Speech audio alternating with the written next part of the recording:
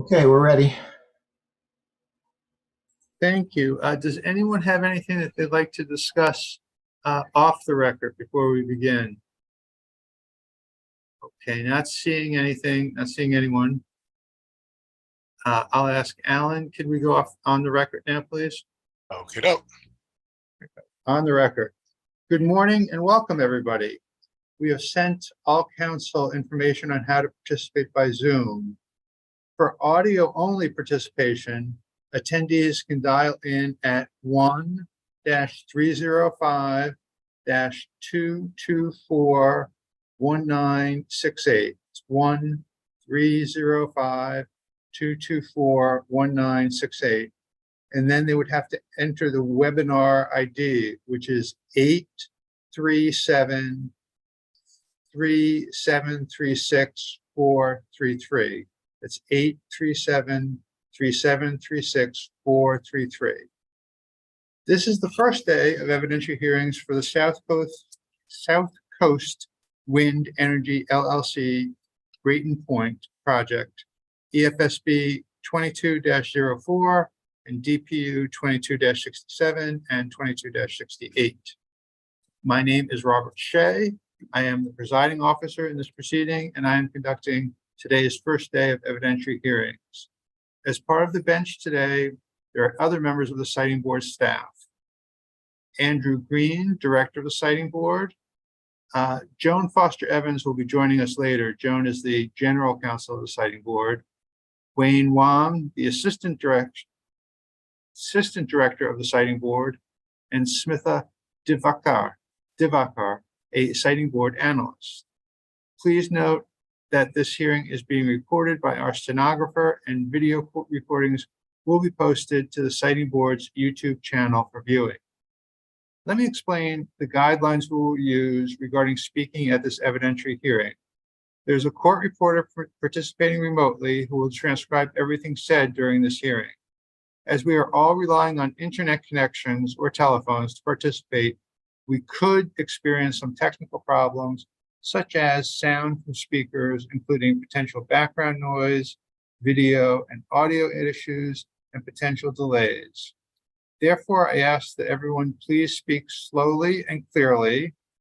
Please allow a speaker to finish speaking before you begin speaking, and please pay attention to the video of the person speaking and to my video.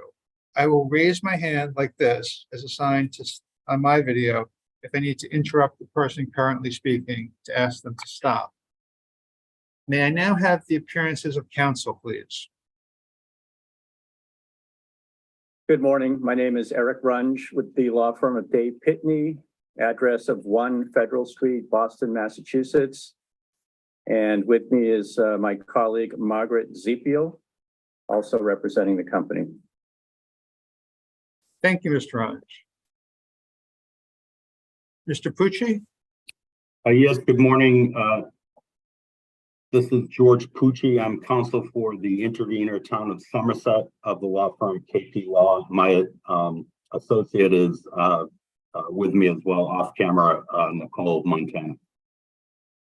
Thank you. Could you spell Nicole's last name for me, please? Yes, like the state, Montana.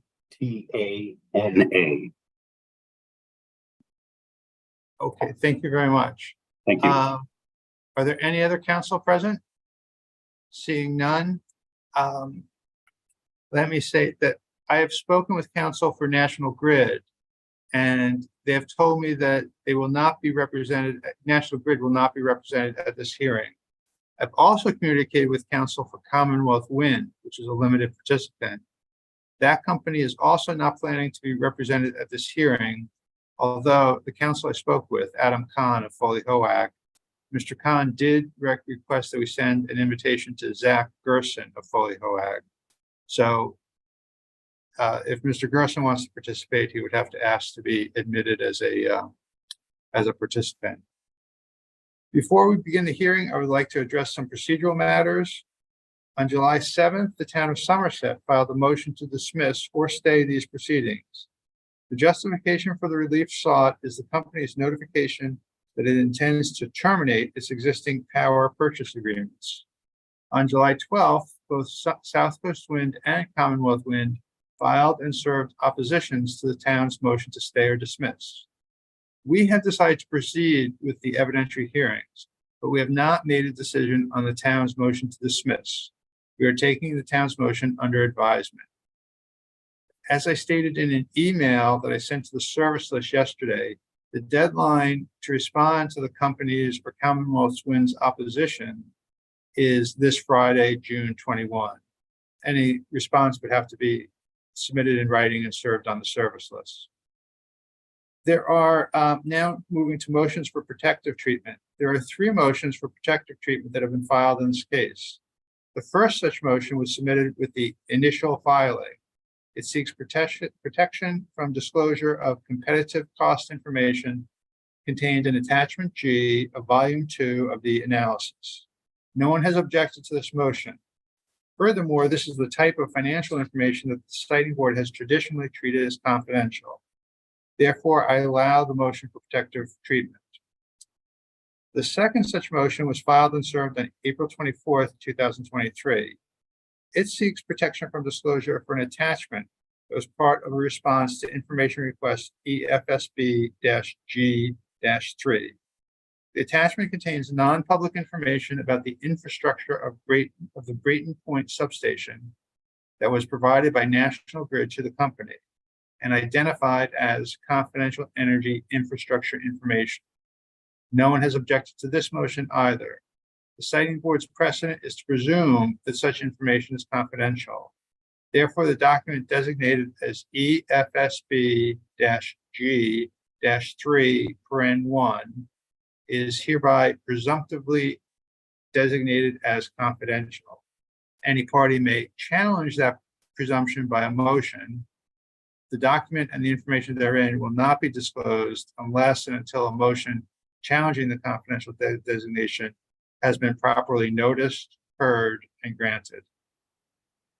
The third motion for protective treatment was filed and served on June 5th, 2023. It seeks protection from disclosure for Exhibit EFSB-N as in Nancy -1 (S1). This document is the Wood Report commissioned by the company to explore the economics of the offshore wind industry with an eye to attracting non-recourse financing. No one has objected to this motion either. Furthermore, this type of financial information is the type that the citing board has traditionally treated as confidential, and therefore I will allow this motion. Does anyone have any question on the rulings? Okay, I think they're fairly straightforward. The final procedural matter is the exhibit list. I note that the company has provided a draft exhibit list. The exhibits are marked for identification purposes only. At the end of these hearings, I will entertain a motion to move the exhibits so marked into the evidentiary record of this matter, and I will provide an opportunity for any objections at that time. Next, we go to the swearing of the witnesses, but are there any other matters that the parties would like to raise before we begin swearing and questioning the company's witnesses? Mr. Shea, I do have a couple of procedural related concerns I was going to raise with you. Go ahead. These relate to materials submitted by the town. The first has to do with the town's responses to information requests. Oh, excuse me, sir. I beg your pardon, excuse me. In what I can see is just a, I can't see your face. I can just see something designated as LABHEAB, Lahab LY South Coast Winds. Could you identify who is speaking? This is Eric Runge speaking, counsel for the company. Oh, but it's not coming from the Eric Runge video stream. But all right, Mr. Runge, go ahead. So you had a question on the town's. What was it? So yeah, so the first concern that we had relates to the town's responses to the information request. They don't seem to be in accordance with the procedural rules for such responses, which require that those responses be separately and fully answered under the penalties of perjury by the witness or witnesses who can testify during hearings regarding the content of the response. These were not filed in that way. They were not filed under penalty of perjury. They were not filed by somebody who is a witness in the proceeding. They were instead filed by town council, Mr. Pucci. So I have a concern just about the validity of those responses procedurally. That's one item. And then that kind of relates to the second item, which is our concern about the town's resident witnesses and their status and the scope of their authority to speak on behalf of the town. One of the questions I asked in the information request to the town that were answered by Mr. Pucci and not by a witness was whether these resident witnesses had authority to speak on behalf of the town. The response was they do have authority to speak on behalf of the town, and the town has adopted their testimony. But again, that came in a response that seems to be not a valid response to an information request. And generally, we have a concern about some of these all of these resident witnesses, because some are limited participants. Some never bothered to seek even limited participant status. And so they would have no right on their own to introduce evidence into this proceeding. And yet, under the cover of the town, they seem to be able to do that. And it's very unclear to us what their authority is vis-a-vis the town. And so it causes confusion in the proceeding. I think we need some clarity about whether they are in fact authorized by the town to speak on behalf of the town, one, and then two, what the scope of their authority is to speak on behalf of the town.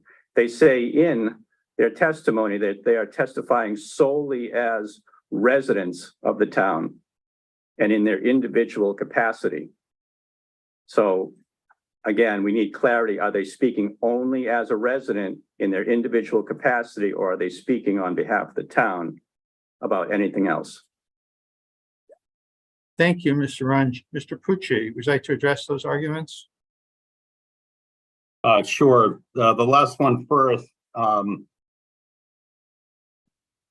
When they say in their testimony that they're speaking on behalf of themselves, that's more addressing the issue that they're not expert witnesses. They're lay witnesses testifying on their personal knowledge.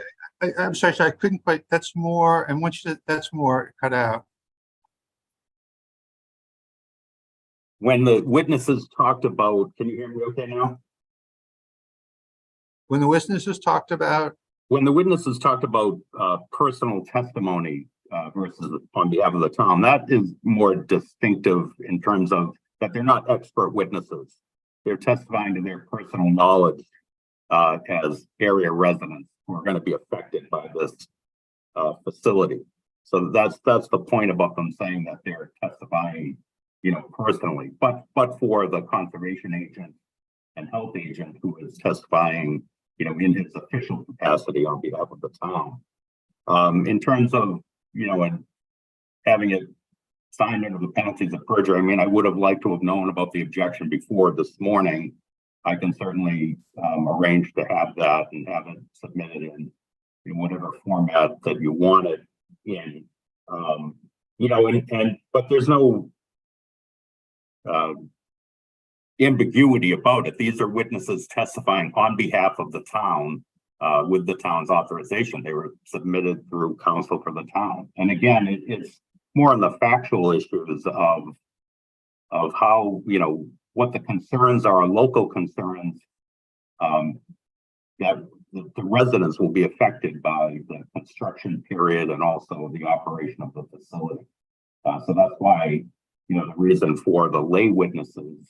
And, I tried to narrow it down so that residents could speak sort of representatively on behalf of all of the residents, as opposed to having, 50 forms of pre-filed testimony filed. But, that's the reason for the lay witnesses on behalf of the town. It's really the focus of the town in these proceedings is not necessarily in opposition to the project. It's just to make sure that local regulations and local health and safety concerns are addressed as conditions in the decision. Mr. Runge? All right, I still would like some clarity about what the scope of their authority is to speak on behalf of the town. Is it only with regard to their individual interest as neighbors and residents there at Brayton Point? Or is it anything beyond that? I need to know that. Mr. Pucci? I don't really know how to answer that. They were presented as witnesses on behalf of the town, and the scope of their testimony speaks for itself. And again, the distinction about them testifying personally is they're testifying as lay witnesses on their own personal knowledge and experience of this site. And so I don't really have an answer for you beyond that they're authorized to testify on behalf of the town as to their personal knowledge on health and safety issues. Okay, let me ask you this. If one of these witnesses makes an admission or makes a statement in his or her testimony, is that would that qualify as the admission of a party opponent? The town would be bound by that, yes. I can't, that question I can answer for sure, yes. All right, that gives me a lot of clarity. Thank you. Mr. Runge, are there any remedial measures that you'd like to see? I think if we can keep the scope of their testimony to their own experience as a neighboring resident of Brayton Point, that's probably okay. If it goes beyond that, then I think it raises other questions about how they're speaking on behalf of the town. Okay. I think your point is that one of your points, Mr. Runge, was that the information was not submitted under oath. It would be very helpful, Mr. Pucci, if we could get affidavits. I mean, even just short affidavits signed by these witnesses adopting their testimony under oath. Oh, I thought it went to the information requests because their pre-filed testimony is signed under oath. Okay, then the pre-filed testimony, so the information requests are not signed under oath. Is that it, Mr. Ron? The issue there is they're not signed and there's no witness identified. They're signed by Mr. Pucci, not under oath. And then Mr. Pucci is not a witness in this proceeding. So there's no witness connected to the responses to the information requests, which is contrary to the rules. Right. Mr. Pucci, how do you respond?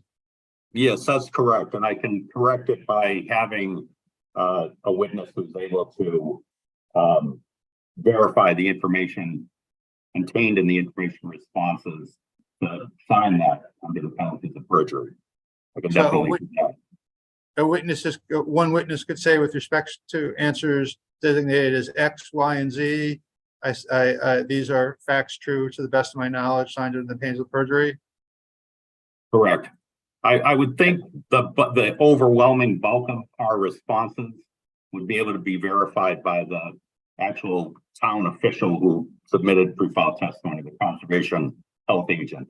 But I'll clarify that, and anything further that we need, I'll specify as appropriate. But all of these responses were provided.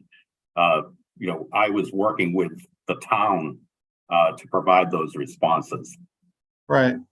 But I'm happy to have those verified in proper format. That would be very helpful, because that is our usual custom, is that the answers to information requests are the testimony. And well, actually what we often have is the counsel for a party will do direct examination of its witnesses and will say, do you adopt the testimony that bears your name? Do you adopt this under oath? Now, if the testimony doesn't bear the name of any individual, it's hard to cross-examine. It would be hard to impeach. You understand the problem? Well, that part has been properly submitted. All the pre-filed testimony has been signed by the witness, not by me.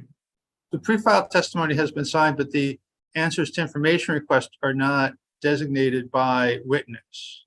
Correct. So what we usually do is, or what usually happens here, is that counsel will conduct a direct examination of the witnesses before there's any cross-examination, just as you would see in court.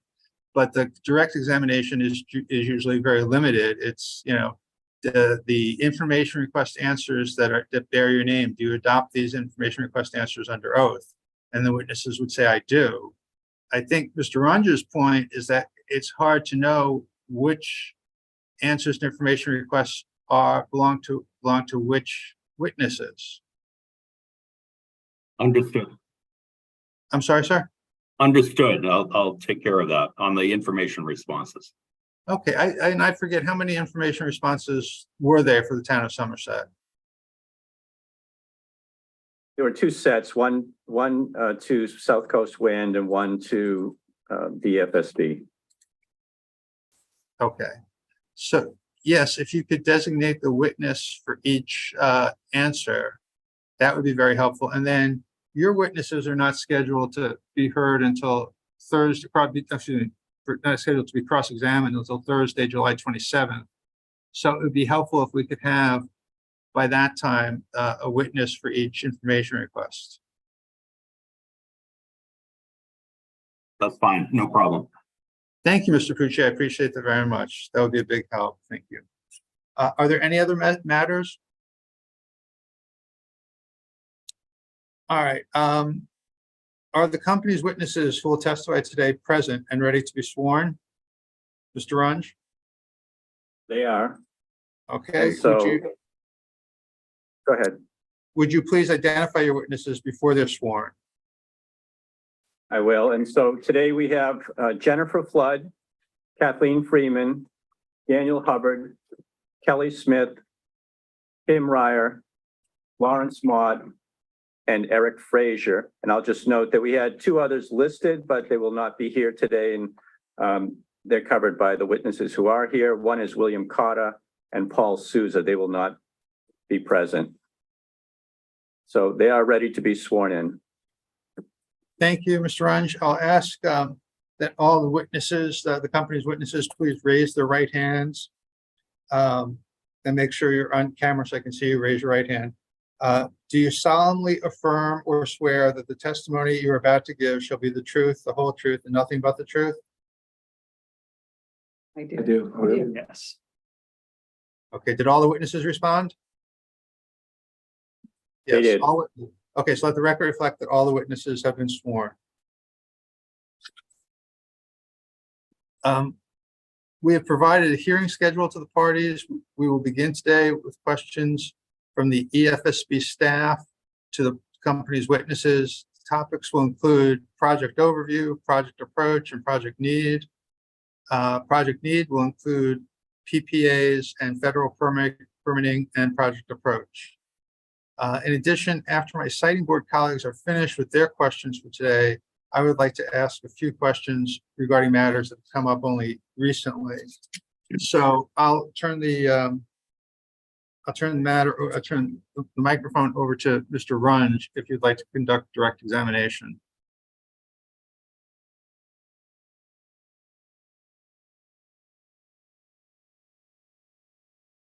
Yes, Eric, would you like me to begin with direct examination? Yes, please. Okay, I'm going to start with Ms. Flood. Good morning, Ms. Flood. Could you please state your name, business affiliation, and address for the record? Sure, my name is Jennifer Flood. I'm with South Coast Wind, and the address is 101 Federal Street, Boston, Massachusetts. On whose behalf are you testifying in this proceeding? On behalf of South Coast Wind. Are you the same Jennifer Flood who sponsored information request responses in this proceeding? Yes, I am. What is your role with South Coast Wind? I'm the permitting director for South Coast Wind. Can you please describe the general topics that you are prepared to testify on today? I will speak to project overview and anything related to the federal permitting process. Thank you. Was your resume submitted as an attachment to the participant list filed by South Coast Wind in this proceeding? Yes, it was. Have there been any changes since its submission? No. Were the responses, including any supplemental responses to information requests that were submitted during the course of this proceeding that bear your name, prepared by you or under your supervision? Yes, they were. And do you have any changes to offer for the record at this time to any of the materials that were submitted under your name? No, not at this time. And do you adopt all of those materials as your testimony in this proceeding? Yes. Okay, I'm going to then move to Ms. Freeman. Ms. Freeman, could you please state your name, business affiliation, and address for the record? Kathleen Freeman, South Coast Wind, 101 Federal Street, Boston. And on whose behalf are you testifying in this proceeding? South Coast Wind. Are you the same Kathleen Freeman who sponsored information request responses in this proceeding? Yes, I am. And what is your role with South Coast Wind? I am the Senior Manager of Permitting and Environmental Compliance. Can you please describe the general topics that you are prepared to testify on today?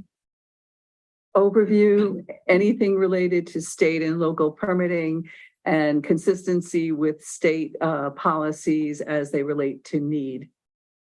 Thank you. Was your resume submitted as an attachment to the participant list filed by South Coast Wind in this proceeding? Yes, And have there been any changes since its submission? none that I am aware of at this time. And were the responses, including any supplemental responses to information requests that were submitted during the course of this proceeding that bear your name, prepared by you or under your supervision? Yes, And do you have any changes to offer for the record at this time to any of the materials that were submitted under your name? no, Do you adopt all of those materials as your testimony in this proceeding? yes, I do. Okay, great. Mr. Hubbard, could you please state your name, business affiliation, and address for the record? Daniel Hubbard. I am general counsel for South Coast Wind at 101 Federal Street in Boston. Okay, and on whose behalf are you testifying in this proceeding? The company South Coast Wind. Are you the same Daniel Hubbard who sponsored information request responses in this proceeding? I am.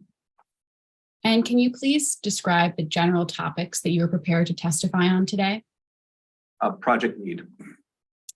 And was your resume submitted as an attachment to the participant list filed by South Coast Wind in this proceeding?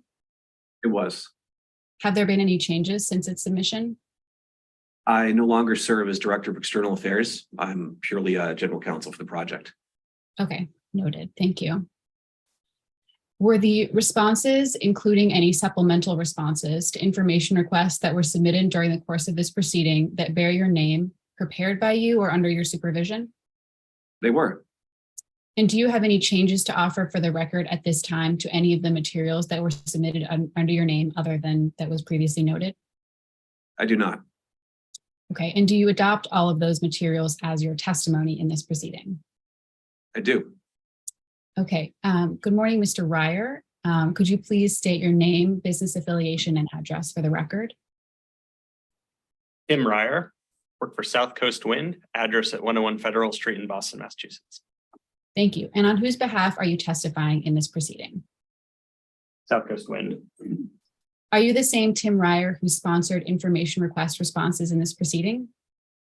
Yes, I am. And what is your role with South Coast Wind?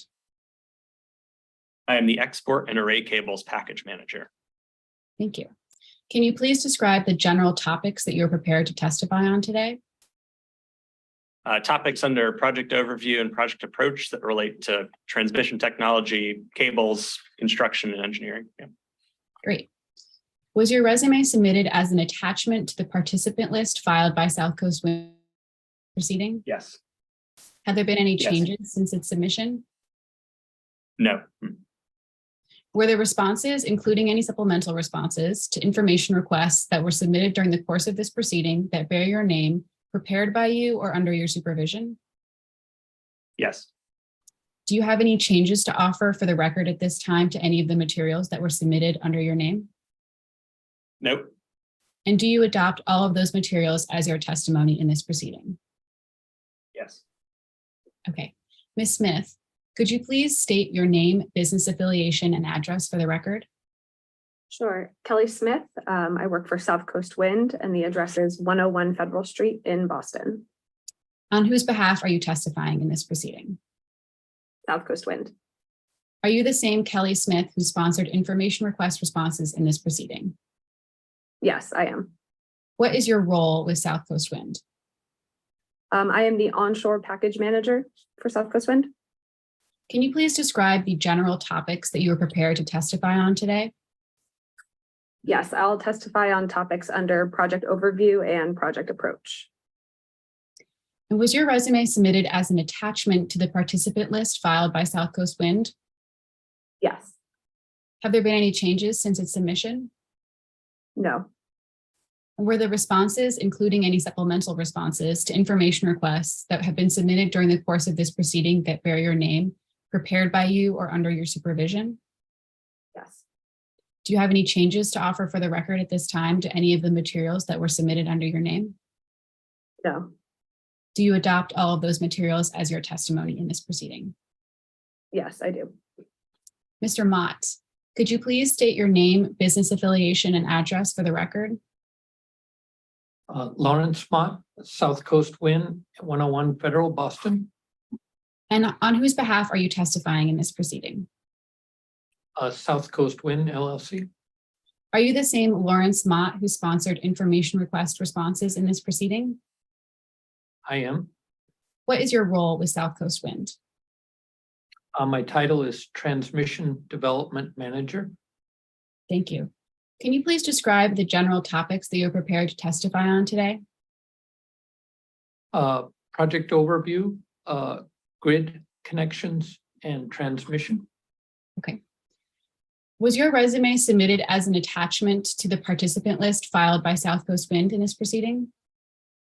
Yes. Have there been any changes since its submission?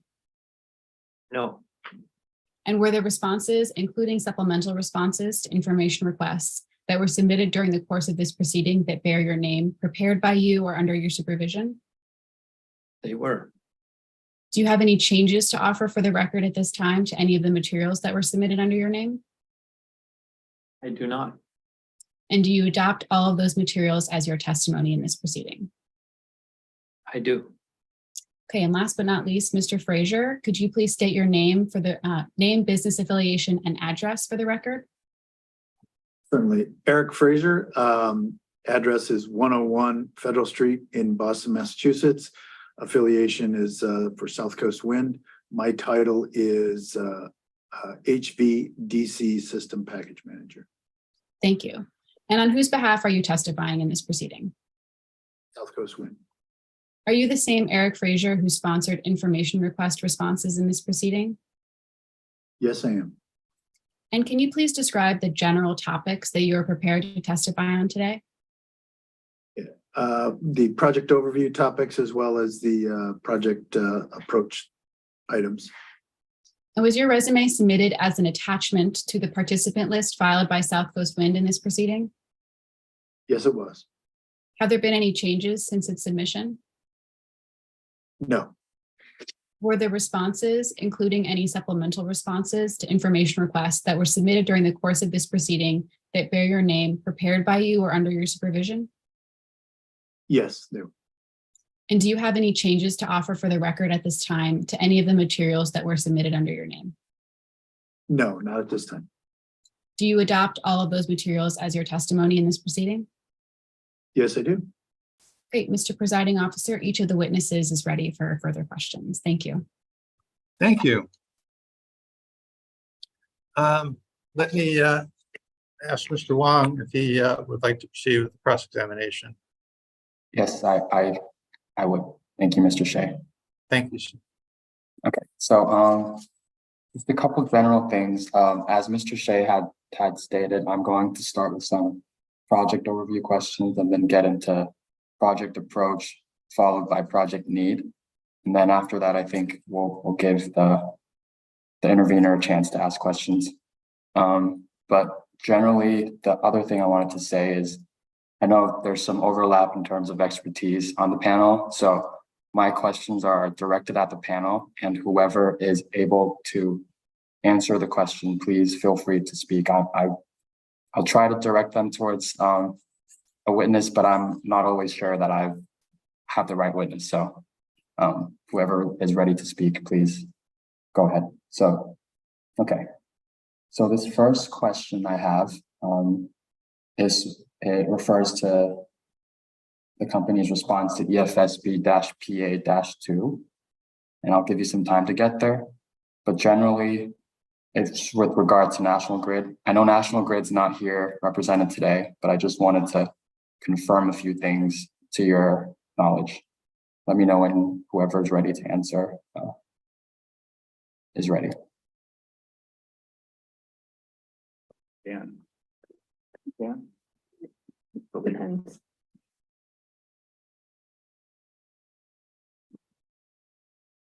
I believe we're ready. Okay. I'm sorry, who is that? That was Kelly Smith speaking. Thank you. Thank you. So generally, I just wanted an update on the company's understanding. So in this response, the company stated that through its conversation with National Grid, it understood that Grid would not be needing any approvals for its upgrades. Is that still the case? Yes, that remains our best understanding. Thank you. And to your understanding, Ms. Smith, do you know if National Grid, has progressed in its design for the upgrades yet? The list of intended upgrades that we provided remains the latest information. They have provided additional information that based on preliminary design, expansion of the existing 345 kV substation is expected to occur within the existing substation fence. Okay.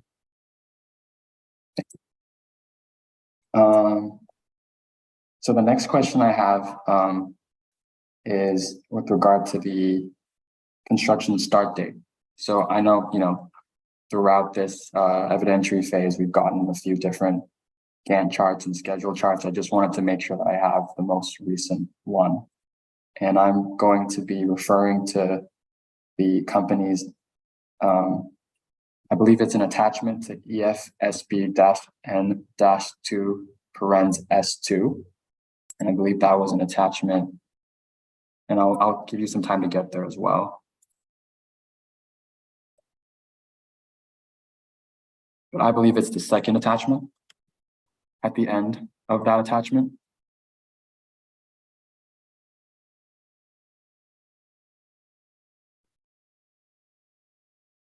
Let me know when you're there.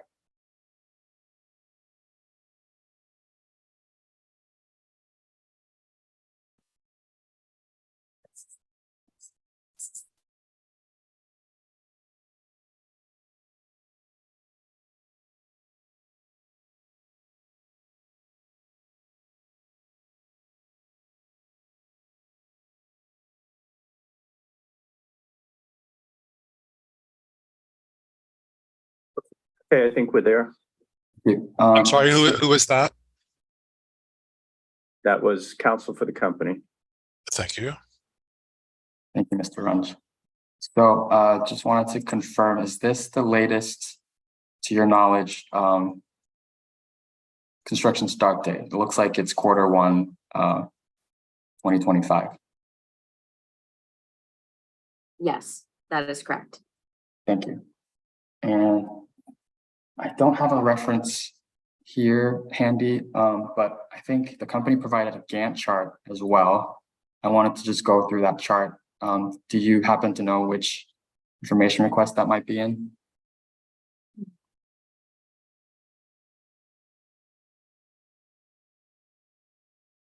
Gantt chart was an I'm sorry, is this Mr. Runge? I don't know who's speaking. Sorry, it is Mr. Runge. And thank you. I'm pointing out that the Gantt chart, the most recent Gantt chart was part of a supplemental response to EFSB N-1. Yes, this is Ms. Sepul. It was EFSB N-1 S2, and it's attachment 2. That is the Gantt chart.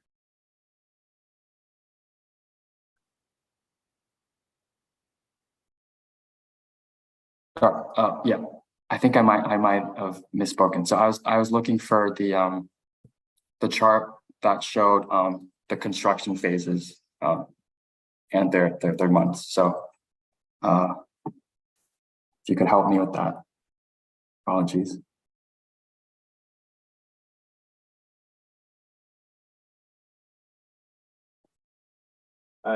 We're not sure at this time which chart that is, Wayne. Okay. I had a reference to it. I'll get back to it in a bit, but I just wanted to confirm that the construction phases and that the timings for that would be the same even with the start date moving. Okay, we'll get back to that later. The next question I have is with regard to the company's response to EFSB-G-16. And in that response, I'll give you some time to get there, but generally that response states that the design plans for the project are at the concept level 30% stage. I just wanted for the record if that's still the company's, that's still where the design phase is at. This is Kelly Smith speaking on behalf of the company. Yes, our designs remain at the 30% phase. Thank you. Does the company have an expectation of when that would move further along? We are currently working to secure our contractors that would be responsible for developing the finer phasing of the construction plans. So that is still in progress. Thank you. So for my understanding, when would more or less the company need its sort of final design? Would it be closer to construction or when would it be? Yes, that's correct. We would need our final designs in place prior to mobilizing for construction. Okay. Thank you. And I believe it might be that the table you're referring to previously was table 1-4 in the analysis. Okay, thank you. Give me 1 second.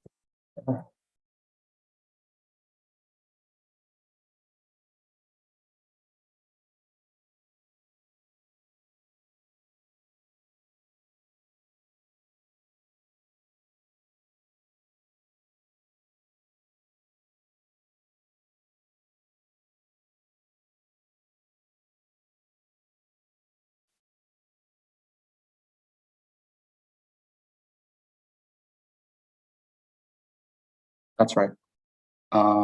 Okay, so my question, I think, sorry, there might have been a more in-depth one, but I'll find it. Sorry, you don't have to waste your time on that, but I guess my question still stands, and this sort of does include the anticipated start date of construction. Do you, to your best of your knowledge, do you see any of these phases changing with a different start date for construction? Yes, so with the updated Gantt chart that was submitted with the information request showing a start date of onshore construction as early as 2025, we anticipate the windows for construction shown in that table shifting by approximately 1 year.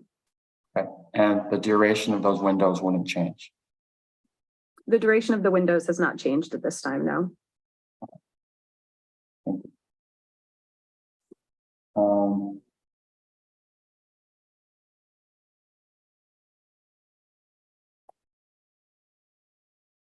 Okay, so could I refer now to the company information request response EFSB-G-21, please?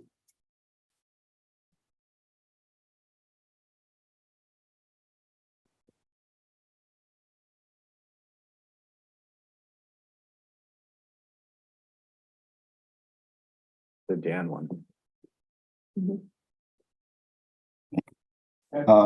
Are you ready? I am, thank you.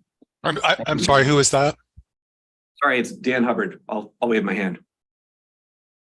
Thank you, Mr. Hubbard. Okay, Mr. Hubbard, I'd like to know if there's any update or if the company and the town have had further discussions pertaining to any agreements between the two parties. The discussions continue, but it has not materialized into a formal agreement as of yet. We intend to, though. We're hopeful that we get to an agreement. I'm sorry, we intend to, though, what? We intend to enter into an agreement, and we're hopeful that we will. Thank you. I'll ask the same question of the town when that portion gets on. Thank you. So the next question is a sort of a longer question. If I could refer the company to EFSB-G-19, where the company updated its permitting table from the analysis, and I'll give you some time to get there. And let me know when you're ready. Who's the permitting person? Oh, we're ready. This is Kathleen. Already. Freeman. Yeah. Thank you. I appreciate all the witnesses identifying themselves for the stenographer. Okay, so Ms. Freeman, could you walk me through this table and provide any updates you have on each of the permits, if possible?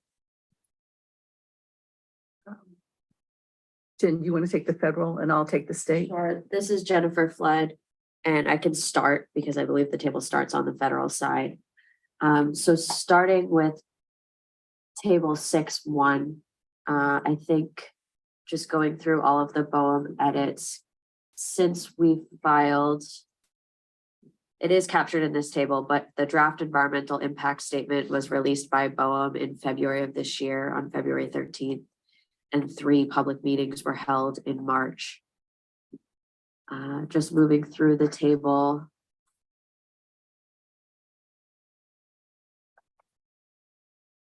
We do have captured that the Army Corps of Engineers permit was deemed complete on February 7th.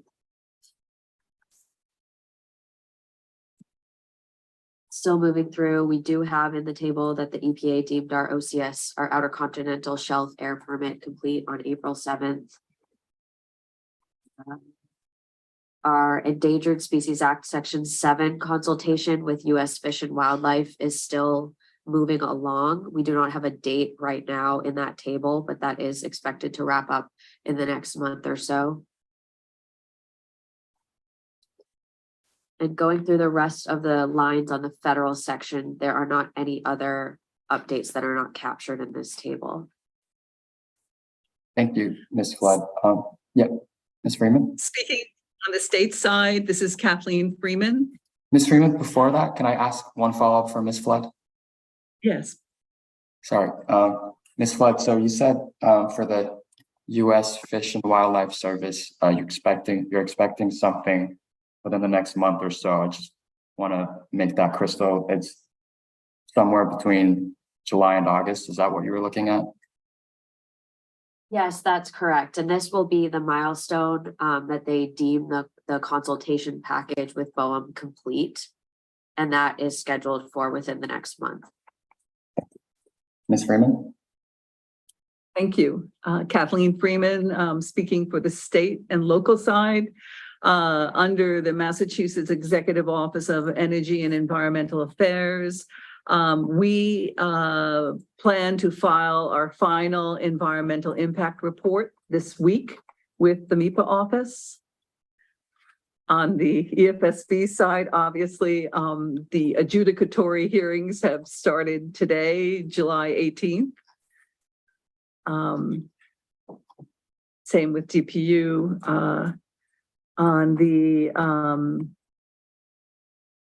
Massachusetts Department of Environmental Protection, a joint application for Chapter 91 Waterways License and Water Quality Cert. We anticipate filing end of July, early August. Coastal Zone Management.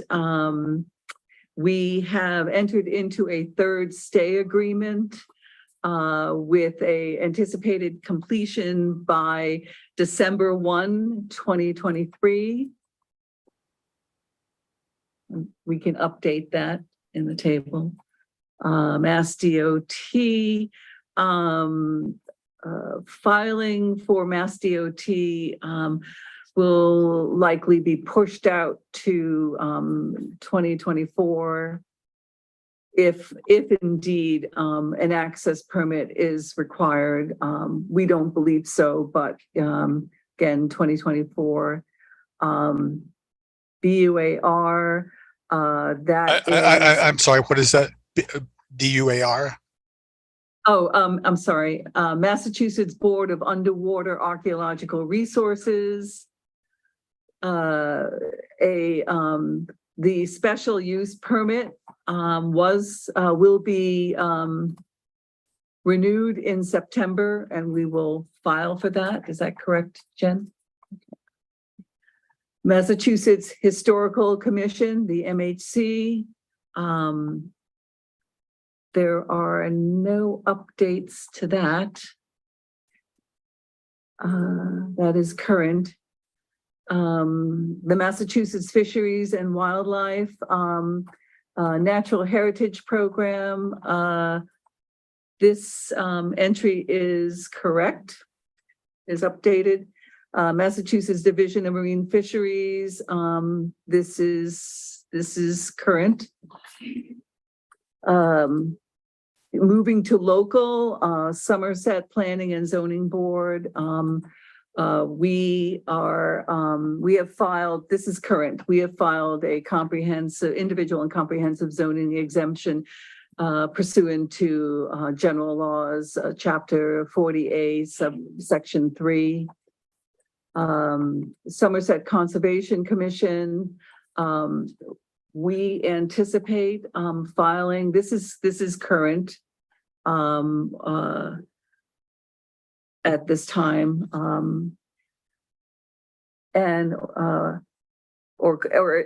actually I take that back. Somerset Conservation Commission, we will be filing closer to construction start date. And then Department of Public Works,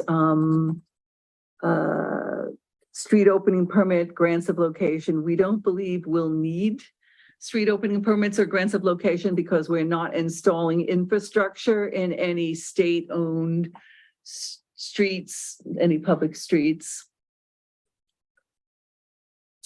Okay, Rhode Island. Consistency determination.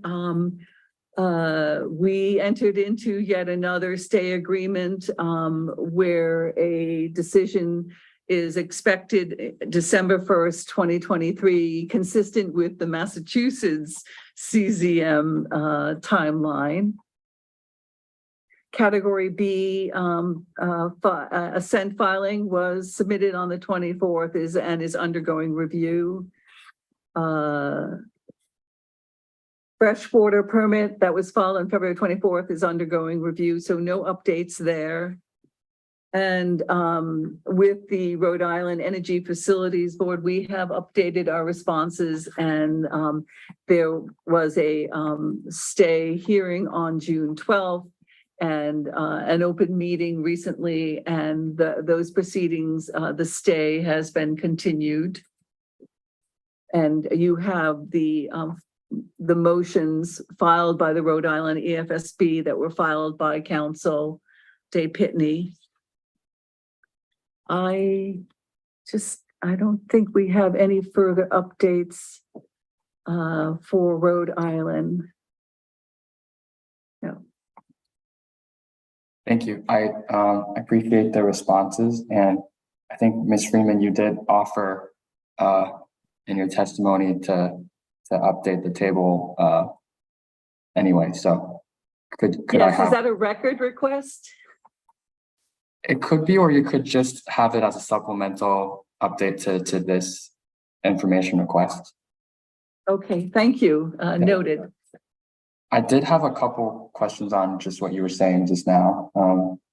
So the filing with the Mass DOT pushed to 2024. Could you explain why? Is it just it has to be closer to construction? Yes. And Although we're not on any state roads, we are near a state road. So as the project matures and we have advanced the project, we intend to meet with Mass DOT and discuss whether any kind of filing would be required. Thank you. And then with regard to the Massachusetts Board of Underwater Archaeological Resources, BUAR, you had stated that you would get a special use permit extended this year. Do you see that as sort of pretty easy to get, or is that sort of, or is there more process to that? No, that should be a fairly easy renewal. We have done them before and it's pretty standard and straightforward. Thank you. And finally, with regard to the DMF, the Division of Marine Fisheries, the current status states to be determined based on consultations with DMF. It's not clear if the consultations have started or is that to be initiated? Well, we have been in consultation with the Division of Marine Fisheries on recently in connection with our MEPA final environmental impact report. We've shared with them our fisheries monitoring plan. And so we've had pre-FEIR consultations. In this table, we specify letter of authorization or a scientific permit for pre-lay grapnel runs, and those would be closer to construction. But we are in consultation with CZM and with DMF. Thank you, Ms. Freeman. I guess the last thing on this, thank you for the update on the status of the FEIR. I think we were expecting that pretty soon as well. I do have more questions on the particulars based off of the certificate for the DEIR. I'm sorry, I do have more questions. What? Based off of the particulars of the FEIR, based off of the certificate by the secretary for the DEIR. But I just have one question right now, which is, did the company, will the company's FEIR show any project design changes from the DEIR design presented to MEPA? This is Kelly Smith speaking. No. Thank you. And I'll have more questions on that when we talk about environmental impacts in the coming days. Okay. So here's a general question. So I know the company has stated in its answers to us in its initial filing that it's done a lot of community outreach and notifications. I was wondering if we have on the record any examples of such notifications and outreach. If so, could you point me to that?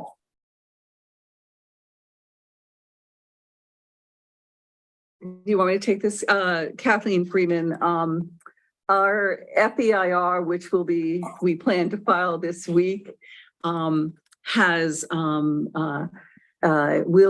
feature or highlight the community outreach that we've done with the environmental justice communities in Fall River and to demonstrate our robust community engagement. For example, we've hosted, since the DEIR was filed, we've hosted 3 in-person public forums for Somerset and the surrounding communities. On April 20th, 2023, we gave a project presentation and took questions from over 60 community members.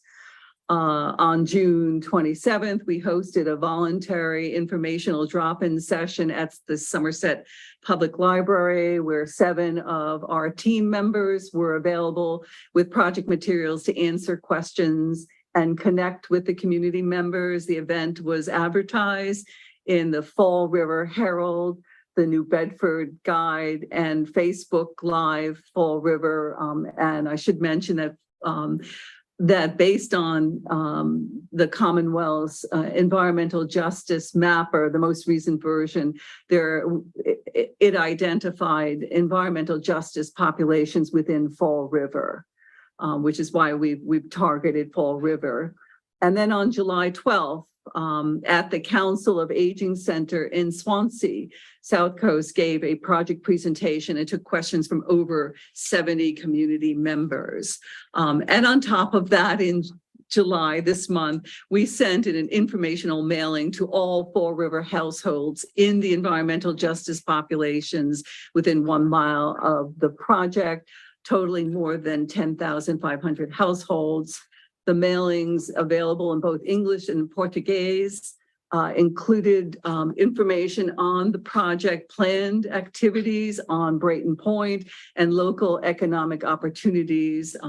We also provided a QR code for the project website, which is available in 12 different languages. Is that, I mean, this is just a example of the outreach we've done in addition to what we have already posted on our website. Thank you. Yes. Eric Runge speaking. I was just going to let you know that Kelsey Perry will be here next week, and she is our kind of point person on community outreach, and I think she'll be able to answer a lot of specifics about that. And I know that there are multiple information request responses where the company has actually listed various community outreach activities, and we can help identify those for you. Thank you. Thank you, Mr. Runge. I had suspected that Ms. Perry would be better able to answer. I think I'm satisfied for now. If you could let Ms. Perry know, I'm also interested in just seeing what those communications look like, just to sort of get a feel of you know, what information the public is getting, you know, just, yeah. Does that make sense? Yeah, we'll do that. Thank you.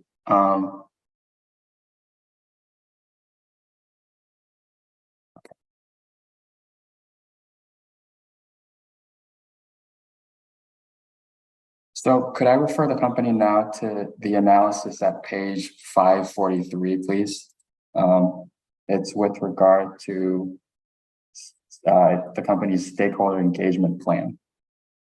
And maybe this again is a Ms. Perry question, but I'll just pose it and then you can let me know if it's beyond the current panel's knowledge right now.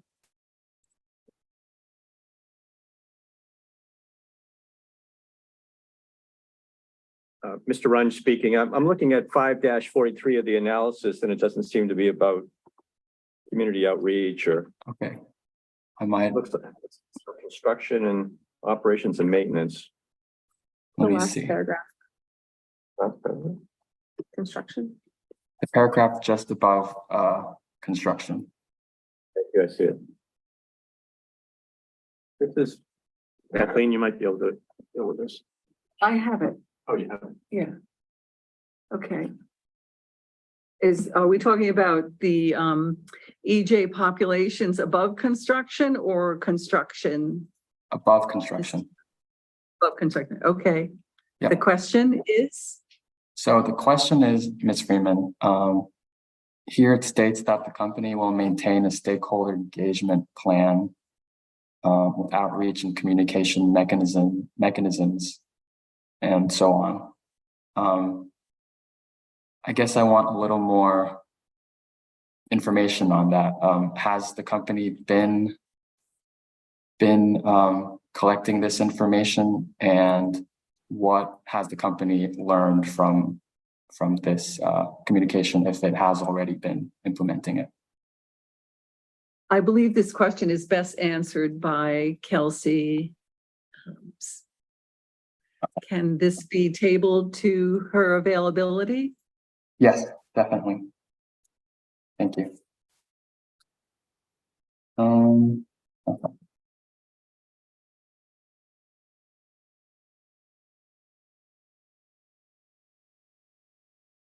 So here is another question. So I'm going to be referring generally to EFSB-N-1, the first supplemental answer. And this is just the first question is, would it be possible that any of the future bidding opportunities that the company is looking to look for offtake of its offshore wind generation, would these future bidding opportunities possibly change the project substantially in terms of design or concept?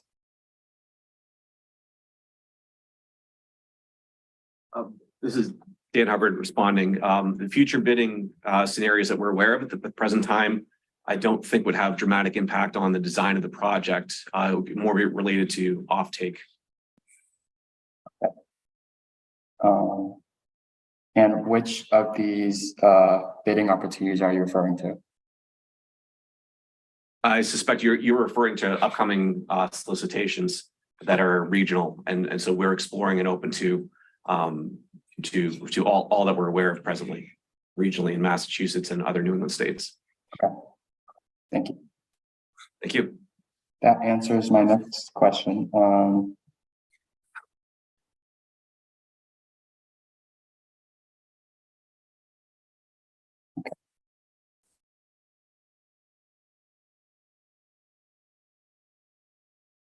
So here's another question. This is a different topic. It has to do with the function of the offshore wind turbine area. So I guess the question is, if one or more turbine has to be taken offline, would that impact the output of the project? Eric Fraser here. I can answer that one. No, we have the output of the project is 1,200 megawatts as we've stipulated.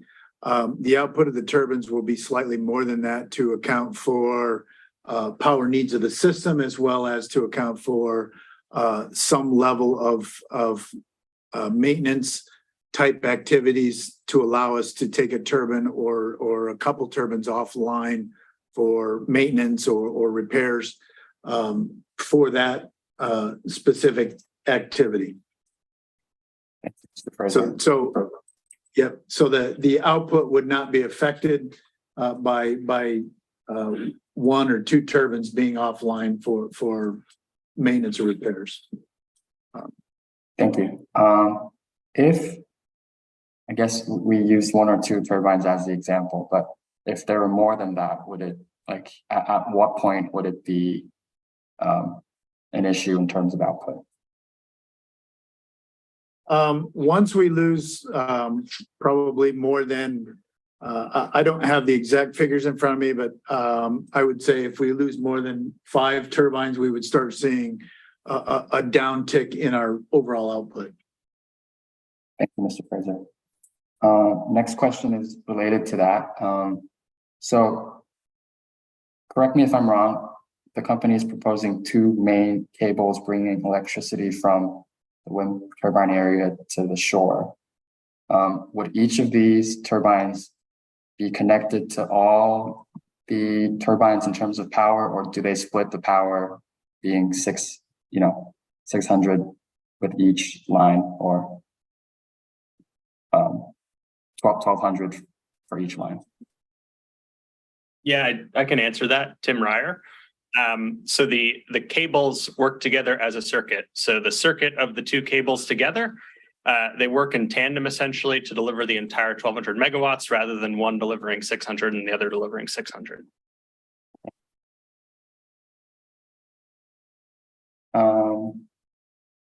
Even more hypothetical. So are there any connections between lease areas? So for example, if, as we talked about earlier, that maybe more than 5 turbines are down, would other lease areas be able to back that up, or is each lease area separate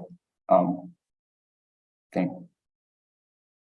Yeah, Eric Fraser here. Yeah, each lease area is a separate entity and has separate connections within the wind farm as well as to the point of interconnection with the onshore grid system.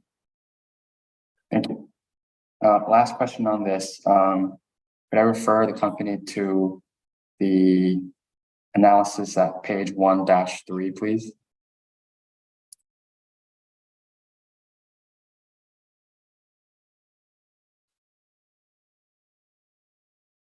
And here, the company describes the project, including the federal and the state facilities.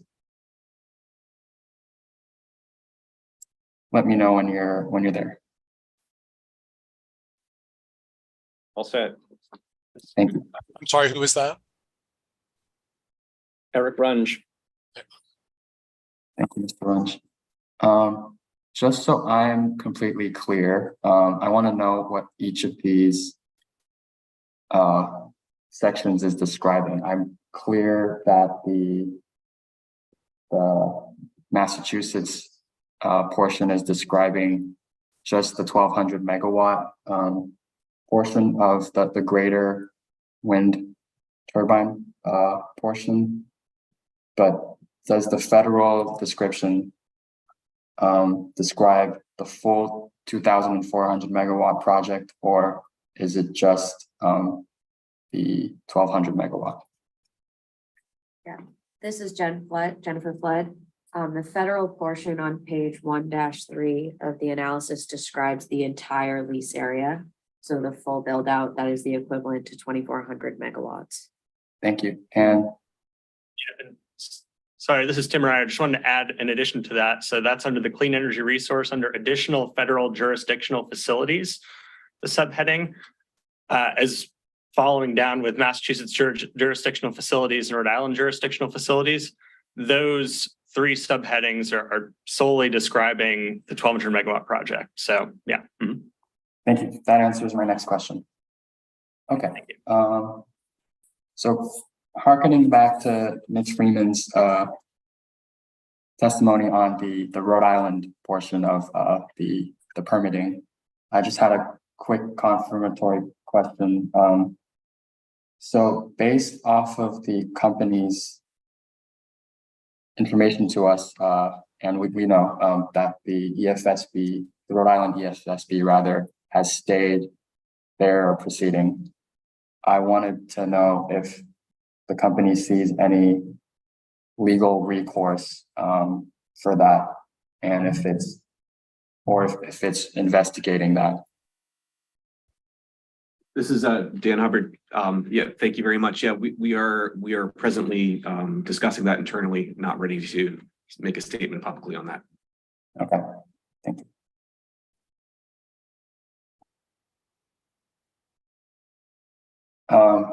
Mr. Hubbard, if you could indulge me, Sure. Are you able to speak in hypotheticals, or if that's too much to say? Hypothetically, there are courses for appeal, but there is certainly a weight that one must make when making that decision. That's about all I can really say.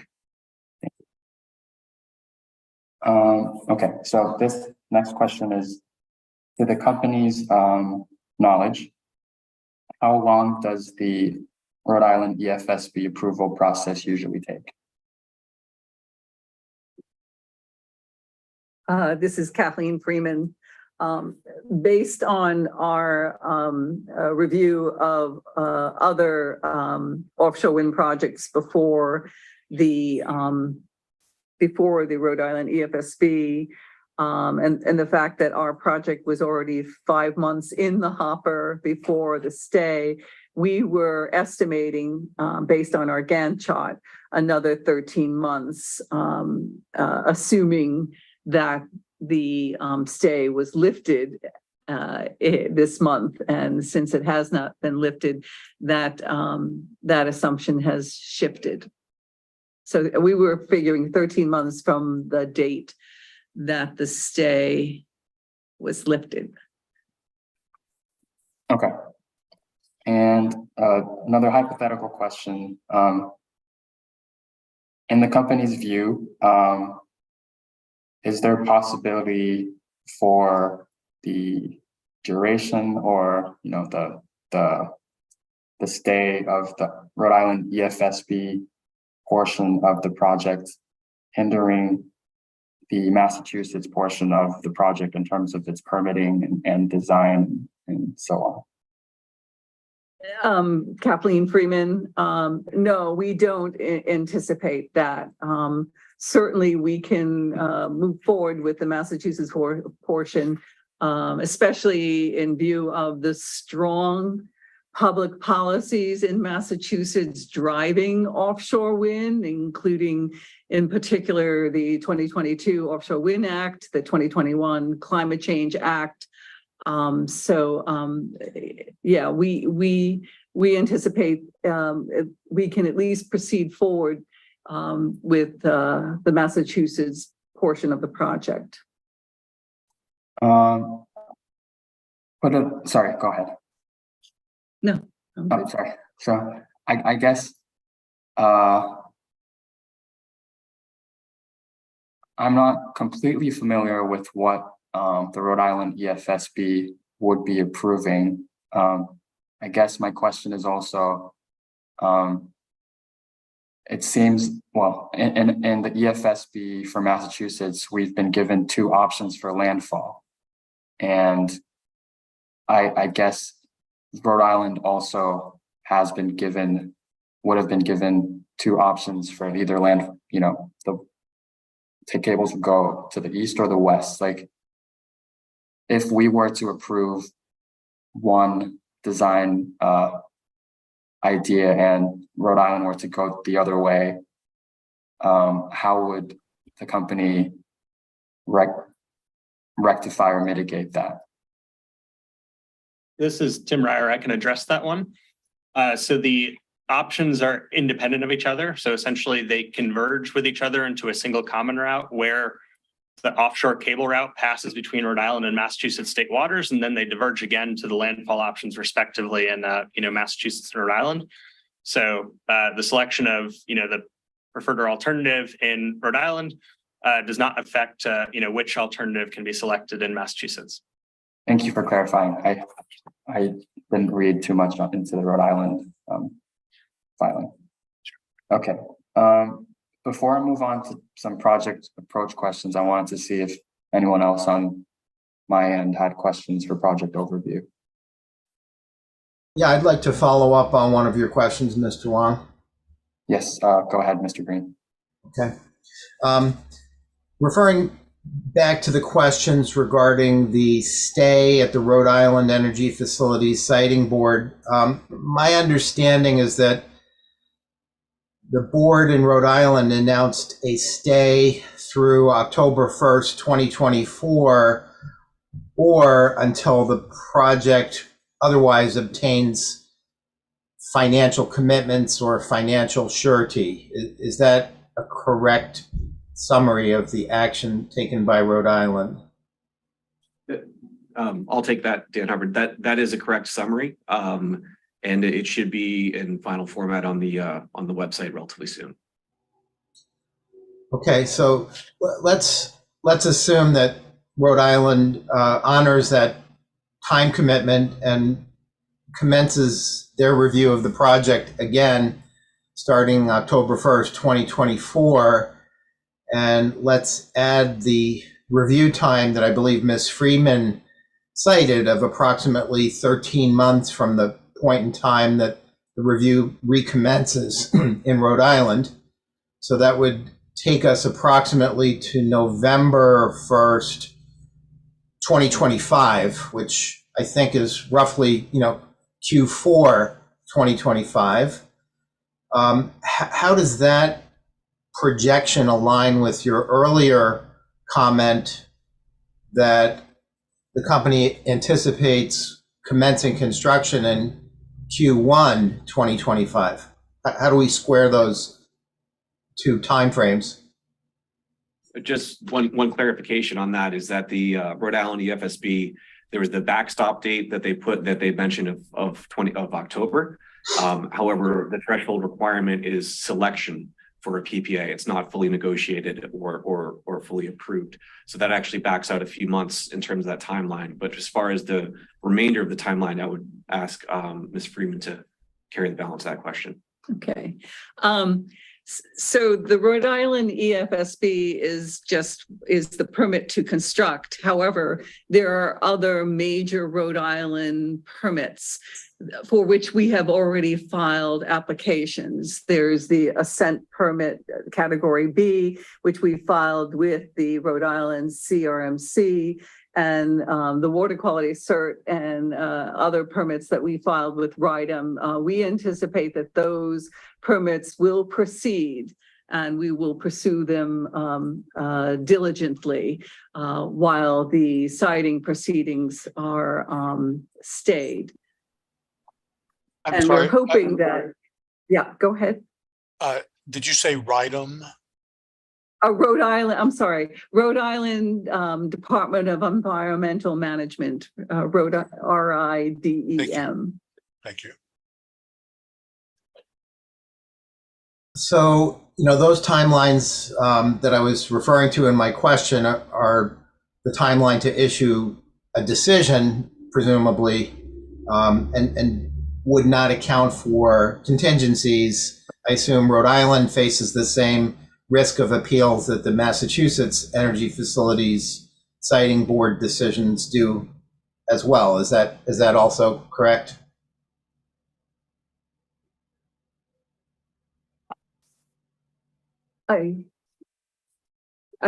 Yes, I believe that answer is correct. So if the company were faced with, let's say, an appeal of a Rhode Island Energy Siting Board decision that approves the project, is it possible that there could be further delay in terms of when the company would be able to commence construction?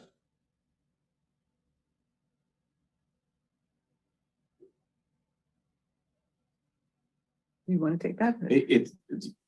I suppose if the appeal is pending, I think it's hard for us to predict any of that, but certainly, we're planning more for success here than we are for continued delay. Well, I imagine most people would prefer to plan for positive outcomes than negative outcomes, but such is not always the case. And obviously there have been some setbacks, which sort of brings this whole topic to discussion. So I think realism requires that we at least envision those possibilities. And that's really the question I'm asking. So again, what kind of scenario might we envision if there is an appeal of a favorable Rhode Island decision, given that October 1st, 2024 start timeframe for their review?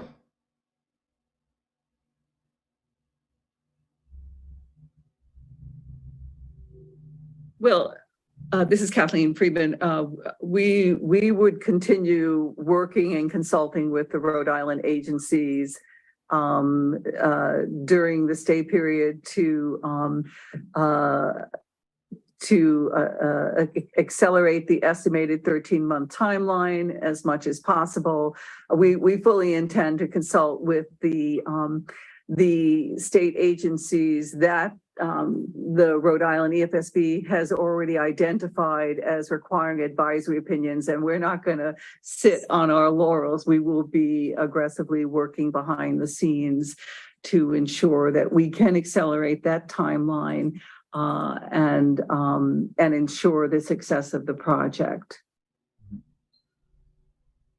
So to the extent, go ahead. Sorry, sir. Just one point on that is that we've been advised by council that there's the opportunity to ask for expedited advisory opinions, which would hopefully shorten that period of time. And ultimately, I just want to reiterate, though, that the October deadline is the backstop. Based on the Massachusetts RFP, we anticipate timelines that have been published. We anticipate, hopefully hearing an award in June of 24. Sorry, was that Mr. Hubbard? It was. Thank you. Again, considering the downside of the announced stay of their proceeding, I'm wondering if the company has a perspective on whether their stay, coupled with the potential for further delay if there are appeals of a positive Rhode Island decision, whether that cumulatively adds to the sort of possibility of compounding, if you will, the cost pressures that the company has already alluded to in its responses to information requests and public statements, in terms of material cost increases, financing uncertainties, and the like.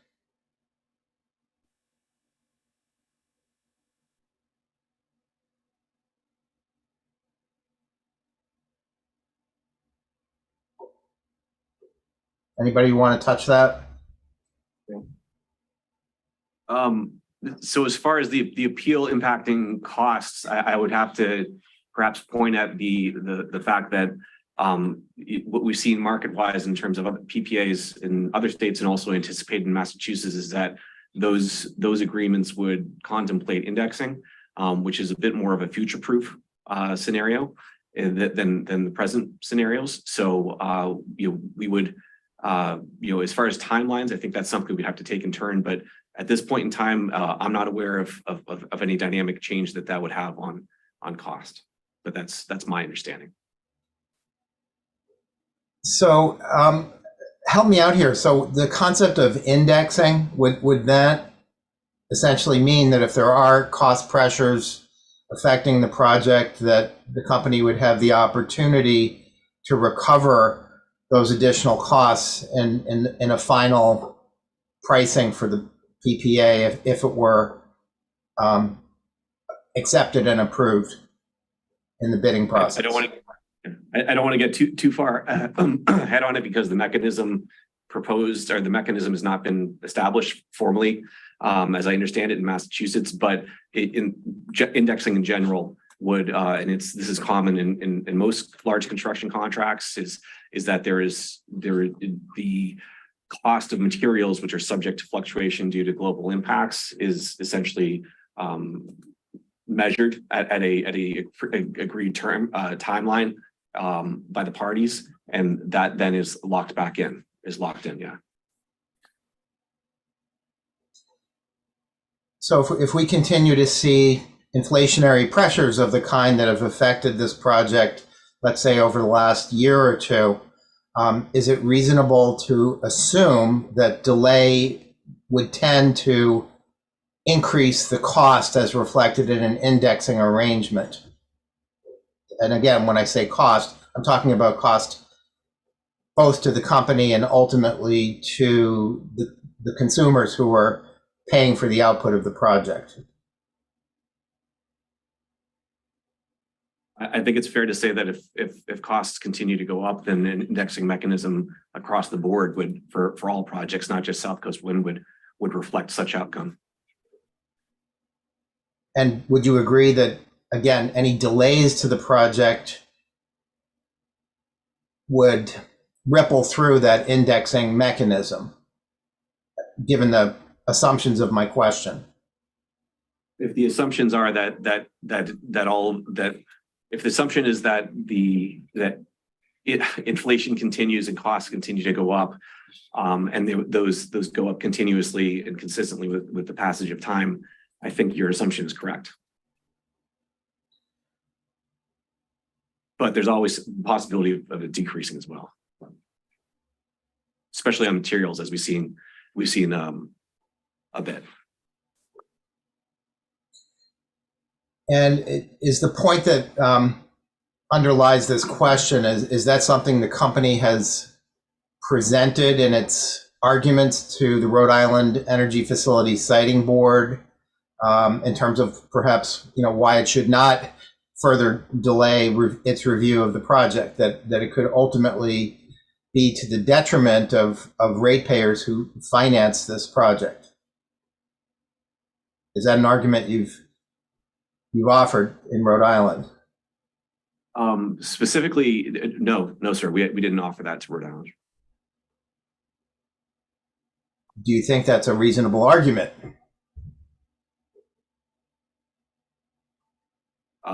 But as you laid it out, I certainly follow the logic on it.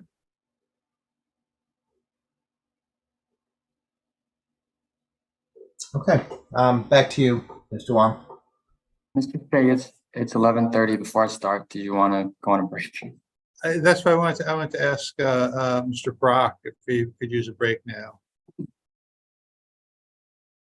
Yes, sir.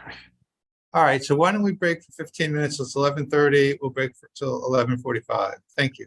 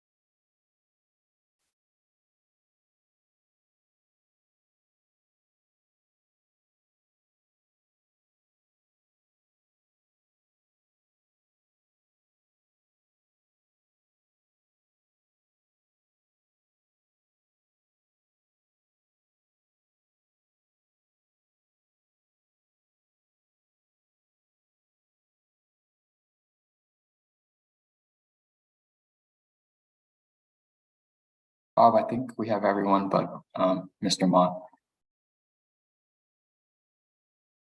Okay. So Eric Runge speaking, just to let you know, Mr. Mott is out of the room for another call he had to take, but he'll be rejoining us a little bit later, just to let you know. So I think you can start whenever you're ready. Okay. Wayne, did you have questions? Yeah, I was going to start on project approach. Okay, why don't we start with project approach then? Thank you. Do you need Mr. Mott as a witness? No, I was asking if you wanted to get us back on the record. That sounds like a good idea. Let's go back on the record. I can't see the stenographer. I see him. There he is, Mr. Brock. Back on the record would be nice. Thank you. Mr. Shea? Yes, sir. I think that Mr. Hubbard wanted to just follow up on the line of questioning from Andy Green. I think he had one further thought for you. Yes, Appreciate Mr. that. Hubbard. Mr. Hubbard, Thank yes, you. go ahead. Just thinking back on your last few questions, the only piece I wanted to just add is that looking at it from a overarching, I guess the progress of history as it marches on, delay, I guess, on our project would ultimately could cause cost, and ultimately impede the Commonwealth of Massachusetts from reaching climate goals. I just wanted to make sure I put that piece into my thoughts there based on what you asked me previously. Okay, thanks. Appreciate that. Thank you. Okay. So I have a couple questions on project approach. Generally in the project, the company stated in its response in EFSB-N-1 supplemental response 1 that it intends to obtain offtake agreements for the full 2,400 megawatt of the project. I wanted some clarity on the timeline for that because the company, I believe, stated that each bidder is also able to bid under the proposed 83C for RFP, that each bidder is able to bid up to 24 megawatts. Is the company planning to bid the full amount or no?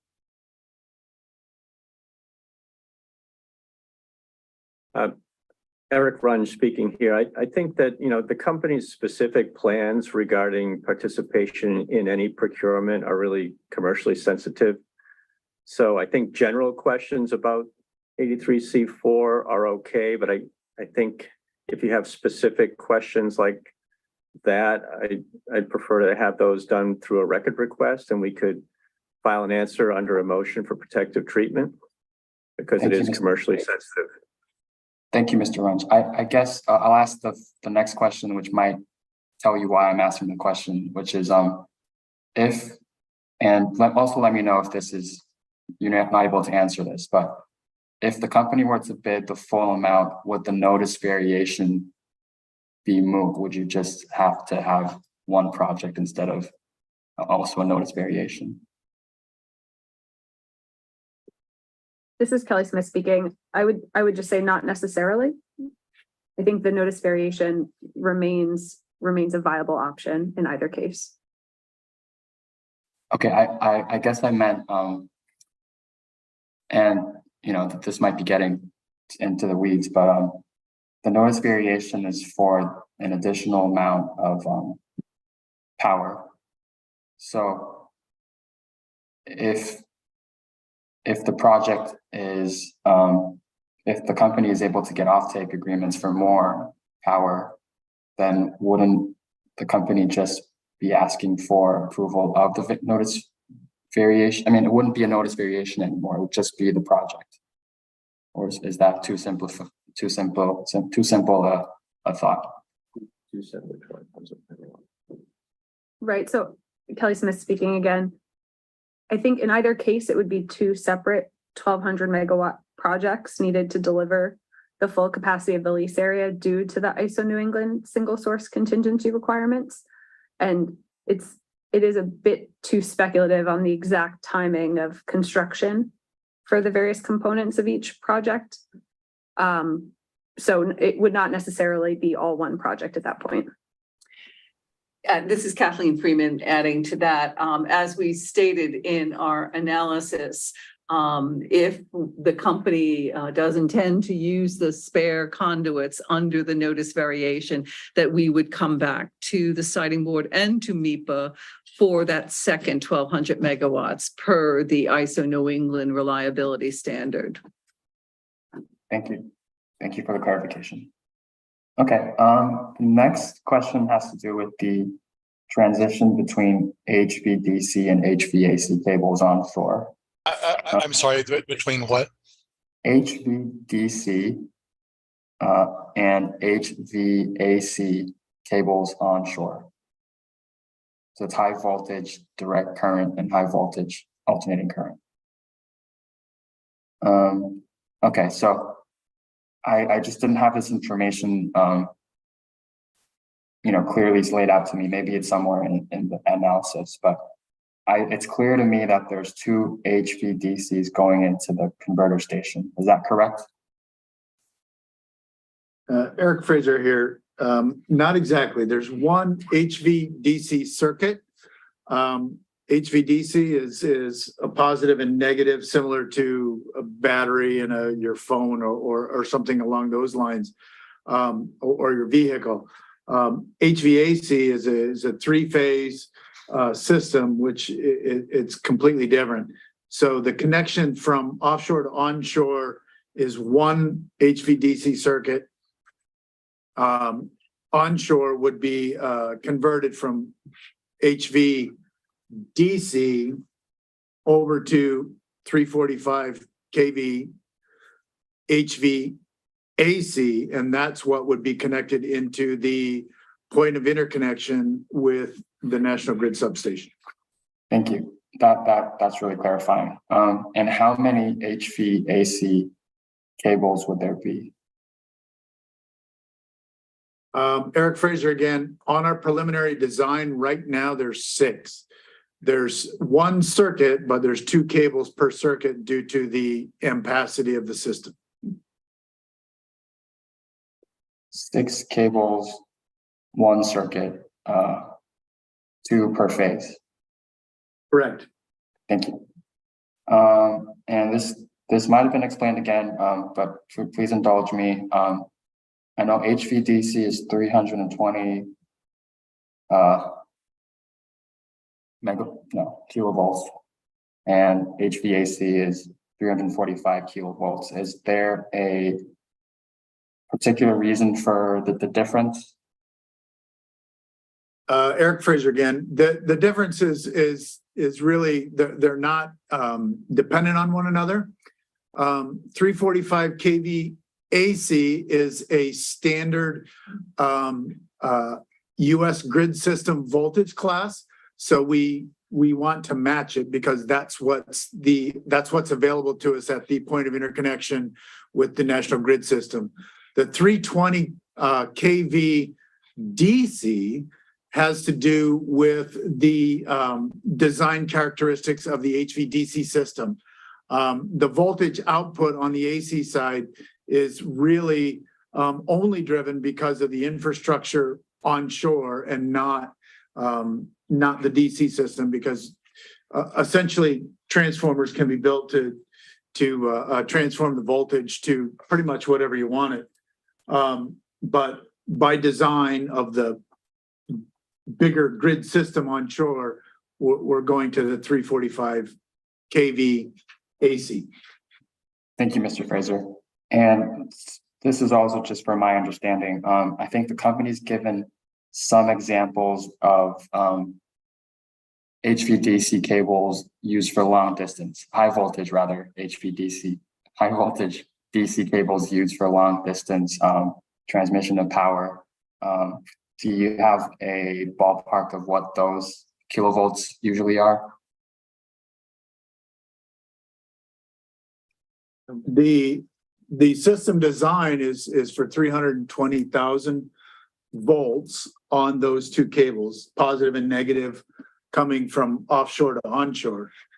And this is Tim Ryer as well. In the EFSB PA5 information request response, we did specifically point to examples that were 320 kV HVDC systems, but similar voltages of 250 kV, 300 kV, and there are other voltage classes as well that would be, comparably long distance transmission capable.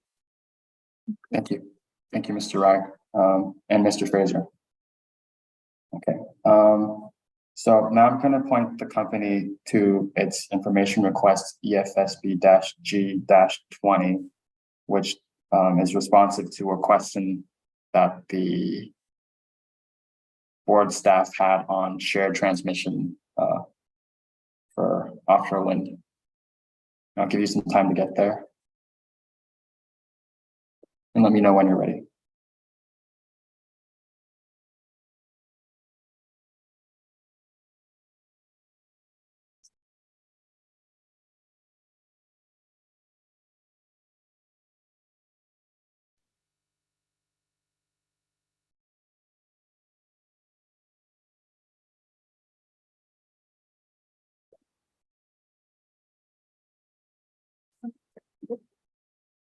We're ready.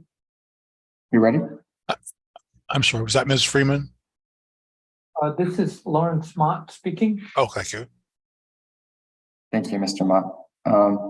So I recognize the response came just in April, and the company stated that at the time it stated that the realization of shared transmission is probably over 10 years away.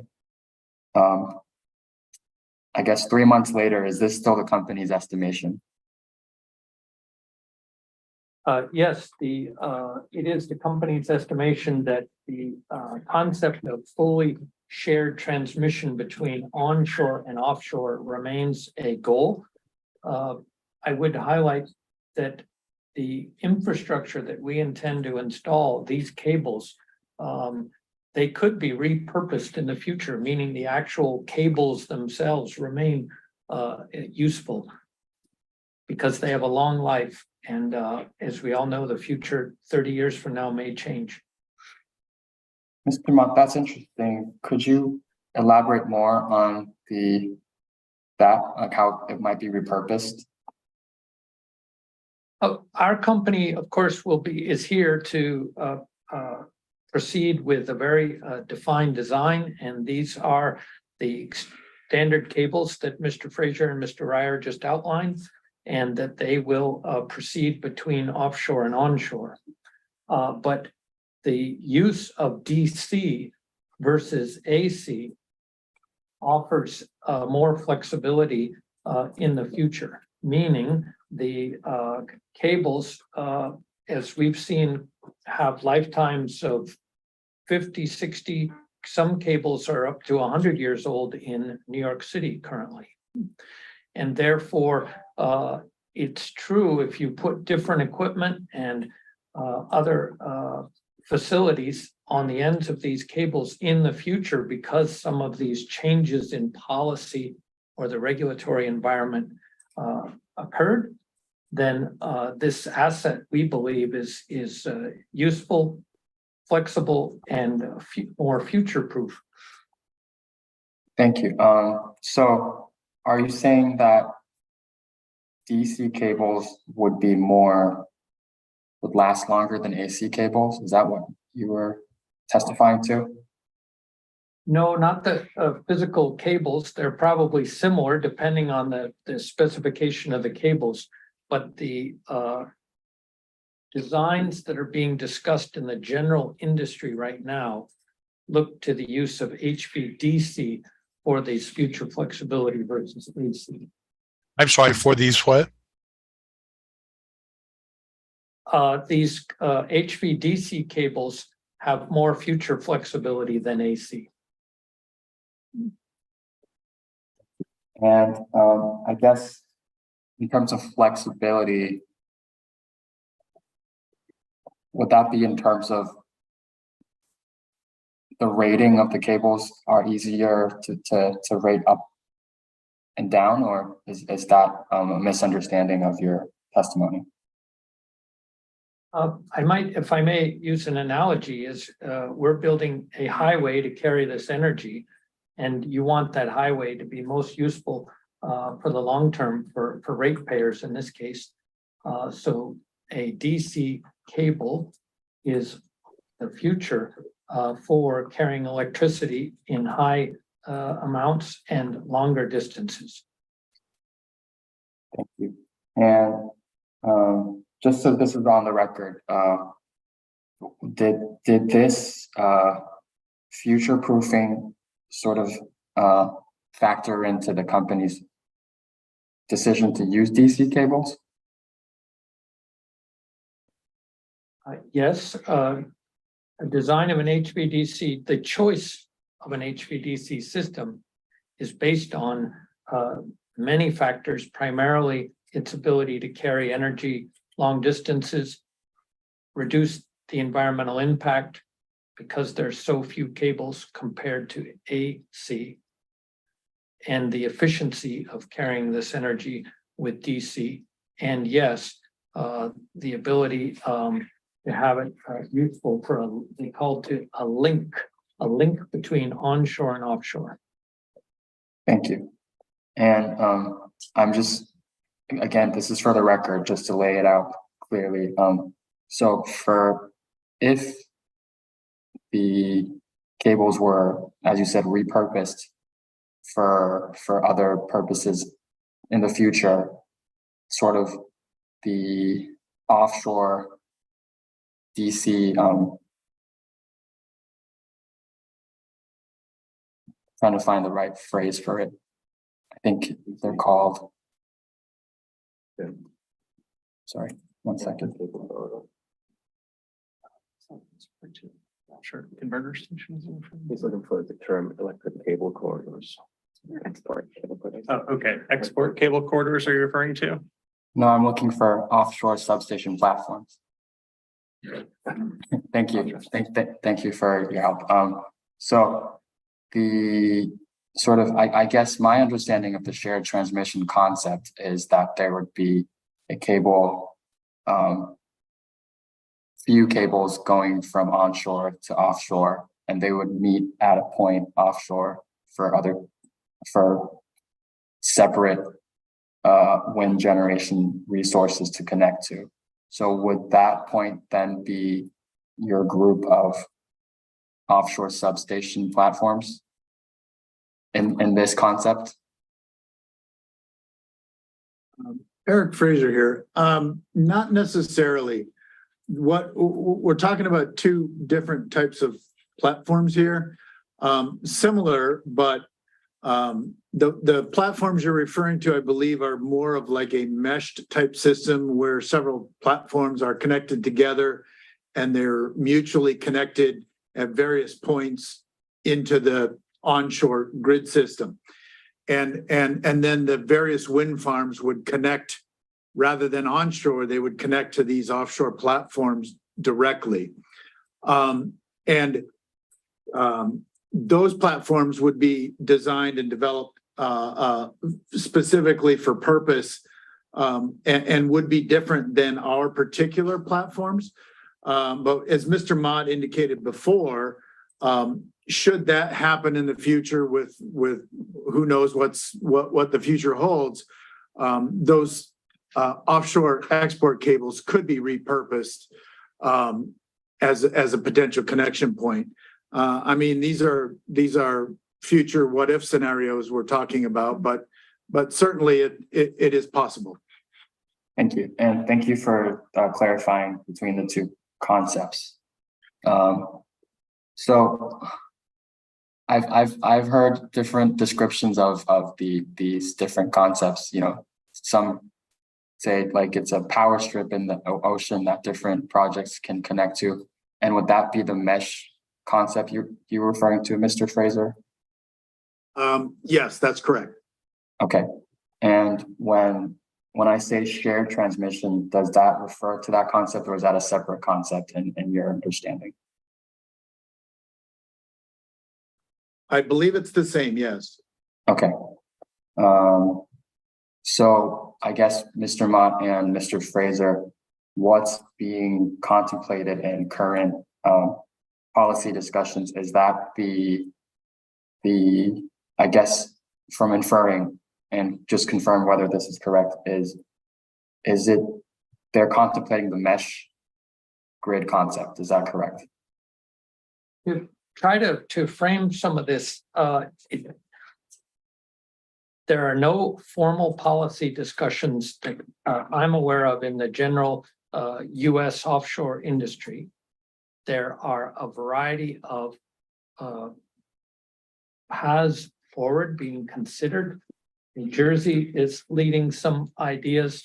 New York here at this project, to be very specific, we have a definition of using commercial technology with the offshore platform as described by Mr. Fraser, running the DC cables ashore and connecting it at one of the more robust, as we speak of electrically, point of interconnects, POI, at Brayton Point. Importantly, as described, we have chosen HVDC for the reasons noted, and that I focused my remarks on the flexibility of the actual cables and the cable route coming from the offshore lease area to onshore. Whether I think that's how we should stay, if I may, specific. Otherwise, we could. It's a long discussion on these various considerations. If I had hearings just on this, that would be, I would enjoy them, but never mind. I guess in the company's response, you also talk about revisions of tariffs that might need to happen. Could you speak to that? Is there any, I understand you also said there's no substantial policy conversations going on right now, but is there any movement on the tariff front in your knowledge? You have, again, I want to be a little more specific for this testimony. Is there a point or an area you want to discuss? Yes, so I just wanted to, it broadly, my first question at the start of this was, is it still the company's estimation that 10 years is the time frame? And I think 10 years might be too specific, but I just wanted to know that based off of the company's knowledge, if the idea of the grid, the mesh grid concept has become more of a possibility than it was 4 months ago, based off of, the conversations within the industry or not. I think that's generally what I'm looking for. So I'm getting into specific questions just to get more information on that. Thank you. And thank you for the reframing. A view from myself being in this industry for many years is, if anything, that 10 years will now take longer. There is no direct actions to advance these transmission initiatives. We, as a society, are always trying to prioritize funds to conduct these efforts. And so I don't see in the ability to have definitive plans even within 10 years. It is clearly not coming closer. Thank you. Okay, I'm gonna have one other question on that. So the company is obviously using Brayton Point, and at least in the news at some point, Brayton Point was talked about as a viable site, one of the viable sites for sort of this idea of shared mesh grid transmission. Can you briefly speak to why that would have changed? I know we talked about, you said the 10 years of no longer is so the idea of having this mesh grid isn't feasible in the short run. So could you speak to why a site like Brayton Point would have changed from its initial plan to have a mesh grid concept towards the current configuration? Yes, I'd be glad to. Lawrence Mott speaking. Regarding Brayton Point, we remain optimistic that it is an ideal site for this connection to our grid, that it is an area that should have attention and investment and stakeholders engaged to properly advance the entire Brayton facility. And that my remarks on the meshed grid or this discussion do not take away from Brayton and its status and its future. But my point was, I don't see in the near term full offshore, what we call offshore transmission system connecting between regions and in effect building a transmission system offshore between regions. But that does not take away from Brayton, and it does not take away from this project's efforts to build the right project. And that's another reason why we've chosen HVDC. And whether our cables are carrying energy or other HVDC cables in the future come ashore and land at Brayton remains an opportunity. Thank you, Mr. Mon, Mr. Fraser, for indulging me. One more question on this. So I can get a better picture of this mesh grid concept. To your knowledge, how much capacity in total would have to be injected at different points on the grid would have to be available to be injected onto the grid for this concept to make sense in terms of feasibility and finances, if you could hypothetically speak to that? I would actually answer it a little differently.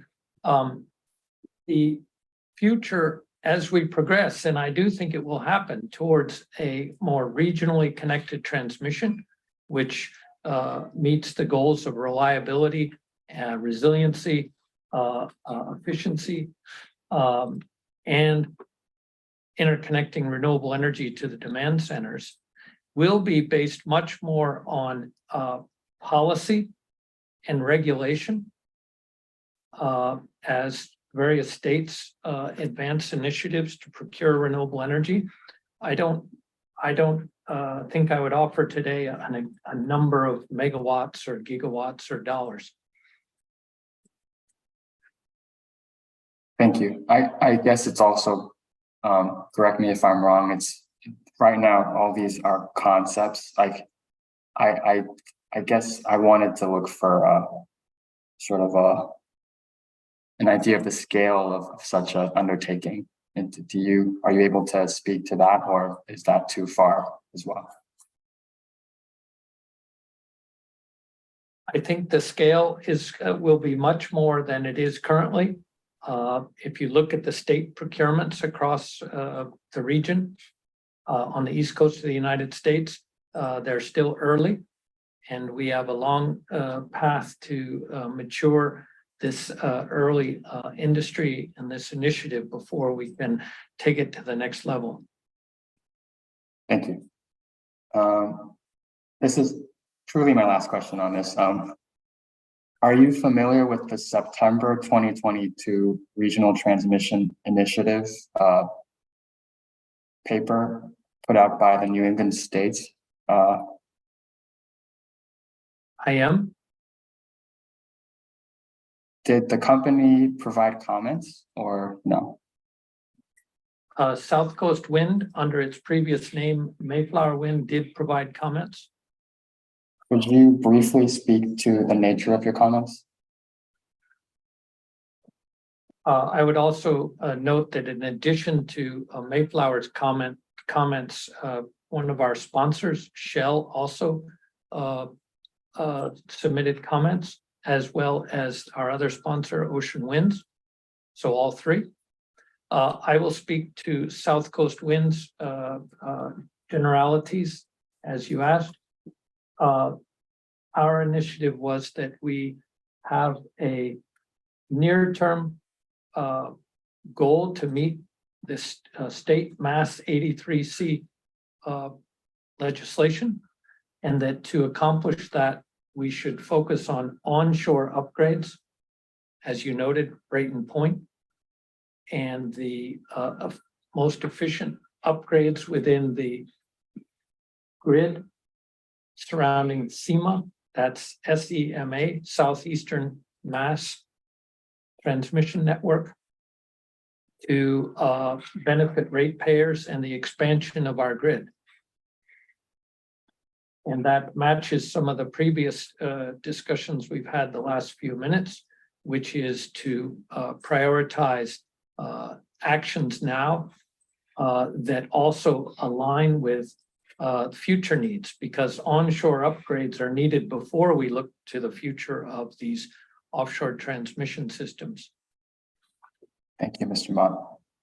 If these comments aren't already in the record, could I ask for them just so staff will be able to reference them? I'm not sure about our filing, but I know that the report you referenced, which is a public website, and it has all those comments, and you'll see ours publicly listed. Thank you. Mr. Shea, I would like that on as an exhibit, if that's okay. Yes, I'm trying to think of the best way to put it in as an exhibit. Do we want a record request to the company that designate where to find their comments? Mr. Shea, I think I would suggest that Eric Runge speaking, I would suggest the company file a supplemental response, perhaps to G20, and point to those comments or attach the Mayflower Wind comments. Okay, that sounds great. A supplemental response to EFSB-G-20. That would be great. Yes. Thank you. Thank you. Thank you. That concludes my questions for project approach for now. Does anyone else on the bench have questions on that? Yeah, I'd like to follow up on a few things, Mr. Wong. Yeah. Mr. Mott, based on your last response about the importance of onshore grid upgrades, I take that as a comment with regard to the general development of offshore wind as an industry. Is that correct? I would clarify that onshore upgrades would benefit solar, battery storage, various demand changes as we look to modernize our grid, and not simply offshore wind. Fair point.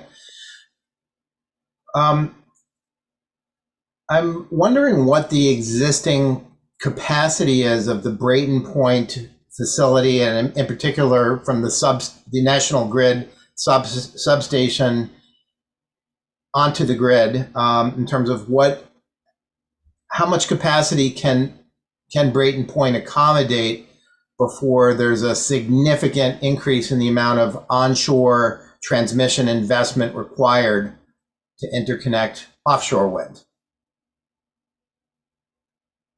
I would describe the following. I'd like to share some generalities. I also am conscious of ISR New England has requirements under CEII security clearance on how they share and divulge various information.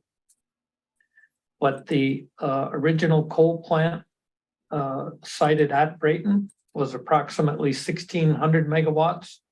There was additional capacity beyond that. The state of Massachusetts and National Grid have made application to DOE for funding to expand Brayton Point through the Grid Initiative Project, GIP. And that is with a goal to reach 2,400 megawatts. And there are other possible methods, depending how that's advanced, to go beyond that.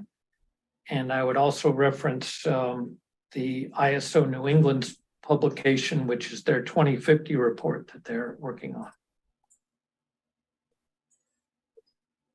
I imagine the documents you just referred to are in the public domain, but I think for clarity and completeness, I'd like to make record requests for both of the documents that you just referred to. Would I that be want to make possible? clear that the application from the state, I believe, remains somewhat confidential, but there are variety of news articles that reference the DOE submittal for funding. All right, well, let's make the request consistent with the level of information that has been disclosed publicly, if we could. So whether that's a news article or something that's been redacted and doesn't have any confidential or sensitive information, so be it. But I think we'd like to get some description of that DOE application in the record, other than your testimony, or in addition to your testimony. So, Mr. Shea, could we make that a record request? Yeah, so be record request RR-EFSB-1. And that's a record request for DOE information regarding the application process, other than to supplement what Mr. Mott has said. May I clarify, Eric Runge speaking. I thought Mr. Green was also asking for the 2050 ISO New England transmission study. Is that correct? That's correct. I was going to make that a part 2 of the same record request. Okay. And I know that is not a complete study. So what we could do is provide the most recent presentation that ISO New England has provided that's not CEII. That sounds reasonable. Okay, so those. Sorry, I just want to make sure that the record is clear. I think Mr. Mott knows the particular DOE proposal that we're talking about, but this is not a study by DOE. This is a proposal to DOE to expand Brayton Point as an interconnection point to the full 2,400 megawatts for offshore wind. Correct, Mr. Mott? No, I'd like to make sure we're clear.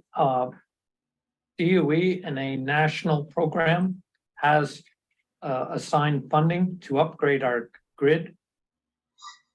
The state of Massachusetts, through the Secretary's office, and in this case, the utility at Brayton Point, National Grid, has made application for some of that funding to advance Brayton Point as an offshore wind hub and other features to take advantage of that facility. Thank you. I appreciate that clarification. Reference the name for you for this record. It's called the Grid Innovation Project, GIP. That's the national DOE name. So the Grid Innovation Project is the national DOE name. And then, Mr. Green, do you want also what the National Grid application for funding? What's been submitted? Well, I think Mr. Mott has indicated that it is not publicly available.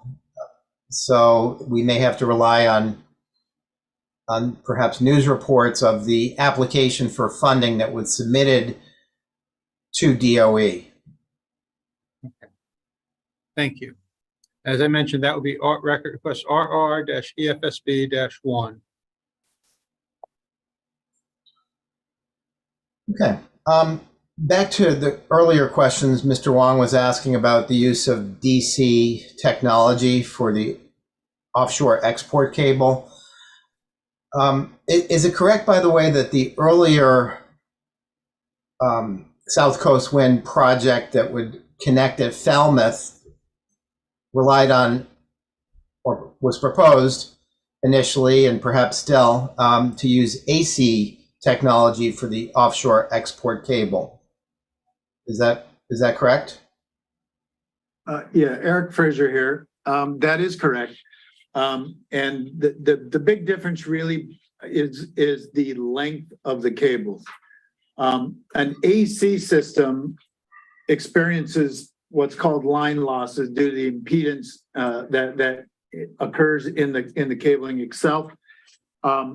And over distance, that line loss becomes substantial, to the point where after about 60 to 65 miles of cabling, your losses are significant and have a detrimental effect on output.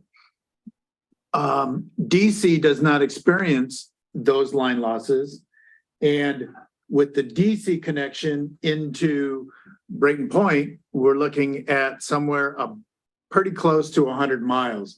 So it exceeds that 60 to 65 mile threshold, which is one of the big factors as to why we transitioned from an AC solution to a DC solution. This is Kelly Smith speaking. I do just want to clarify that the Falmouth interconnection was originally proposed as HVAC. It has since been switched to HVDC as well. Okay, thank you.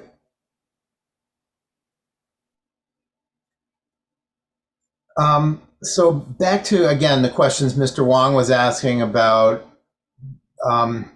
the future for offshore grid connection, offshore wind connections, and the possibility of mesh connections, or perhaps even an offshore grid. I realize this is somewhat of a speculative, forward-looking topic, so we're kind of dealing with generalities and hypotheticals. But to the extent that both projects in development as well as on the drawing board are a mix of AC and DC offshore cable technologies, does that present challenges for the development of an offshore grid concept, that you have a mix of AC and DC rather than one or the other?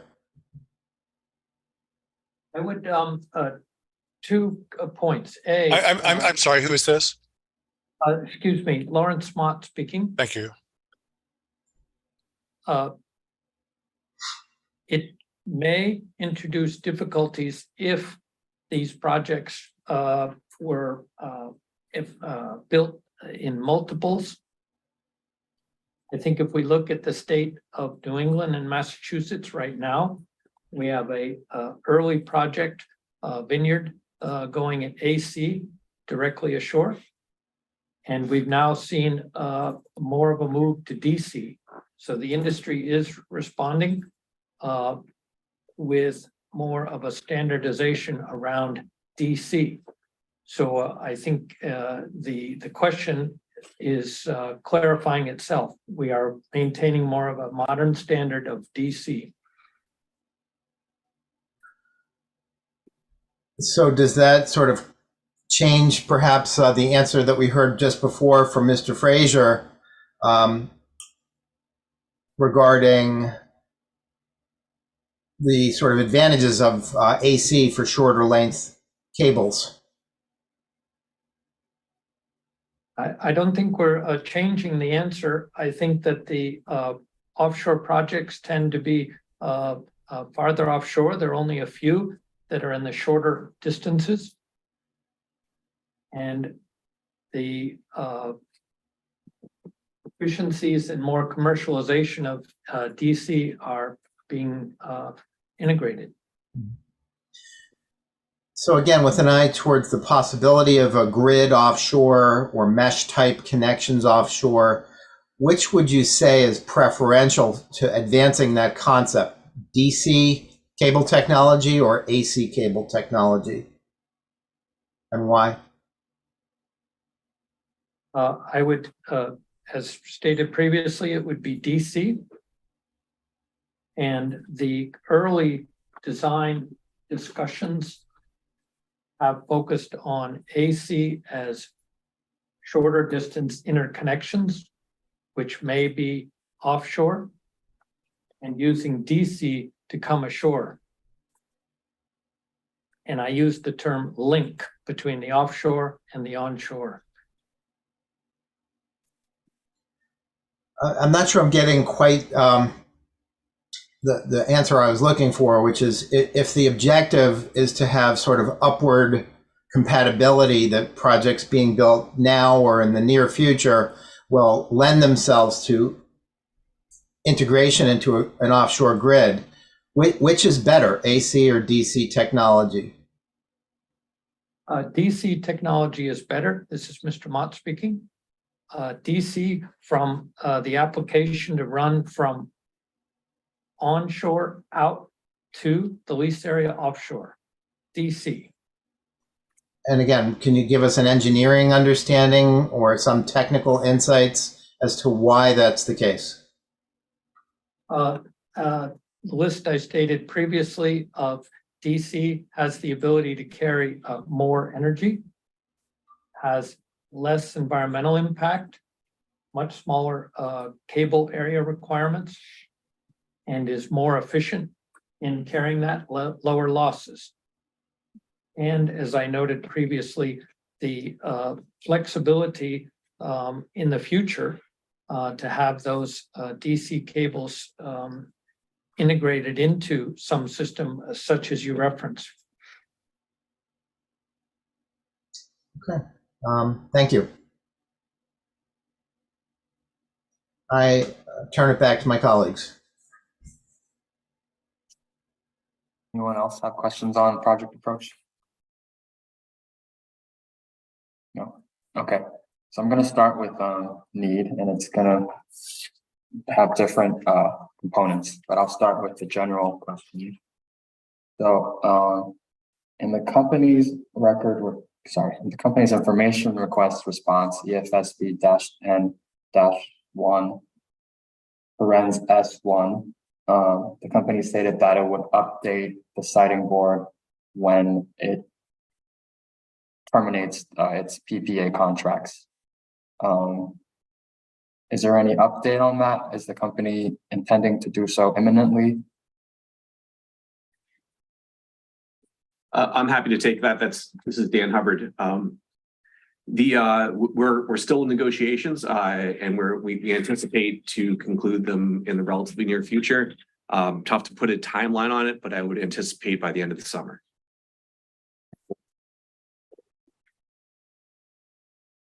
Now I'm going to refer the company to its response to EFSB-N-4 and let me know when you're there. I have a paragraph I'm looking at. It's Mr. Wang, Eric Runge speaking. Yep. A quick question. Did you plan to stop for lunch at some point? And if so, when were you planning to do that? Usually it's at 1, right, Mr. Shea?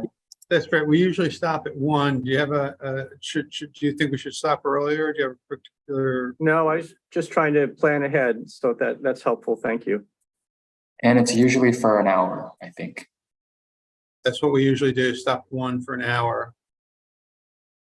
Right. Okay. Thank you. Thank you. Okay. While you're getting to the information request, I'm looking specifically at page 2 of the information request.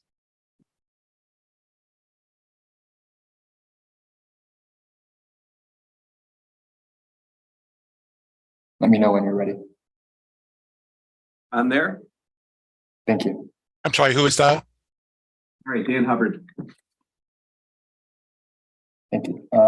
So in that second paragraph, this is the one that starts with for first mover clean energy projects rather.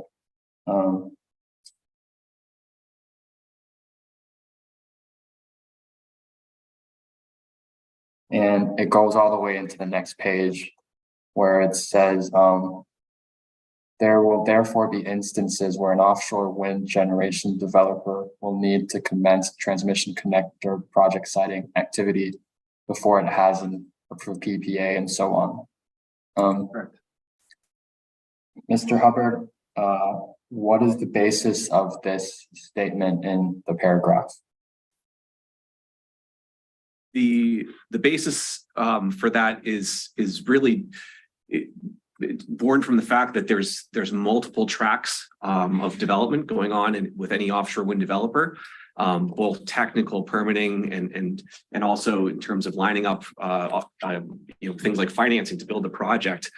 And so this is recognition of the fact that there's a lot of plate spinning. You can use whatever analogy you like, but the overall objectives are the order in which operations fall is not always guaranteed. And so in our case, certainly here, it's extremely important that we proceed and are ready to deliver our project as early as possible.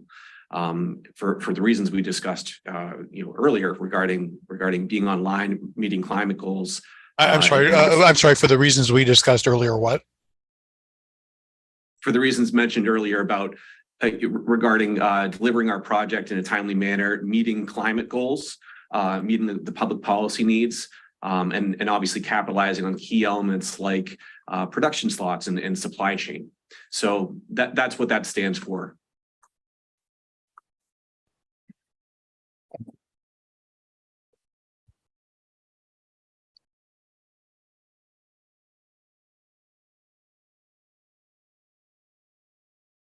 I think I'd also mention that there's the procurement process is one it's daunting and lining those up is extremely complex, and it really can't be a chop chain. It needs to be in process simultaneously.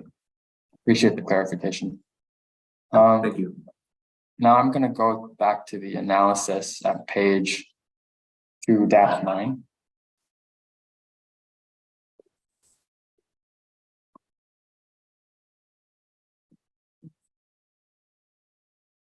And this is one of the pages where the company talks about indicators of progress for the project. And let me know when you're ready to answer.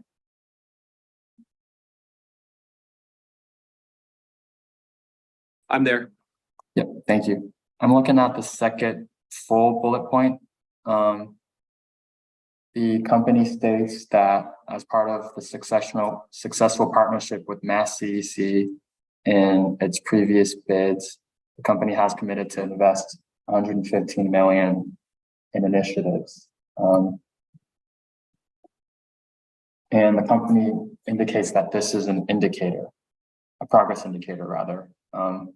Could you expand on why that would have been an indicator for progress? Well, it demonstrates commitments made through those earlier two procurements and commitments that the project would deliver on and ultimately help develop the region and develop the industry and make considerable infrastructure considerable investments rather in development of offshore wind. And the numbers that you referred to that are in the sub bullets there under that heading, those represent the commitments from the 83C2 and 83C3 procurements. And so those procurements are based on our expectation to bring the ultimate project all the way through. But what I would note is that these the economic commitments are phased and they're subject to certain milestones. And to date, SouthCoast Wind is already committed out the door about $6.5 million. Thank you. Obviously, sorry, I shouldn't use obviously. So the figure as stated in the analysis it's tied to the existing bids, which the company has indicated it intends to renegotiate or terminate. Would this change? Would this negate the contract that it has, or would the company still have to honor those contracts? And if the company would have to negate the contracts, would it try to negotiate a similar contract with Mass CEC and other parties? Yeah, as I had mentioned, there's a certain amount which has already been pre-obligated, pre-FID. The contracts are constructed in such a manner that with the termination of 83C2 and 3, those certain milestones won't be achieved. However, we do plan to engage and develop a similar economic package and bring value to the region and to the Commonwealth of Massachusetts in future bids, specifically in 83C4. Thank you. So could we, like, recognizing that, could we walk through quickly the list of progress indicators, and could you let me know which of these indicators are tied to the PPAs that exist right now? So if the PPAs were to be, when the PPAs are terminated, which of these indicators would also go away? Sure, I will. I'm just ticking through, and I imagine you mean the list beginning on page 2-7 and following. I think it's probably best to answer it in bank and say that with the termination of the PPAs, the only things that I'm seeing on here, please correct me, my colleagues here, is it would be the what's contained in that bullet, and maybe the bullet afterwards, which refers to, and so those 3 bullets. So it'd be specific to the economic development, which was proposed for 83C2 and 3. So it would be the 72.5 million with Mass EC, and then the 42.3 with SouthCoast Community Foundation. But as I mentioned, I'm sorry. And then the what? And then the 42.3 million with SouthCoast Community Foundation. But as I had mentioned previously, part of that is front loaded and has already been out the door. Thank you. But just before we rest on this, is there anybody notice anything else? I don't think there is anything else. Okay. Thank you.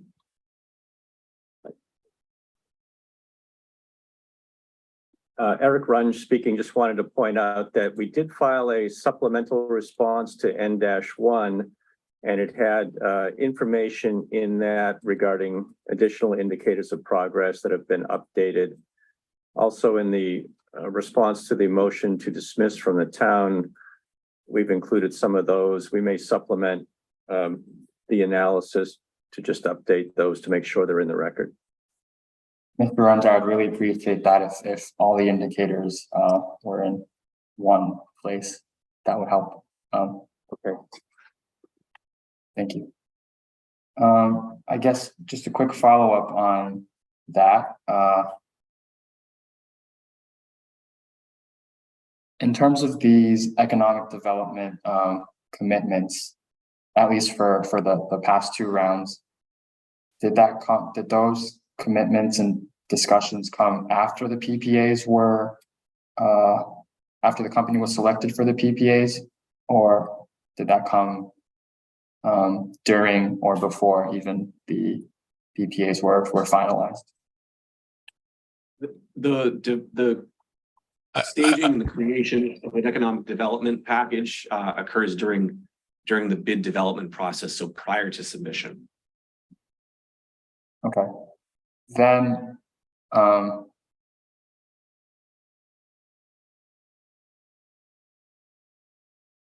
I know the company will be preparing its bid for the next round.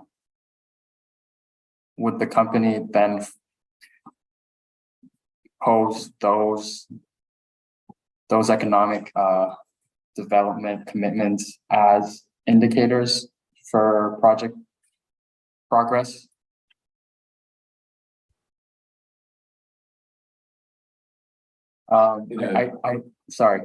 Maybe I can rephrase. Thank you. These economic commitments are tied to the PPAs, and the company had previously propose them as indicators of progress for the project. And what I understand, maybe you can correct me, is that because the PPA are going to be terminated, that these would no longer be indicators of progress besides the front-loaded 6.1 million that the company has committed. Is that correct? Correct. These will, yeah, correct. Okay. So my question was taking that further, like, once the company has come up with, hypothetically, if the company were to come up with future economic developments tied to its intended PPA bid, would the company see those as indicators of progress, or because the PPAs were not finalized, that those would still not be indicators? Maybe this is too in the weeds. I think it's fair to say that we've made the $6.5 million worth of commitments up front. Those have already been committed and are out doing good in the community. The remainder of the agreements that we have presently, as I mentioned, they're tied to milestones that when the termination occurs with the PPAs, should that come to pass, we will the remainder of those commitments obviously falls away with those. But going forward, SouthCoast plans to provide a comprehensive and robust economic development package. And I think the agreement, the promise, and the hope that brings regionally and to the industry would be a good indicator of the value that SouthCoast Wind would bring, not just through the bid process, but also in terms of permitting. Thank you, Mr. Hubbard. Really quickly, so refer to the company's response to EFSB-N Supplement 1, Attachment 1 at page 10, and let me know when you're there. I believe this is the company's testimony to Rhode Island EFSB. Yep, understood. Which page? Page 10 of Mr. Slingsby's testimony. And I'm looking at lines 8 to 12 to 13 rather. Indeed. Yep. So here, Mr. Slingsby says that SouthCoast Wind has committed up to approximately 100 million in development expenditures. Is that related to what we were talking before? Is that a separate thing? That's a separate item that's really for our development costs and developing the project in terms of employing over 75 people that are directly focused on developing this project alone, as well as the associated engineering, all of the contracting that goes into it. I believe that it may involve some of our survey work as well, but I'm sorry. So that may involve some of our what? I believe survey work as well, and overall cost for overall investment for project development to progress the resource. Thank you. Apologies if I spoke. I'm sorry, we couldn't hear the last thing you said, Mr. Hubbard. I was apologizing to you for speaking too quickly. Oh. Thank you. Last question in this section of need. In EFSB-N-4, the company states that if necessary, the siting board could condition commencement of construction of the project on the existence of an executed PPA. Is this still the company's stance? Yes, it is. Thank you. I have a set of questions, two more sets of questions on need, but this is a natural breaking point for these sets of questions. Does anyone else on the bench have follow-ups on what I asked just now? I have one if I could. I'd be interested in, and excuse me if you said this earlier this morning and I had missed it, but I'd be interested in knowing what steps are happening to get to the point of termination of the contract, the existing contracts that Mr. Hubbard referenced that would happen by the end of the summer. Could you explain the process to us a little bit? The process is subject to confidentiality, but what I would say is that we're in discussions with the EDCs, and we're progressing those agreements. The EDCs have recently filed a request with the department, is my understanding, regarding the existing PPAs that have been approved by the department. Is that correct? They recently, I think it was last week, if not Thursday or Friday, filed specifically to the other party, Avangrid. Oh, it was reference to Avangrid. Okay, thank you.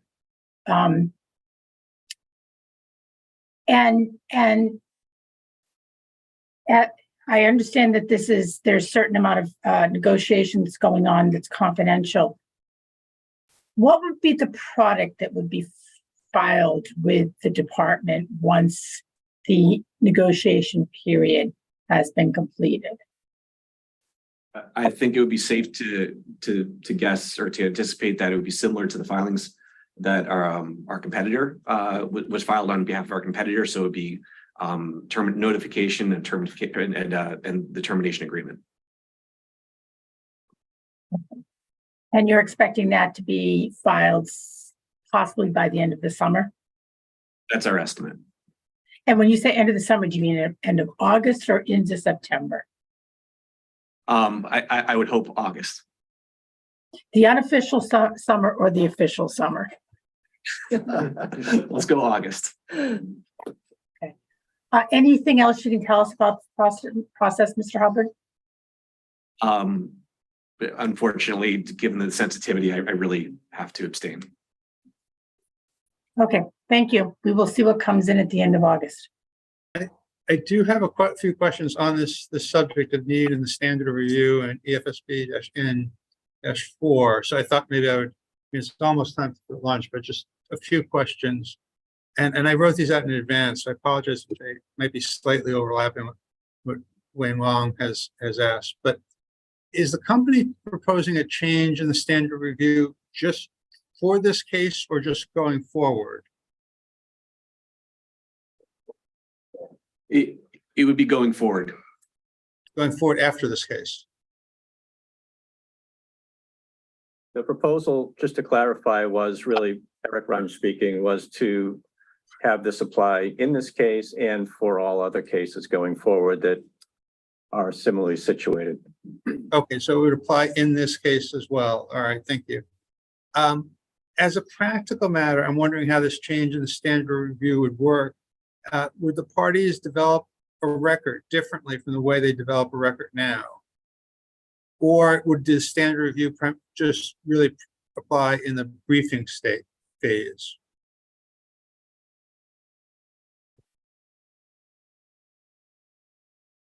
Mr. Shea, I'll have to say that I drafted most of that. So Eric Runge speaking again, would you like me to just try to clarify that? I know I'm not a witness here, but I can help. No, you go ahead. That would be very helpful. Thank you. Yeah. So the intent was that it would not really change the standard right now. The standard right now is flexible. The standard does not require the existence of a PPA at the time of the citing proceeding to find need. However, what it would do is to make clear that a PPA is not needed, make it express. As we've already seen in this proceeding, there's been a motion to dismiss just based on the fact of the potential termination of a PPA.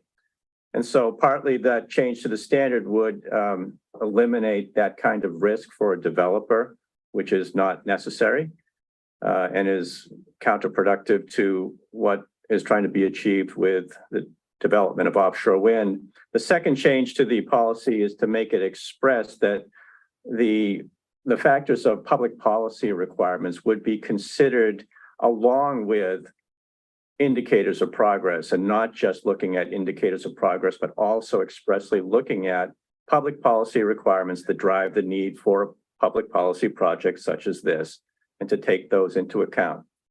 And really those are the changes, but otherwise there's no change to what is already in existence except to clarify and augment it with public policy factors.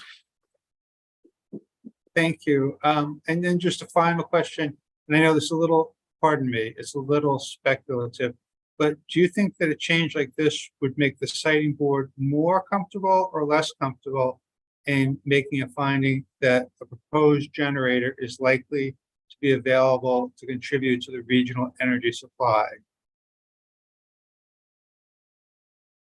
Given the standard that presently exists, the standard. I'm sorry. Who is this?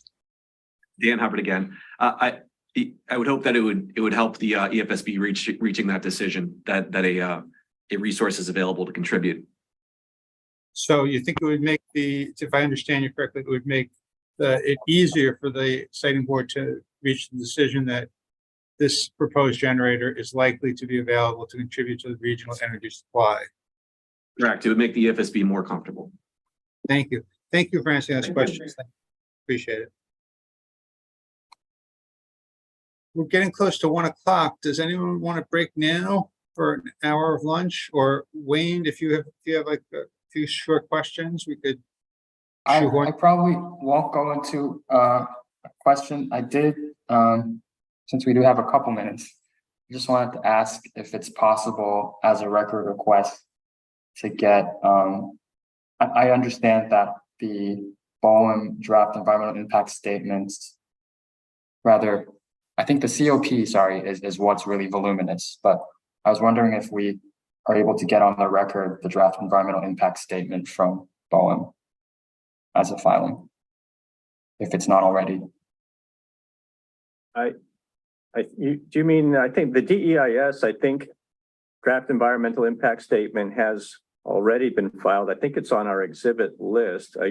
I'm turning to Margaret and asking her to confirm that. Margaret? Yes, that's correct. Just 1 second. I can pull up which exhibit number it is. But we have filed that in the docket. I think it's SW8. Sorry, I was looking up DEIS and I couldn't find it. Thank you. Okay. Yeah, thank you. Thank you. That's all I have. Thanks, Bob. Thanks. So this would be a good time to break. Why don't we break for an hour lunch, and I'll see you all back here at 2 o'clock. Thank you. Thank you.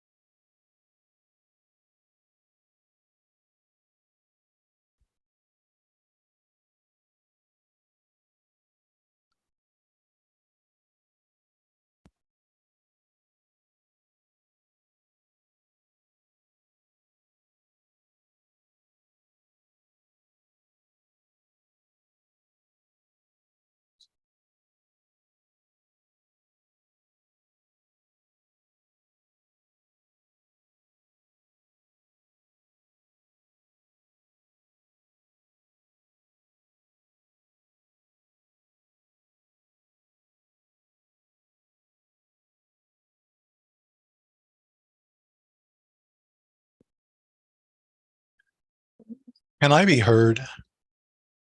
Now you can, yes. Oh, okay, good. Thank you.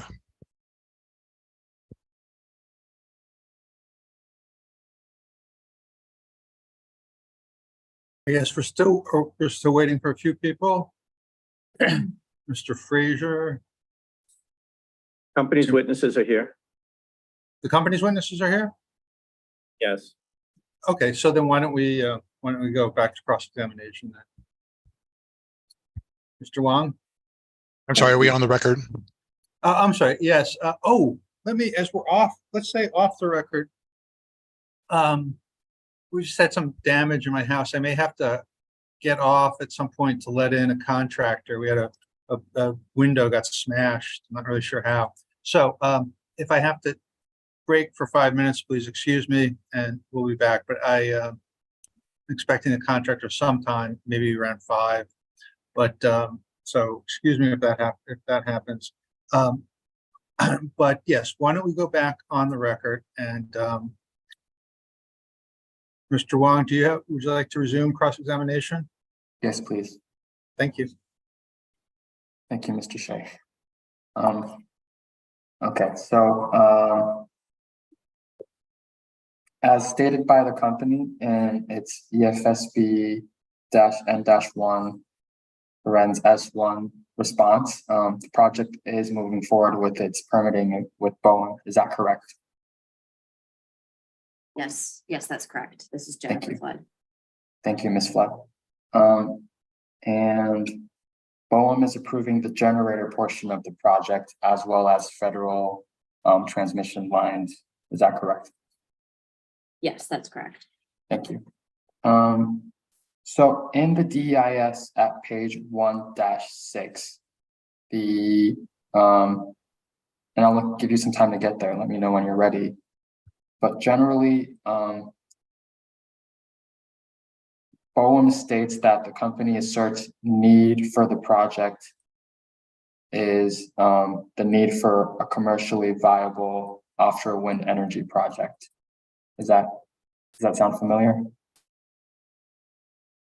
I don't have the federal language in front of me, but that sounds generally familiar. Okay. Do you need some more time to get to the DEIS? I'm just pulling it up. Can you remind me you said 1-6? 1 Okay. dash. Yeah. Okay.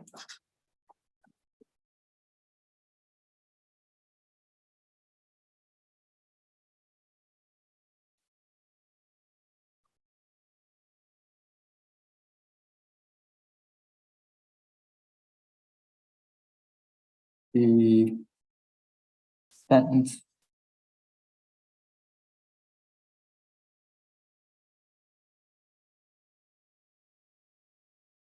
The Okay. sentence is in that first paragraph. I'm sorry, you were talking, I couldn't hear. Sorry, the sentence I'm referring to is in the first paragraph on that page, and I paraphrase a little, but it stated the need for the project as provided by the applicant, blah, blah, blah, is to provide a commercially viable offshore wind energy project. I might be missing something, but I don't see a finding made on need by BOEM. Is that not something that BOEM finds? I think that would probably be more outlined in the record of decision. Okay.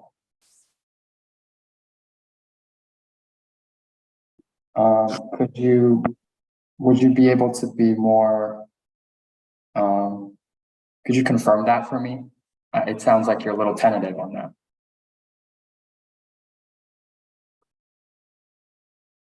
Yes, do we want that through a record request? Do we make that a record request? I'm fine with that. Okay, it would be RR-EFSB-2. Can we just state sort of concisely exactly what you want, Mr. Wong? You state. Go ahead. Why don't you state exactly what you'd like? I would like the company to confirm whether BOEM will be making a finding on need for the generator portion of the project and whether this is done in the record of decision.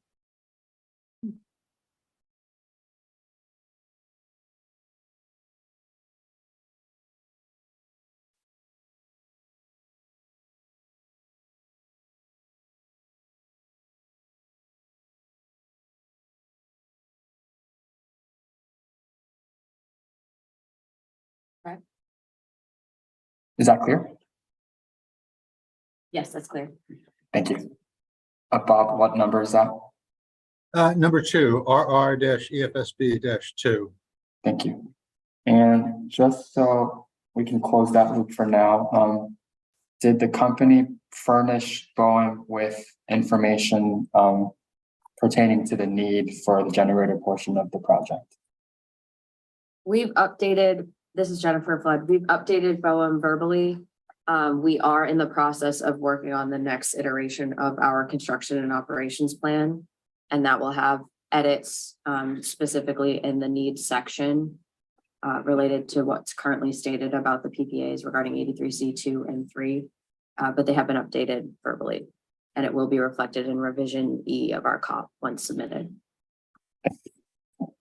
And without getting into too much specifics, can you speak to how similar finding on, what you're offering to Boeing on the need for the generator portion, how that dovetails or doesn't with what you've provided for the state finding a need for Massachusetts? I think it's going to be very similar. Okay. Thank you. And from your, again, I guess Boeing isn't going to make a decision yet, but do you expect that Boeing should and would find that information to be sufficient as you expect what you've provided to us is sufficient? Based on initial conversations, we expect it to be sufficient. Thank you, Ms. Flood.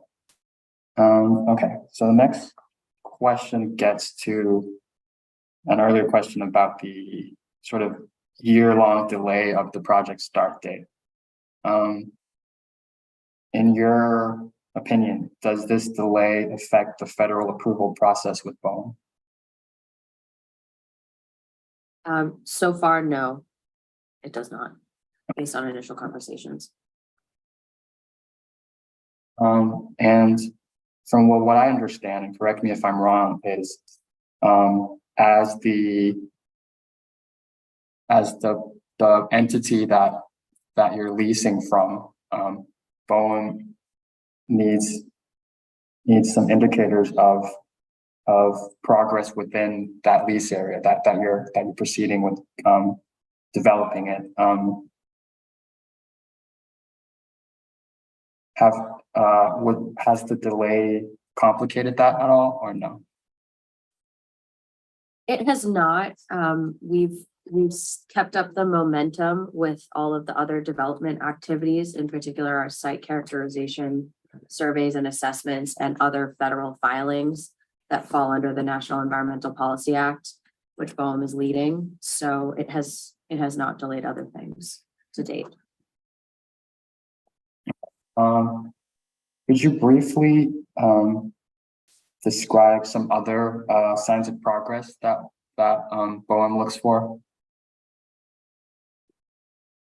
Sure. So on the development activities, and in particular the site characterization, we have been in the site assessment phase for the last few years with our lease with Boeing, and we have been conducting geophysical and geotechnical surveys, I believe almost every year since 2019.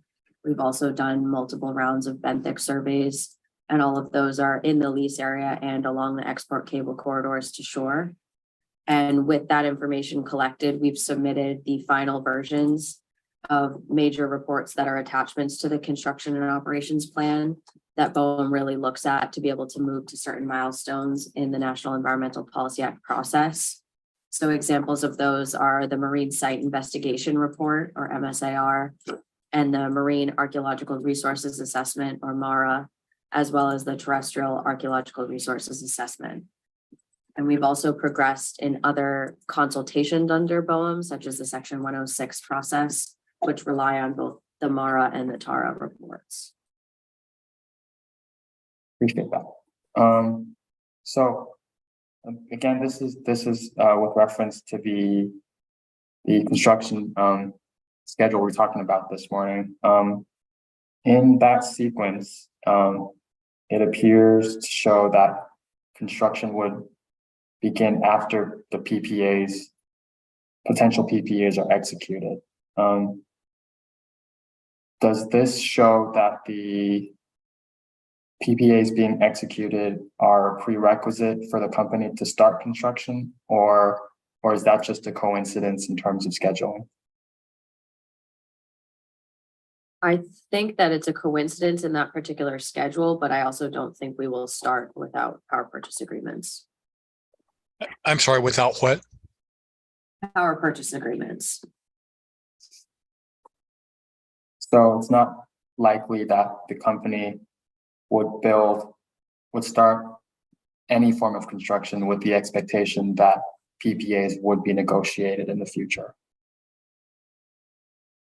I think for construction related to the project components, that is true. I don't know if there's anything else about site preparation that we want to add, but. This is Kelly Smith talking. I would just add that it is possible that we begin some very preliminary site preparation activities at Brayton Point. But I think that's likely to be the extent of it. I'm sorry. I'm sorry to keep interrupting. I didn't hear who it was that was. No problem. Kelly Smith. Okay, thank you. And I guess earlier today, I asked if the company was okay with the condition that commencement of construction of the project be conditioned on the existence of an executed PPA. So would you modify that to say that some site preparation activities might be allowed, or is that not in conflict?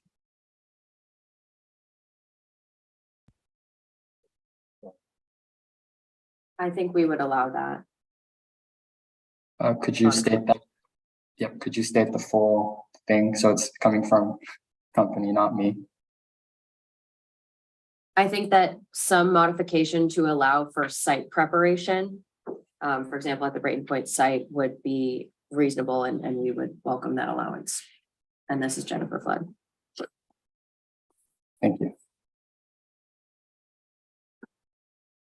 Okay, this is a similar line of questioning. So in the past, the siting board has conditioned construction beginning with receipt of the record of decision for the project. Would the company, and I believe I've asked this question in information requests. So could you confirm that the company wouldn't start substantial construction until after its ROD is received, or would the company think otherwise? This is Dan Hubbard. I'm happy to take that. That's a safe assumption, is that the project wouldn't be greenlighted for construction until receipt of major permits and offtake agreements. Thank you.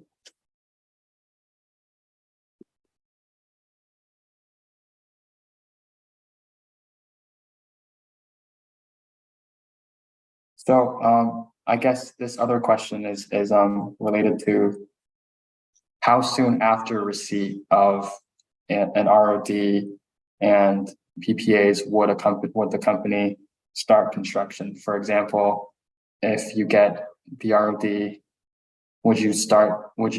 and that's maybe the last thing you're waiting for, would you be able to start immediately, or are there other steps and delays in between starting and receiving these permits and approvals?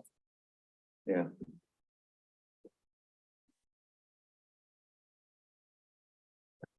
I think that I can just add from a federal permitting perspective, and Dan Hubbard can fill in, but there are other federal milestones that occur after the record of decision, such as the COP approval. And that's where other federal approvals come into play closer to COP approval. So that will be from the EPA for OCS air permit, for example. And from the I'm sorry, Marine- that will be from the EPA for our what? Our outer continental shelf air permit. And that's just one example, or our National Marine Fisheries Service consultation approval. Those come closer to COP approval, which is after record of decision. Thank you. Similarly, once the permits are received, there would be essentially a package put together that would move for final investment decision. And then that would be the point which would kick off. That would sort of be the last thing before construction began.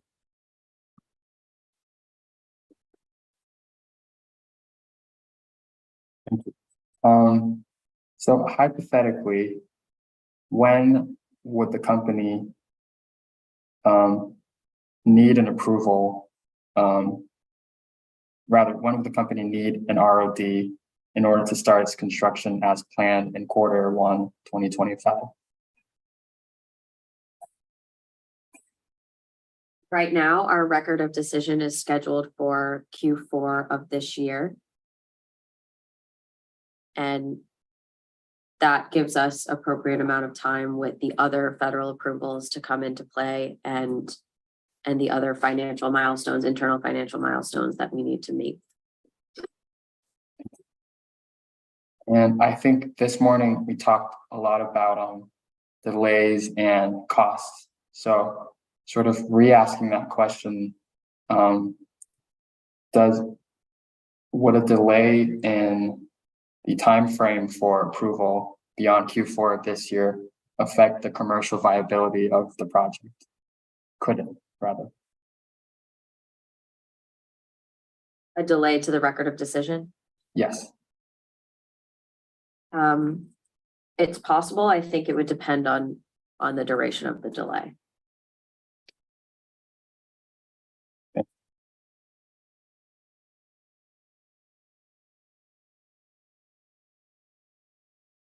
Okay.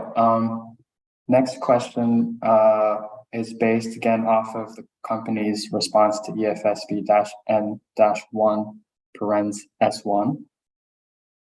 And I wanted to sort of get a feel of how close the indicators that the company's provided to the siting board for progress of the project, how close those might be to indicators to the company itself about the commercial viability of the project.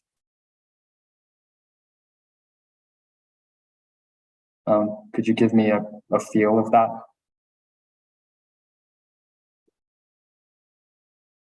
That's the question.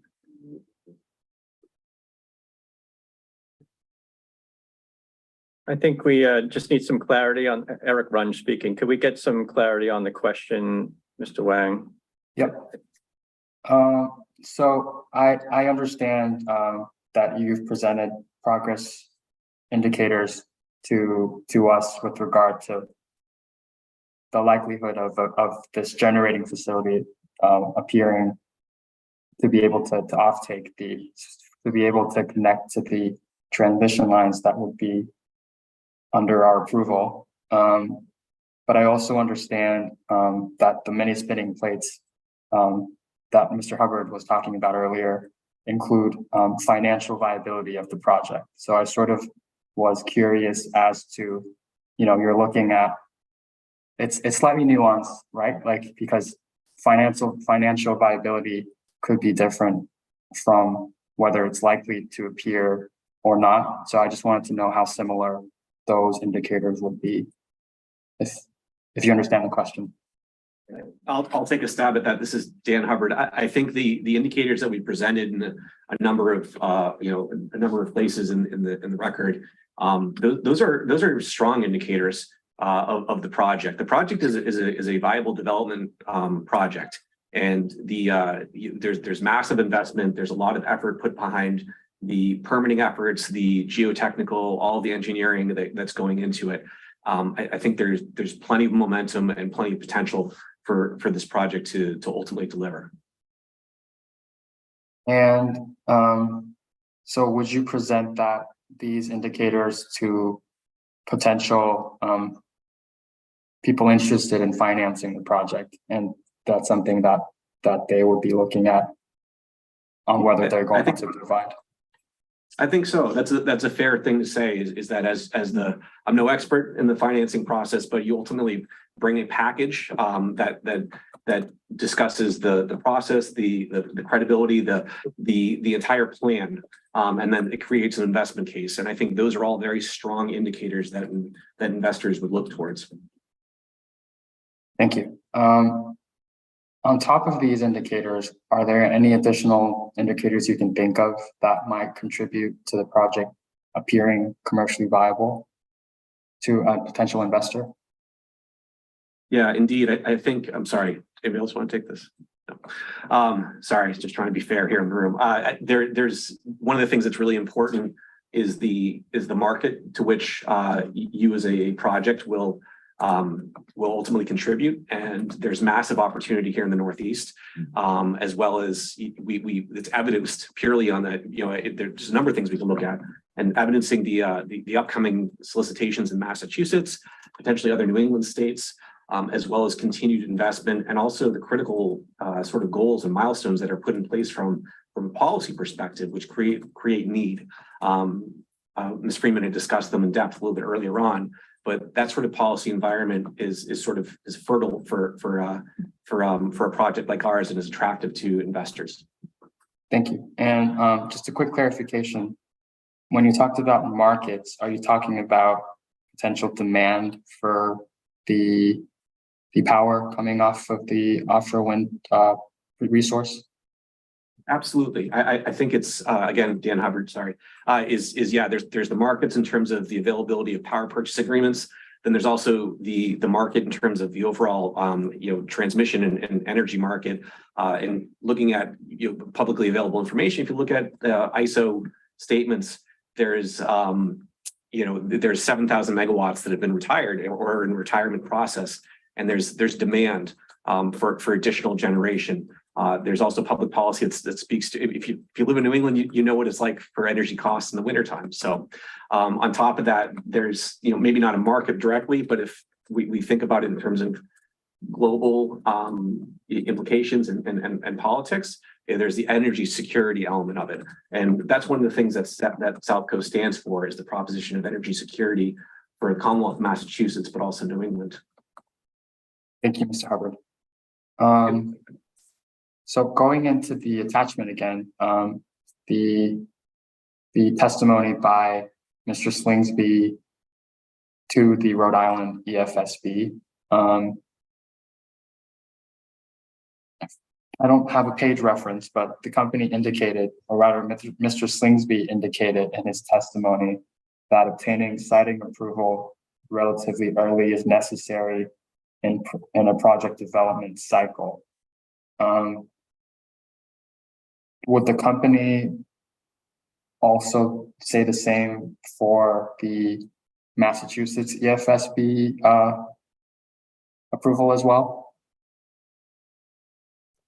Want to take that? Yeah, please. Kathleen Freeman, absolutely, yes. Thank you. I just wanted that on the record here, not referring to Rhode Island. Kathleen Freeman, we need your approval to construct. Thank you. On page 5 of that same attachment that I'm referring to, I'll give you some time to get there, but while you're getting there, generally, that's where Mr. Slingsby refers to the Wood report commissioned by the company. And the Wood report was provided as an attachment to that attachment. And I see most of it, or rather the latter half of the report is mostly redacted. To the extent that you're able to, without, going into the redacted information, could you give a summary of the findings of the report with regard to the health of the offshore wind industry in the U.S.? Happy to. Dan Hubbard here again. Is the Wood report, the executive summary, which is not redacted, summarizes quite succinctly that the costs for labor, for vessels, for materials that are required for construction of the offshore wind project, the price for those raw materials has increased due to unforeseen factors like the war in Ukraine, the global downturn economically, finance markets, to the number of other factors, that the cost has increased in excess of 20%. Thank you. Closer to 30%. I'm sorry, closer to what? Yeah, excess of 20%. Thank you. And this applies not just to the US, but globally as well? Indeed, there's the wind developers globally are competing in the same supply chain for similar materials. And so it really is a global market. Thank you. And is it the company's stance that one of the mitigating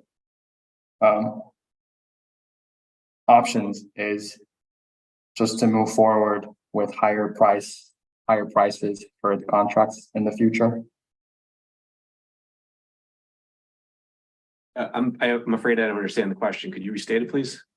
Okay, so I'd asked about the report and its findings with regard to the trends that the offshore wind industry in the US is going down. Mm-hmm. And you had indicated that the Wood report made findings that the prices were just up to 20%, more than 20% rather than what it was when you first bid into these contracts. And I guess my question is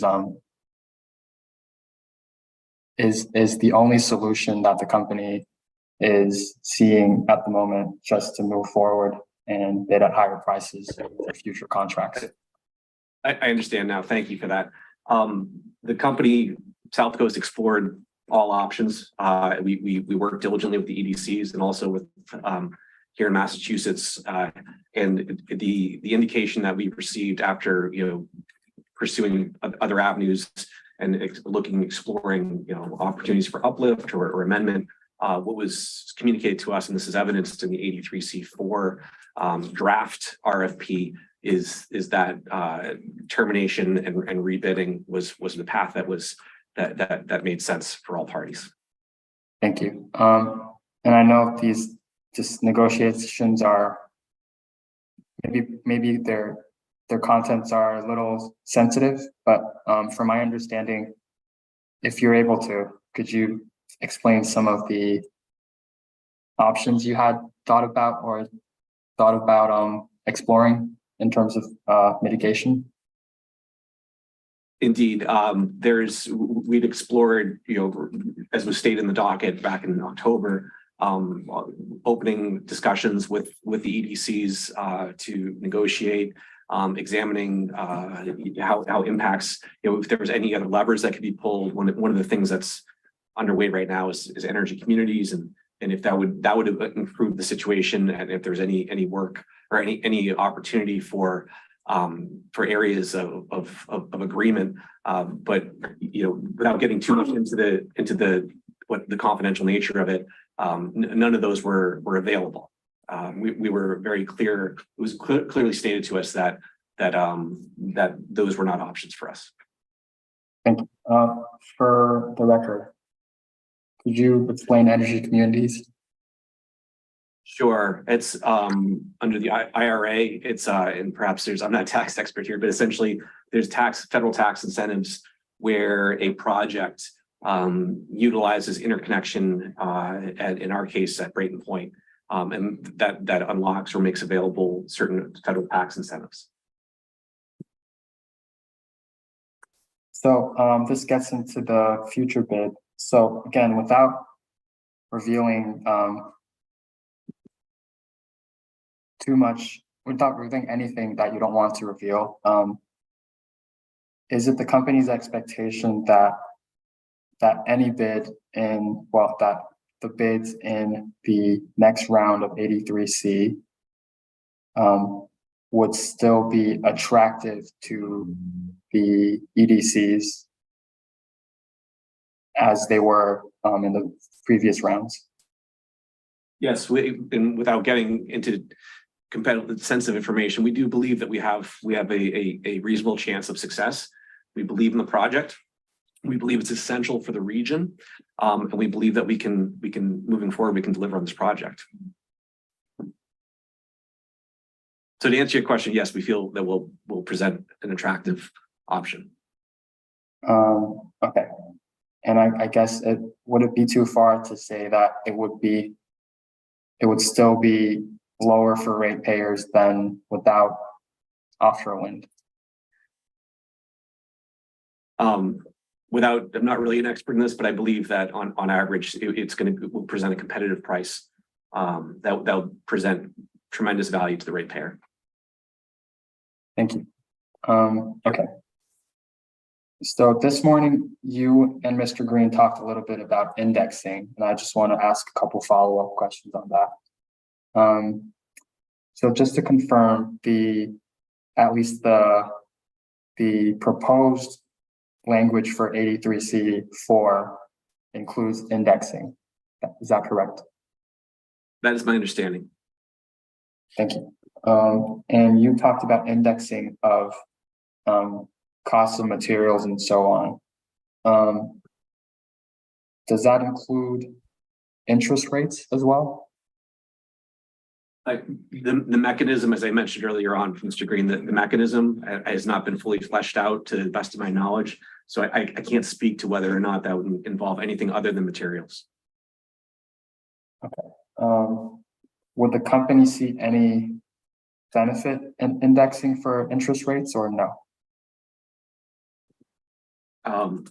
Speaking from from the company's perspective, I think having any mechanism that helps future-proof contracts would be to the benefit of the ratepayer and of the Commonwealth in terms of reaching its goals. Okay. And just to confirm, all the previous Commonwealth 83C bids did not contemplate indexing. Is that correct? That is correct. That's my understanding that 83C 1, 2, and 3 did not have. I can tell you that 2 and 3 did not, and confident that 1 did not either. To your knowledge, have any of the other New England or Atlantic, I guess I'm referring to New York, have New York and New Jersey, have any of the other bidding opportunities included indexing prior to now? I believe so. That especially, I think New Jersey, New York have discussed indexing as potential conditions for in their RFPs, and I think that what we're seeing coming up in New York actually. I'm sorry, you just dropped out, and I think what? It's coming up in the New York bid, yeah, and I think it's probably market reaction and making sense. And maybe you don't have this information off the top of your head, but you're referring to future bids. Have any previous bids included indexing in those two territories? I'd have to double check on that, but I apologize. I don't know that off the top of my head.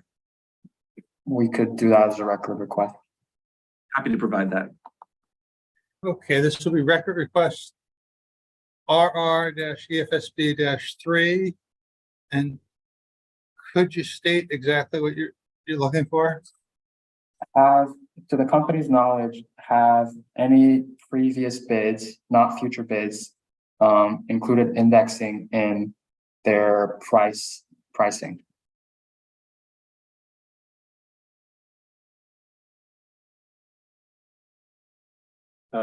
Clarification question.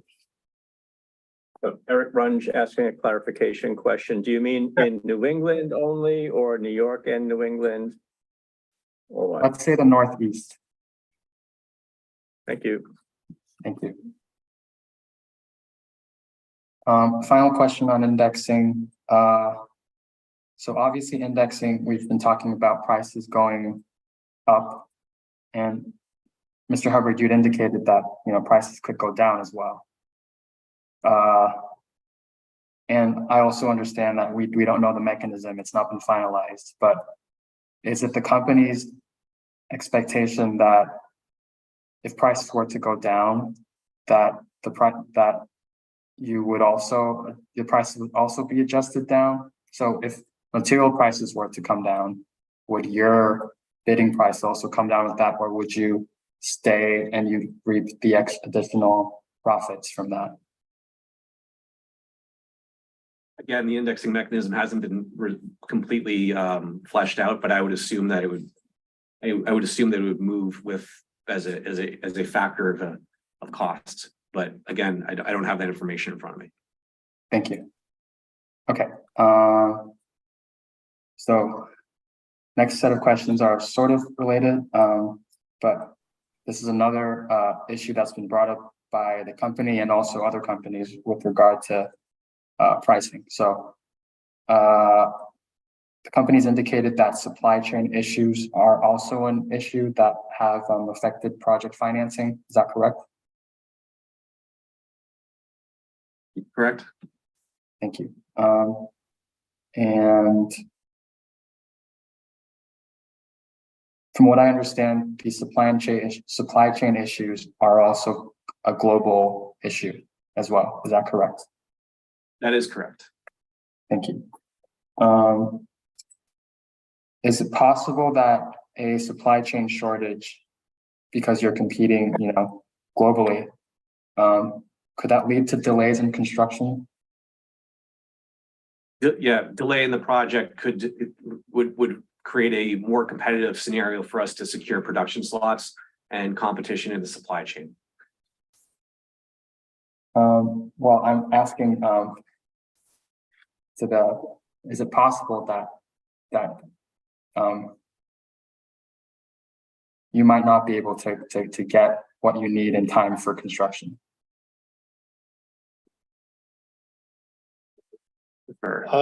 Eric Fraser talking, and that is correct. Looking at the supply chain and looking at the futures, and looking at the global market, it's pretty common knowledge in the industry that there is a bottleneck, and that bottleneck, if we're working with our supply chain to maintain the current schedule we're on, and that looks to be moving forward at a good pace, and then and we're solidifying tentative agreements with those supply chain partners. But the supply chain globally has said that there's a number of projects globally wanting to come online in the 2029 to 2032 timeframe. So if we delay, we could potentially run into that bottleneck in the supply chain, and a seemingly 3 or 4 month delay could turn into something longer, simply because of the capacity within the supply chain. Yep. And just to confirm, the company again is looking, as of right now, is planning a 2025 start date, which would place it outside of that 2029 to 2032 hypothetical bottleneck. Is that correct? That is what we're working on. That is correct. Thank you. And it sounds like if that were to happen, hypothetically, that's not a situation that can easily be remedied just because there is this bottleneck. Is that correct? Eric Fraser talking again. That is correct. Yes. Many of the suppliers have already secured through upfront commitments, capacity constraints within that time frame I mentioned.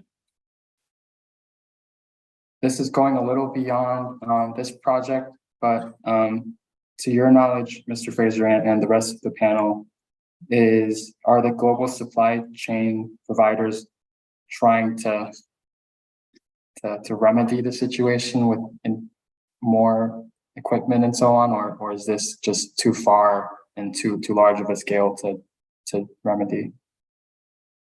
Well, Eric Fraser speaking, they are, an example of that is our neighbor at Brayton Point, Prysmian, who is trying to build a factory to expand their capacity for cable production. So globally, the supply chain is moving forward, but to that end, in the next 5 to 7 years, they're telling us they don't see a significant improvement in production output simply because it takes them that long to get those facilities in place and up and running.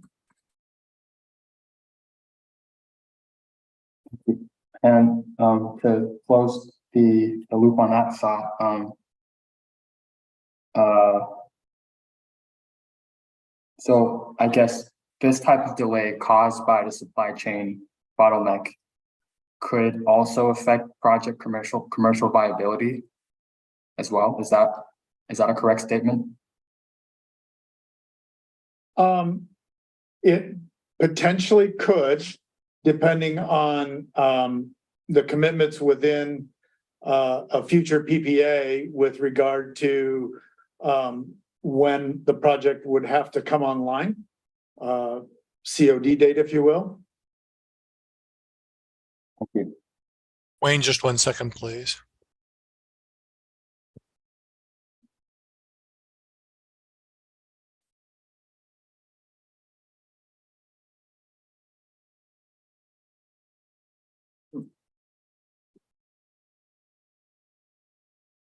Thank you.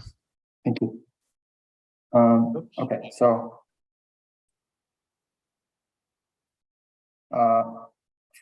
I can tell from Mr. Hubbard, I think that you stated that the company is confident that it could be selected in the next round of Section 83C. Is that correct?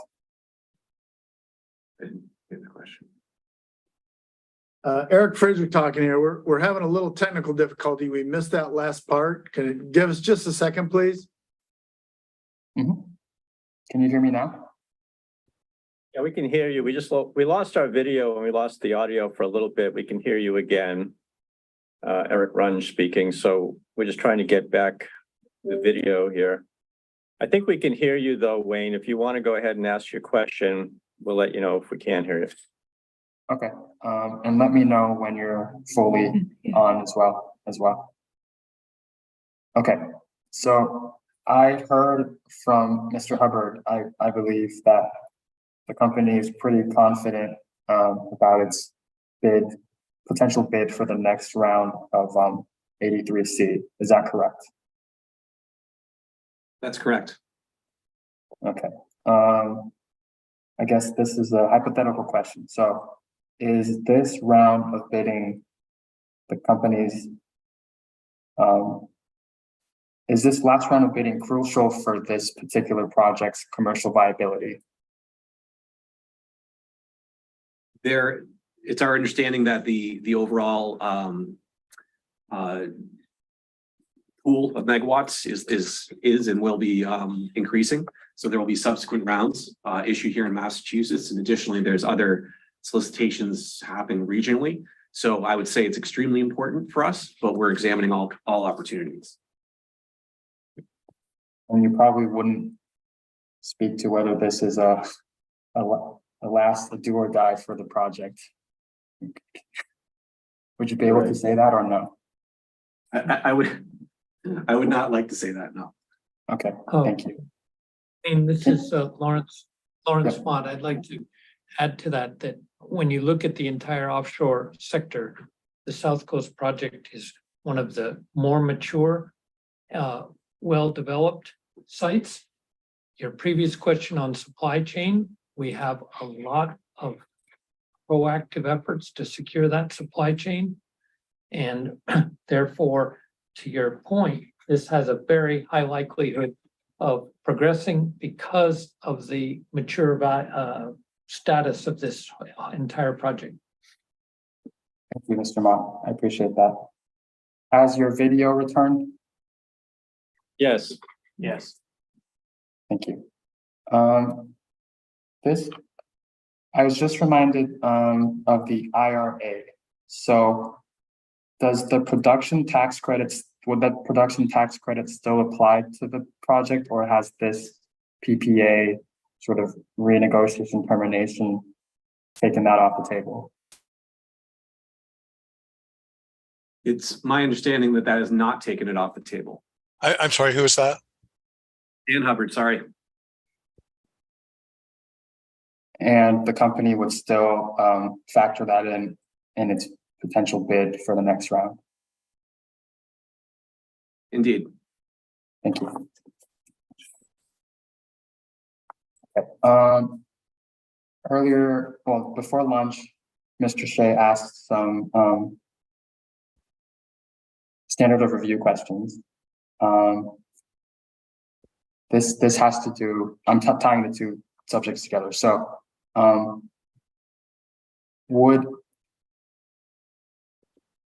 and maybe Mr. Hubbard, you've answered this already, but could you state whether strong public policy in favor of the project factors into commercial viability of the project? Happy to. I believe that it does. I believe a environment that's supported by public policy, such as we have here in Massachusetts, creates a environment that's good for investment and certainly plays into the overall viability of a project and also attractiveness for investment. Thank you. And this, I think you did, correct me if I'm wrong, when I asked you about the additional indicators of progress in terms of commercial viability, you had brought up the policy climate as an additional indicator that you might put together in your financial package to investors. Is that correct? That is correct. Thank you. Final question for now. In the analysis at 2-4, I just wanted an update for the record. So the company refers to a pending bill in the Massachusetts legislature, an act advancing offshore wind and clean energy. And you talked about that in hypothetical. I believe that's been passed. So could you describe in more detail then how the final passed version of that bill could strengthen the Commonwealth's commitment to offshore wind? If you can't do it now, could you do it in a record request? I'm just getting to the section. Do you want me to just? Oh, Kathleen, go ahead, I'll pitch it. Yes, thank you. This is Kathleen Freeman. The act driving clean energy and offshore wind has indeed passed in 2022. It's commonly referred to as the 2022 Offshore Wind Act. It codifies the state's goal to procure 5,600 megawatts of offshore wind by 2027 and pushes the state closer to its goal of net zero greenhouse gas emissions by 2050. Does that answer your question, or do you need more? Let me double check with that section and see. I wanted about equal description as you had for the other acts that you've referenced. And I think it looks like you have hit. I'm satisfied. Mr. Wang, Eric Runge speaking. I think that there is a response to an information request that also specifies this statute, this legislation. So I think that's in the record in that regard as well. Mr. Runge, if you could you point me to that record information request? I think it was EFSB Eric, this is Margaret. It's EFSB N-1, if that's helpful. And there's also a description of it in our response to the Town of Somerset's motion to dismiss. Yeah. That's a paragraph description. Sorry to interrupt. Thank you. Yeah, and this is Kathleen Freeman. I just want to add, as directed by the 2022 Offshore Wind Act, the Massachusetts Department of Energy Resources and the Massachusetts Electric Distribution Companies jointly filed a request for approval of the Section 83C for RFP that we've been talking about with the DPU on May 2nd, 2023, in docket number DPU 23-42. Ms. Freeman, could you repeat that? Okay, sorry. Yes, of course. The whole thing? Yes, please. Okay, as directed by the 2022 Offshore Wind Act, the Massachusetts Department of Energy Resources and the Massachusetts Electric Distribution Companies jointly filed a request for approval of the Section 83C4 RFP, request for proposal, with the Department of Public Utilities on May 2nd, 2023 in docket number D.P.U.23-42. Thank you, Ms. Freeman. Sorry, Mr. Brock, I probably should have asked you to repeat that. Sorry, I talked too fast. I believe Ms. Foster Evans has some follow-up. I'm done for now. Thank you. Great. Thank you, Ms. Wong. I wanted to explore a little bit this additional factor in the standard review for need that the company is proposing, and it's this public policy factor. And maybe someone could give an example of how the board would analyze such a factor in this matter.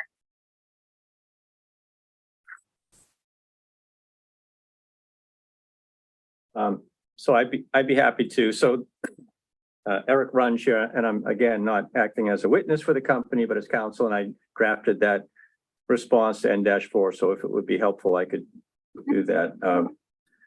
I think the additional factor we were talking about were public policy requirements being taken into account, along with indicators of progress. And the indicators of progress go to looking at whether the generator is likely to be available to contribute to the regional energy supply, as you know. So I think similar to the indicators of progress, these public policy requirements can show that a generator is likely to be available to contribute to the regional energy supply, such as legislation that calls for the procurement of certain amounts of megawatts of offshore wind, particularly, or legislation that requires the reduction in greenhouse gas emissions by very substantial amounts over time periods, relatively short time periods now. These all drive the need for the kind of energy that will be delivered by this project and that will be needed from the generator that this project will be connected to. So in that sense, they're analogous or similar to indicators of progress. They show that the generator is likely to be available to contribute. So I think that's. Sorry, are you done? Yes. I am. Yeah, I just wanted to see if there's anything else that you wanted to ask about. I do. So the indicators of progress would be the progress of a particular project, right? What has that particular project done in the permitting area or the financing area or procurement area, that type of thing. The indicators of project process progress, my understanding, are project specific. I'm wondering how the board would tie the general need for offshore wind, which I believe is your public policy factor. How would we tie that to this specific project such that we could use that factor to say that this particular project is needed. And that's think where that- I'm having trouble with the connection there.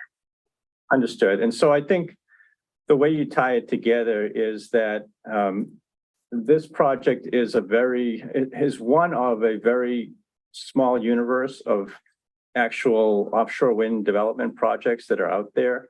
And there's a large demand for offshore wind as a result of various pieces of legislation in Massachusetts and in the region generally. And so the fact that that legislation exists and imposes mandates to either procure energy or reduce greenhouse gas emissions means that somebody's got to, supply that clean energy to do that. And if you're one of a very limited set of offshore wind developers, then I think that it's highly likely that, you're going to be one of those.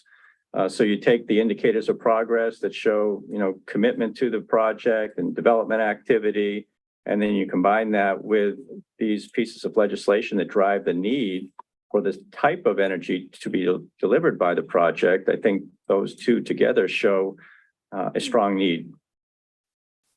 Thank you, Mr. Runge. I'm wondering whether maybe one of the factual witnesses, I appreciate the explanation, maybe one of the factual witnesses could expand upon the notion that there are a small handful of entities out there that are able to meet this need for a significant portion of offshore wind.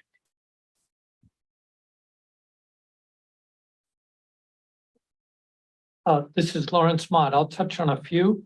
Want to keep this concise. You are aware of the lease areas off the coast of Massachusetts.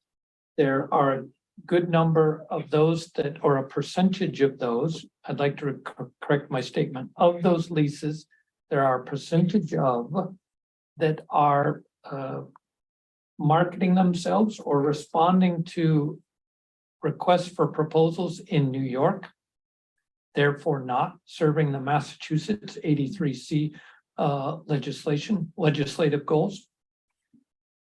There are a number of those projects that have not advanced as SouthCoast has on the efforts we may refer to as development, such as permitting, stakeholder engagement, securing properties, and very importantly, grid connection.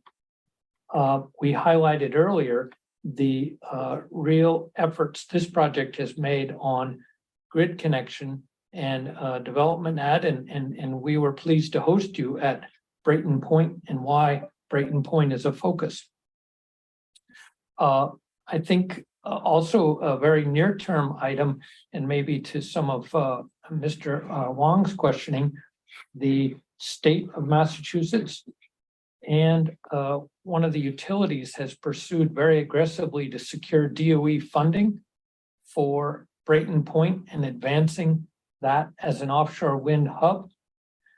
SouthCoast is one of the significant entities planning to connect at Brayton Point and is part of the, if I may, weighting that DOE looks at as they underpin whether they should be funding this. So I just listed these various factors that really point to why this project is able to respond to the state's legislation and its climate goals. Thank you, Mr. Mott. Is it your position that only the companies with leaseholds off of Nantucket, that group of leaseholds off of Nantucket, are the only companies that are able to respond to the request for proposals for offshore wind in the New England, New York, New Jersey areas? Mr. Mott speaking. Well, let's be specific. The New York lease areas that were just auctioned, I think, what was it now, a year and a half ago, will be focused on the New York market and New Jersey market. I see very minimal opportunity that they would respond to a Massachusetts. It's just that much farther, and their market focus will be elsewhere. And as I noted, some of the Massachusetts lease areas, because of the attractiveness of the New Jersey and New York markets, have participated in these New York offerings.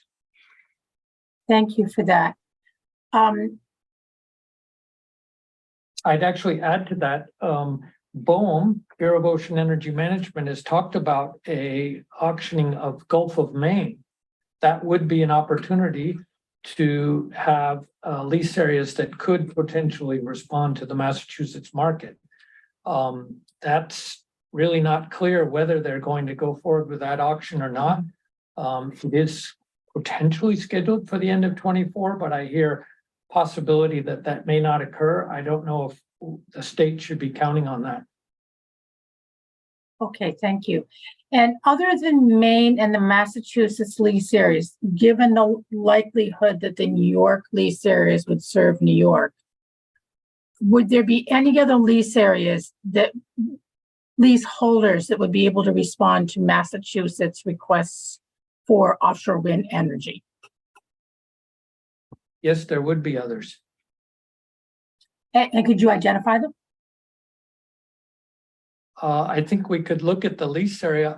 You can see the names. We take a policy of not, discussing the ups or downs of each one of our competitors. So I was including the Massachusetts lease area and the possible Maine lease area as the two that would be likely to respond to a Massachusetts request for offshore wind energy. I was asking whether there was anyone else in addition to those two locations. Oh, apologies. No, I don't know of any. Okay, thank you. And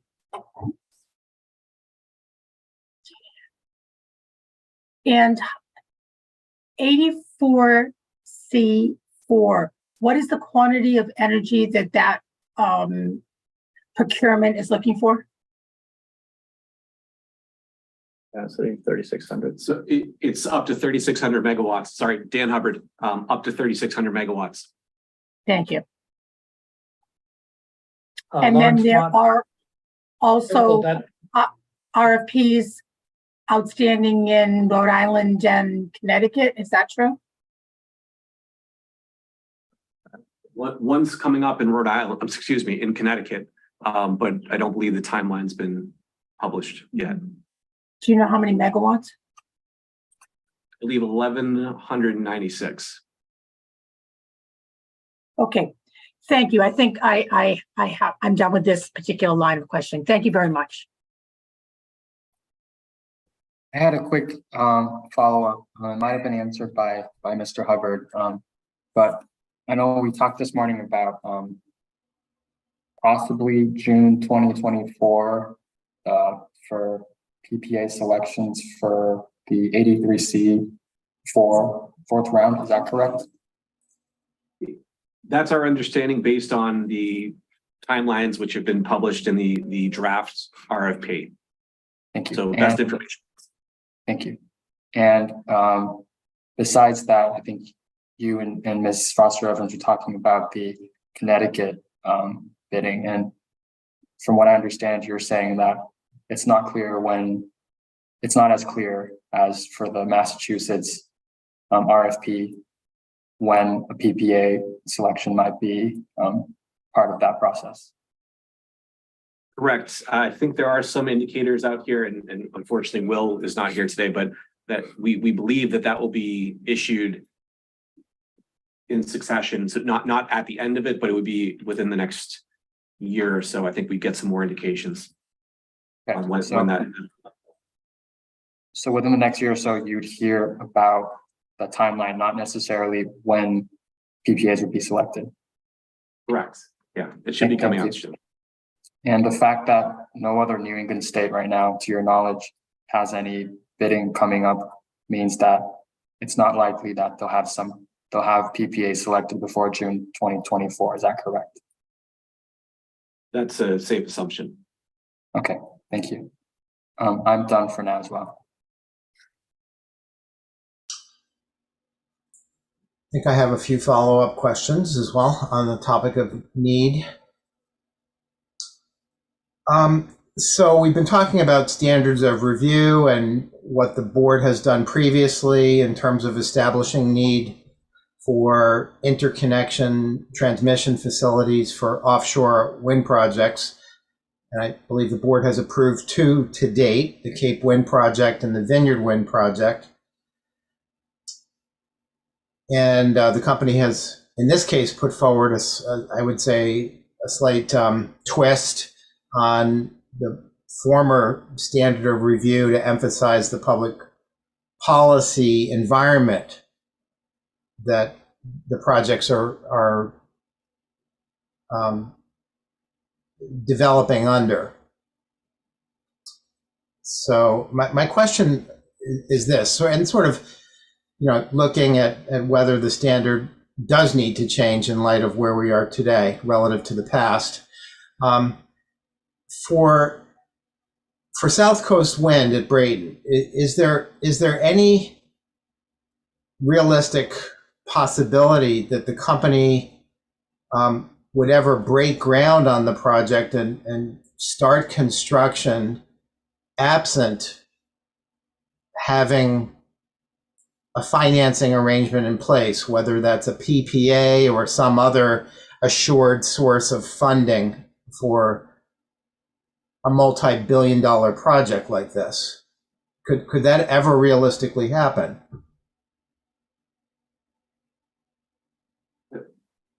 I'll take Dan Hubbard again. I'll take that one. And I think it would be highly unlikely. The investors and the sponsors would want to have all of the proverbial ducks in a row in terms of offtake and all the permits in place before groundbreaking were to occur. So does that mean that the market as it stands today with energy capacity, renewable energy certificates, tax credits, and all the other sources of revenue or incentives is not enough cumulatively to finance a project absent a long-term contract like a PPA? I think that's pretty standard, is that having long-term offtake agreements is a enabling catalyst.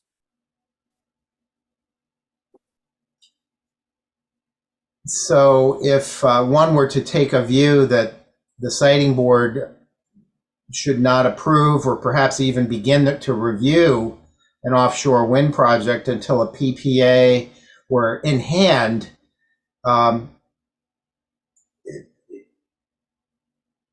does that really change the reality that the project wouldn't go forward if it didn't have the PPA to begin with?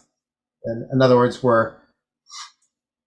to think of a PPA as a precondition for either board approval or entering into the review process is to some extent redundant of the commercial reality that the company just simply won't build the project without that PPA in hand as a commercial necessity.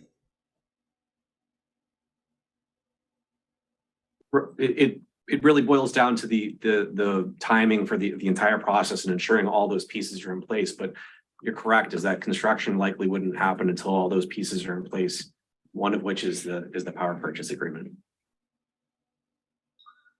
And one of the other prongs of the siting board standard of review for offshore wind transmission lines that came out of the Cape Wind era was also the notion of permitting progress. Is that correct? Yes. And again, just to sort of evaluate the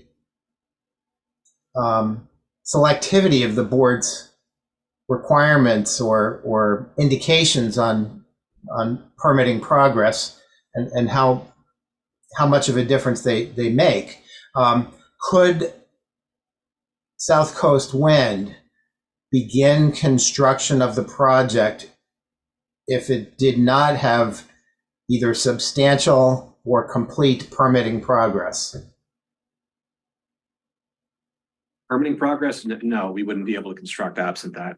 But I would just highlight, sir, is that permits are when you compete for PPAs, one of the indicators and one of the mechanisms, or one of we use the word indicator a lot today. One of the indicators of strength and viability to obtain PPAs is a mature permitting profile.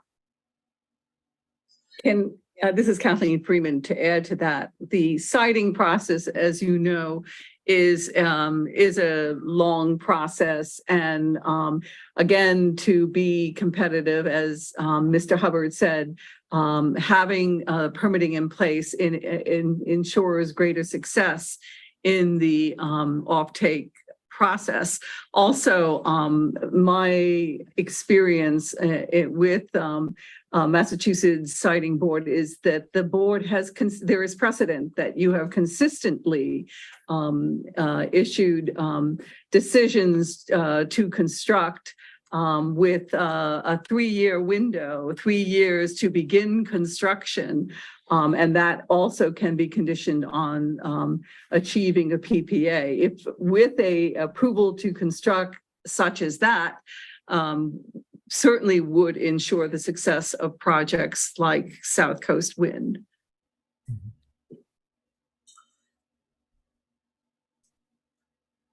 Is it safe to say that at the time the Siting Board approved Cape Wind in 2005, I believe, there was in fact no 83C procurement mechanism in place, or any specific carve out or earmarking of renewable energy for offshore wind? That all came about after Cape Wind was approved by the Siting Board in 2005. Kathleen Freeman, yes, you are correct. It was safe to say they did not have that, from my understanding. I would back that up because I worked on that project Thank right you. here. Mr. Mott speaking, and that policy was not in place. So the standard of Cape Wind that we continue to apply, or at least substantially apply in recent cases, was born in a different era when there was no sort of, let's call it, strong, robust state policy that mandated procurement of offshore wind resources. Is that right? Yes. Yes, Kathleen Freeman. So connecting that to the company's argument that need should be cognizant of state policies, that would seem to be a fairly significant change since again the time that the Cape Wind standard of review was established by the board, correct? Yes, Kathleen Freeman. So taking that one step further, given that the legislative arena and its designated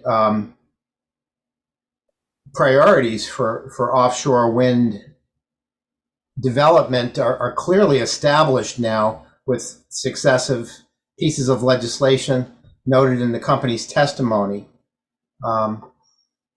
do we have a significantly changed environment now in which the board ought to be shifting more towards recognition of the public policy rather than the notions of PPAs or permits in hand as the indication of need? Mr. Green, I'd be happy to answer that on behalf of the company. This is Dan Hubbard. Yeah, unequivocally, yes.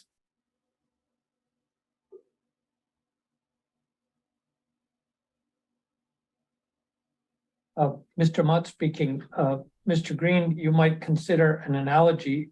There is current public policy called the PPTU, Public Policy Transmission Upgrades.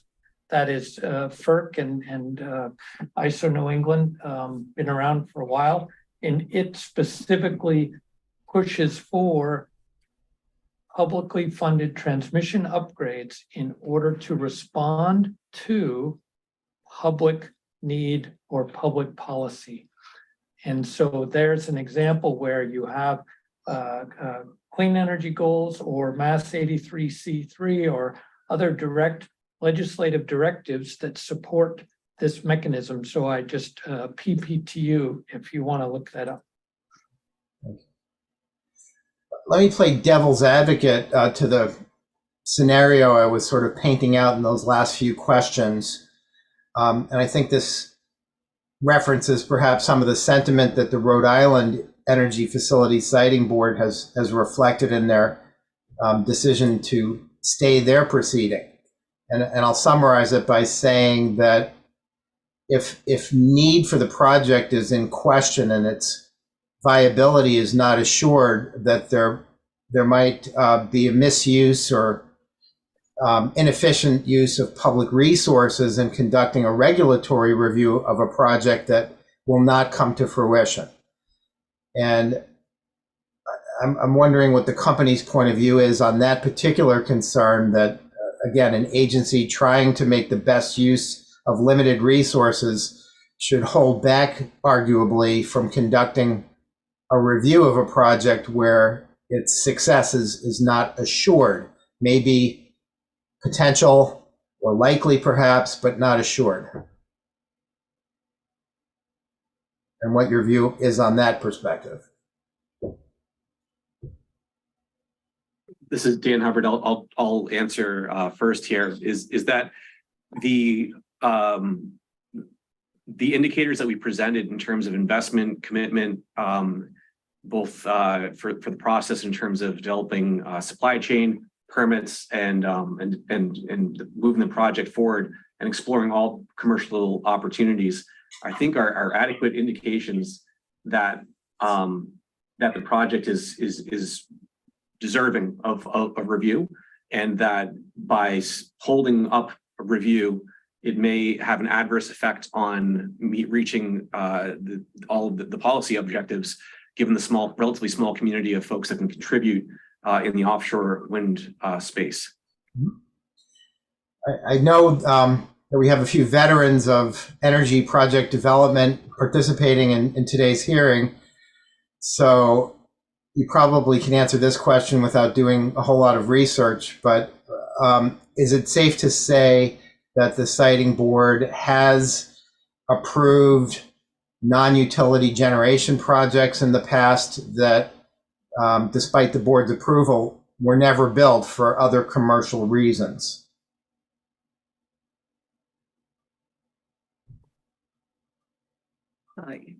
Kathleen Freeman, yes. And is that can I just add, in addition to Rhode Island is different from Massachusetts from a procedural standpoint. Massachusetts doesn't have to get advisory opinions in the same way as Rhode Island, and Rhode Island accords up to 6 months to obtain those. And given the stage of this proceeding, it makes sense. It makes sense here.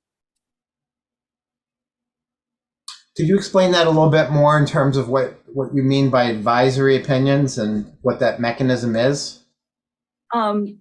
Yeah, at the public, after the public comment hearing in Rhode Island, without writing an opinion, the Rhode Island EFSB identified a number of state agencies from which the project would have to seek advisory opinions, like the Rhode Island Department of Environmental Management, the Rhode Island Department of Transportation, and those advisory opinions would be needed before the formal hearings would proceed in Rhode Island. And we have the list of those agencies. We certainly can work with those agencies now. But Massachusetts is very different from that. We don't need the advisory opinions. And Massachusetts is different from Rhode Island, as I mentioned earlier, that you have consistently issued approvals of projects that enable the project, the proponent to begin construction within 3 years of the decision, and that you condition it. And I have to speak as an environmental person. We're running out of time. These siting processes take time, and we look around us with, what's happening globally and in the United States, with wildfires, extreme weather conditions. This just underscores that we really have to hit the ground running on these projects, and the policies in Massachusetts that have been developed to address these conditions: global climate change, energy security. I don't know if that helps. I just want to understand whether the advisory opinions that you described in Rhode Island are connected specifically to the question of need, or do they address other areas of regulatory concern? Eric Runge speaking. If I could help just clarify that point for you, Mr. Green. I know that one of the advisory opinions addresses needs specifically, and that's from the Public Utilities Commission. They address need and I think a cost-related standard. Those are the two, but the other agencies, address other matters that have to be developed for findings by the siting board. Thank you. Okay. Turning back to the legislative environment and how that potentially fosters offshore wind projects and the need for transmission, as well as Ms. Freeman's comments about climate policies and things of that nature. Given that the Commonwealth has requirements to attain net zero by 2050, that seems to be a rather unmistakable policy signal that renewable generation is going to be needed pretty much for as far as the eye can see until we reach that target. So is there really, do we sort of have to track bill by bill to establish whether the public policy favors offshore wind and the transmission that it requires, or can we just, sort of assume that until we get to net zero?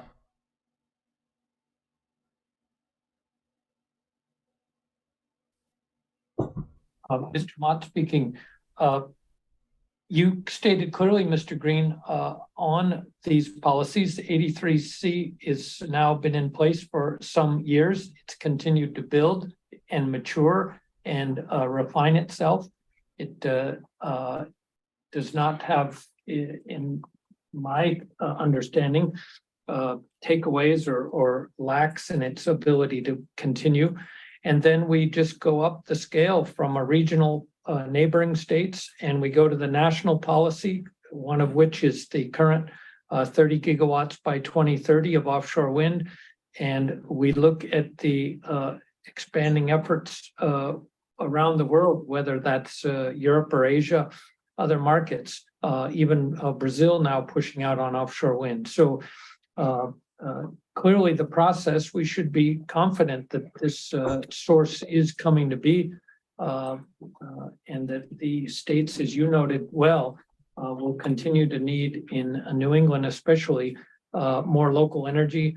I'd highlight the ability for offshore wind to go more directly to the demand, to the loads, rather than transferring it from, let's say, a wind energy area in Kansas all the way to Massachusetts. And then Kathleen Freeman, just look at the current administration, the Healy Driscoll administration launching recently in April a commission on siting and permitting at the Interagency Offshore Wind Council to expedite clean energy development. And the Healy administration's statement that advancing the responsible development of offshore wind is a top priority of the Healy-Driscoll administration. And then to reiterate the 2022 Offshore Wind Act, just codifying the state's goal to procure 5,600 megawatts of offshore wind by 2027.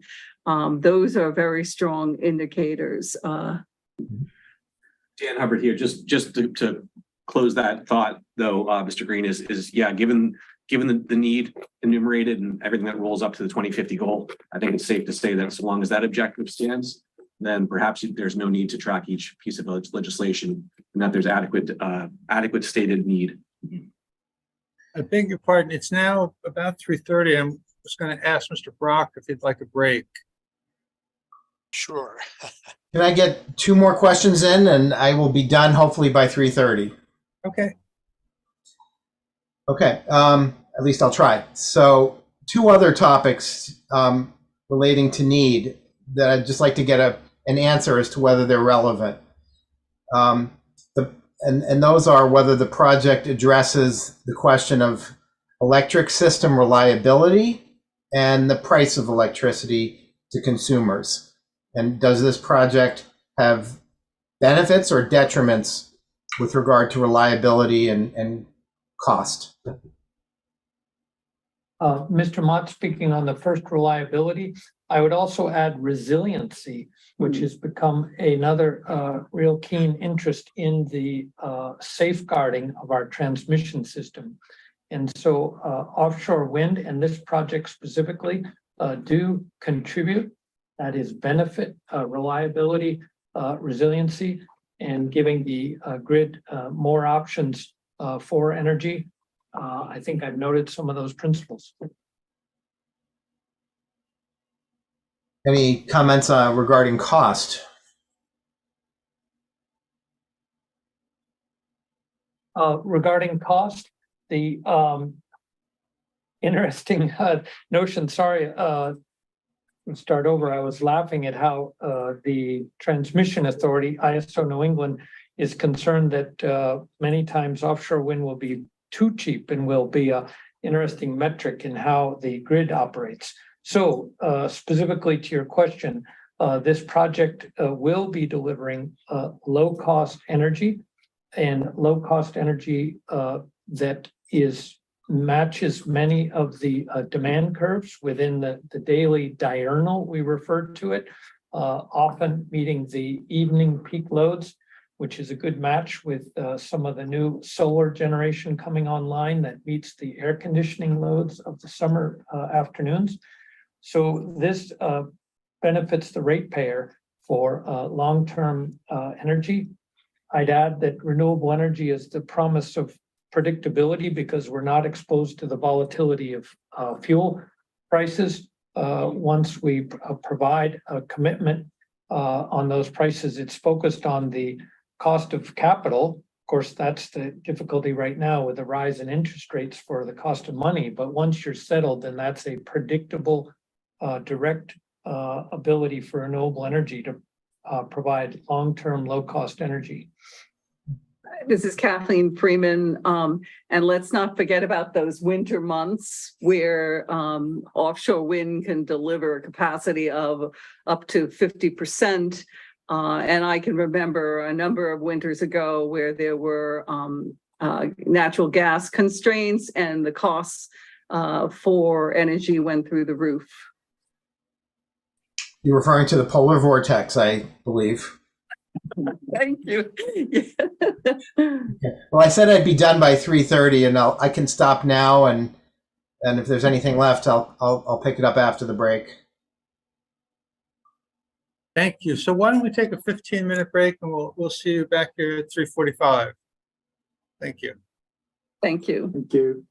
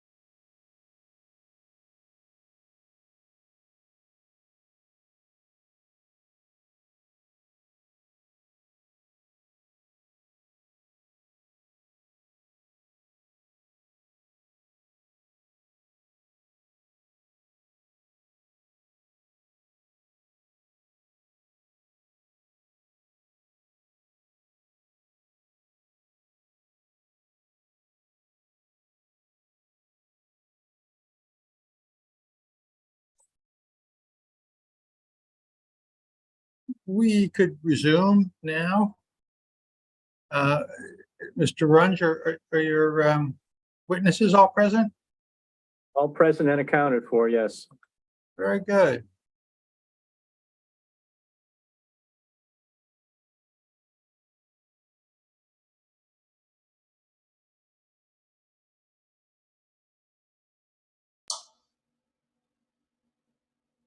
Mr. Shea, I do not have any further questions to add to the last bunch. Okay. Anyone else from the siting board? Ms. Foster Evans, who I don't see. Joan, do you have any questions? More questions? Mr. Wong, do you have any more questions? No. We're off the record. Wayne shakes his head no. Smitha, our newest member, Smitha Devakar, do you have questions? I don't. Thank you. Well, Mr. Green, given that you're the head honcho here and no one has questions. Mr. Shea, I think the intervener should have a chance. Oh, I'm sorry, excuse me. Yes, Mr. Pucci, do you have questions? I have a few follow-up questions on these topics. Okay, why don't we go on the record then? Mr. Brock, let's go on the record. Mr. Pucci, go ahead with cross-examination.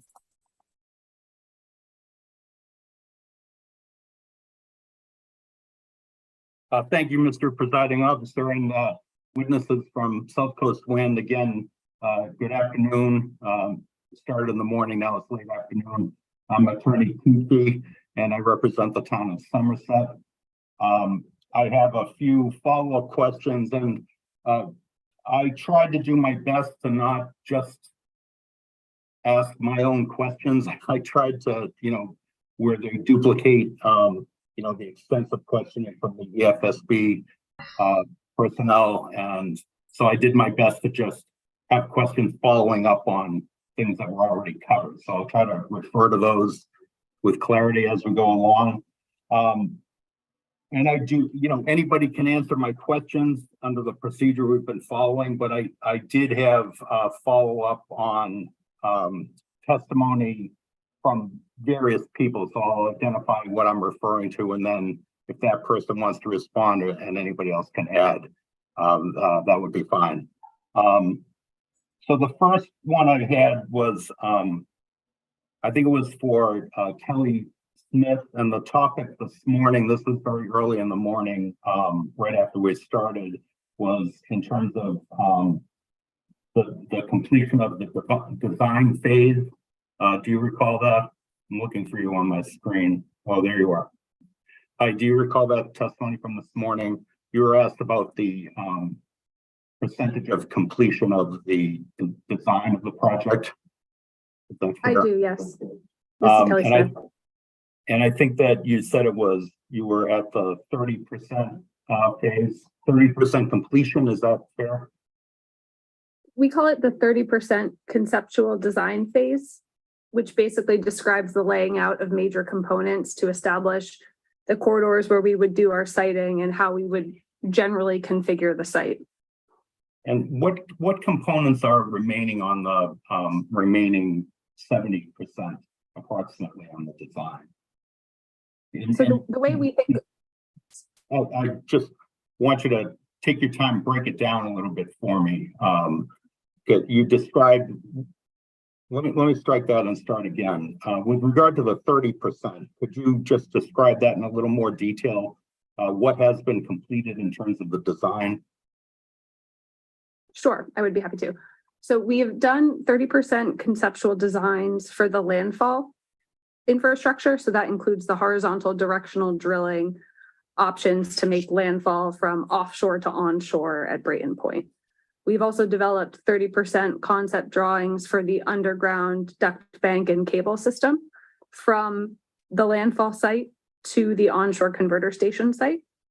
We've developed a 30% concept layout of the HVDC converter site and the accompanying HVAC switchyard, which would serve the SouthCoast Wind project, And we have also developed concept level 30% plans for the underground buried high voltage alternating current cable system from our converter station site to the point of interconnection at the National Grid Brayton Point substation. I previously stated that those remain in the 30% concept level phase because we are continuing to do survey due diligence and have discussions with the landowner around easements and finalizing those components. And as those elements are refined, we continue to, evaluate how best to site the major components within the areas we've identified. And so we're still at that concept phase.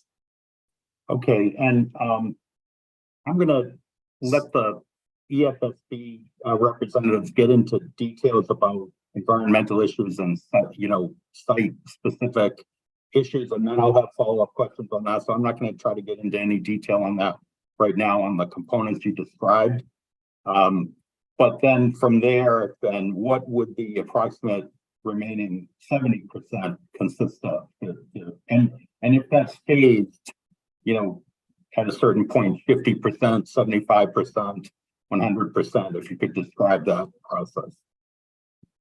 Sure. So we'll probably remain in the 30% phase for a bit longer as we continue to refine and take into account additional information from surveys.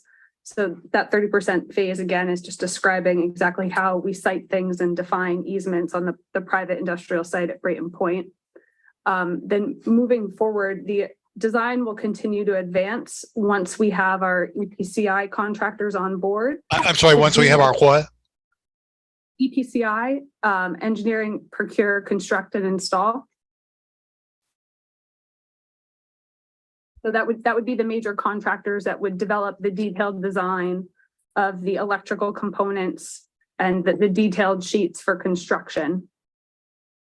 And once we have those contractors on board, they'll refine the design and advance it to say 75%, 100%, and issued for construction. What is the process that you go through to retain your EPCI professionals? Sure, it's a contracting and procurement process. So it's engaging with supply chain, evaluating vendor submissions and bids, and ultimately negotiating contracts and entering into an agreement. And who are the professionals specifically? Like, is there a project engineer? Is there a general contractor, design professional? Can you break that down a little bit for me about all the professionals that you will retain for this project? Yep, we will retain engineering professionals and construction professionals.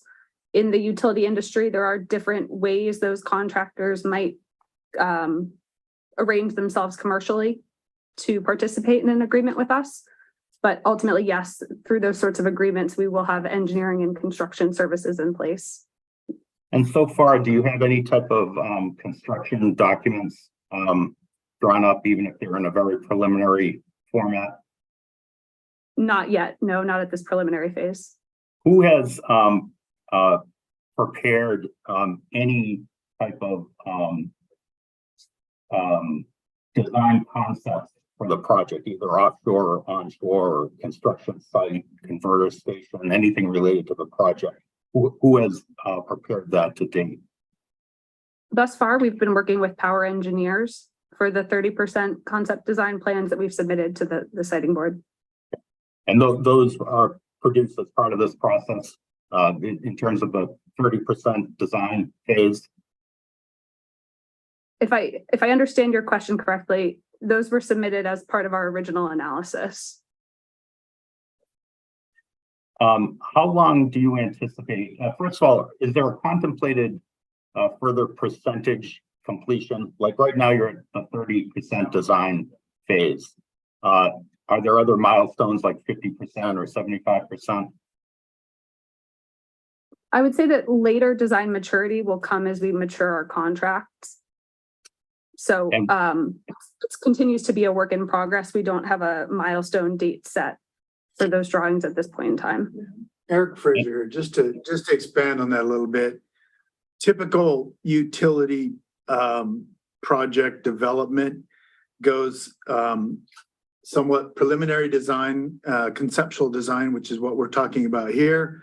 The next phase is typically what we call a 60% design, which is, your overall design is fully developed. You know all the sizes and all the intricacies of the major equipment. And the last phase is to do a lot of the study work to ensure that the design rendered does and is fit for purpose and works, and all of our regulators with regard to the grid system, ISO New England and our interconnection are in agreement with those plans.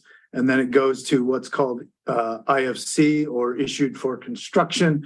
That means it's ready to be handed to a constructor to build it. And during that process, you would also procure long lead equipments and so on and so forth. And then you would advance into construction.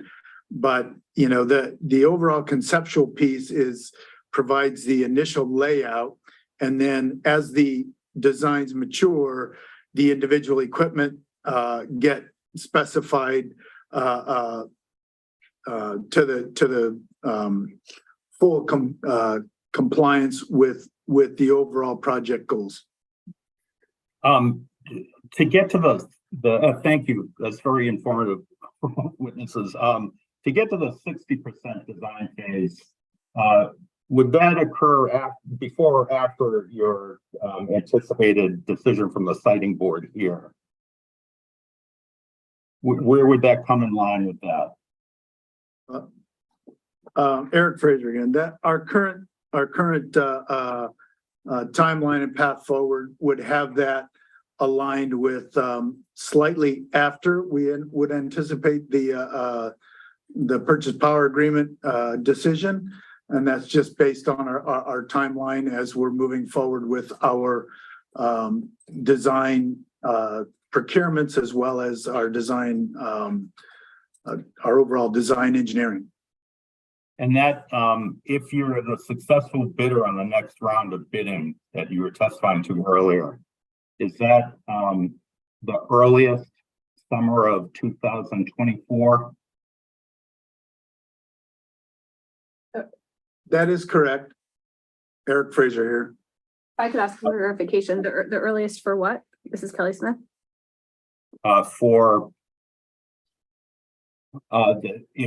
you're the successful bidder on the next round of bidding, is that the earliest that would occur is the summer of 2024, correct? Mr. Fraser just said it was. It is, but I would quantify that to say that's the earliest, whether we get a successful PPA or not. Back to our earlier discussions of the day, our supply chain is overtaxed, which we've talked about, and currently our supply chain vendors that we're working with cannot apply significant additional engineering based on their capacities until into 2024.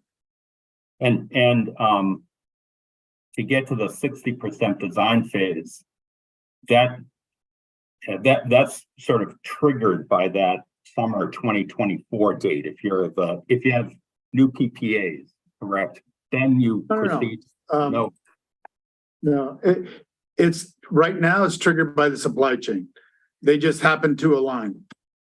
All right. So without the PPAs, you're saying that you are pursuing to get to the 60% design phase? We are continuing. So there's a few engineering resources. This is Kelly Smith, that need to come on board to continue progressing the engineering. We are, so separate from what Eric was speaking about, we are engaging with civil vendors and other supply chain resources that would look to come on board through contracts and then ultimately progress the design. So the timing does sync up to be around summer of next year, but the link is not really fixed to the PPAs. In terms of pursuing permitting, pursuing a permit or a decision from the siting board is one means. How about local permitting? Have you thought about, we're going to get into this later when the topic is specific to local permitting efforts and outreach. But has the company contemplated actually conferring with local permitting boards who would otherwise have jurisdiction, but for the zoning exemptions that you're seeking in this matter? Do you understand that question? I do, and this is Kelly Smith, and I believe we'll get into more detail around zoning on Monday. But we have done some outreach and reached out to the town administrator with the intent to meet with planning and zoning.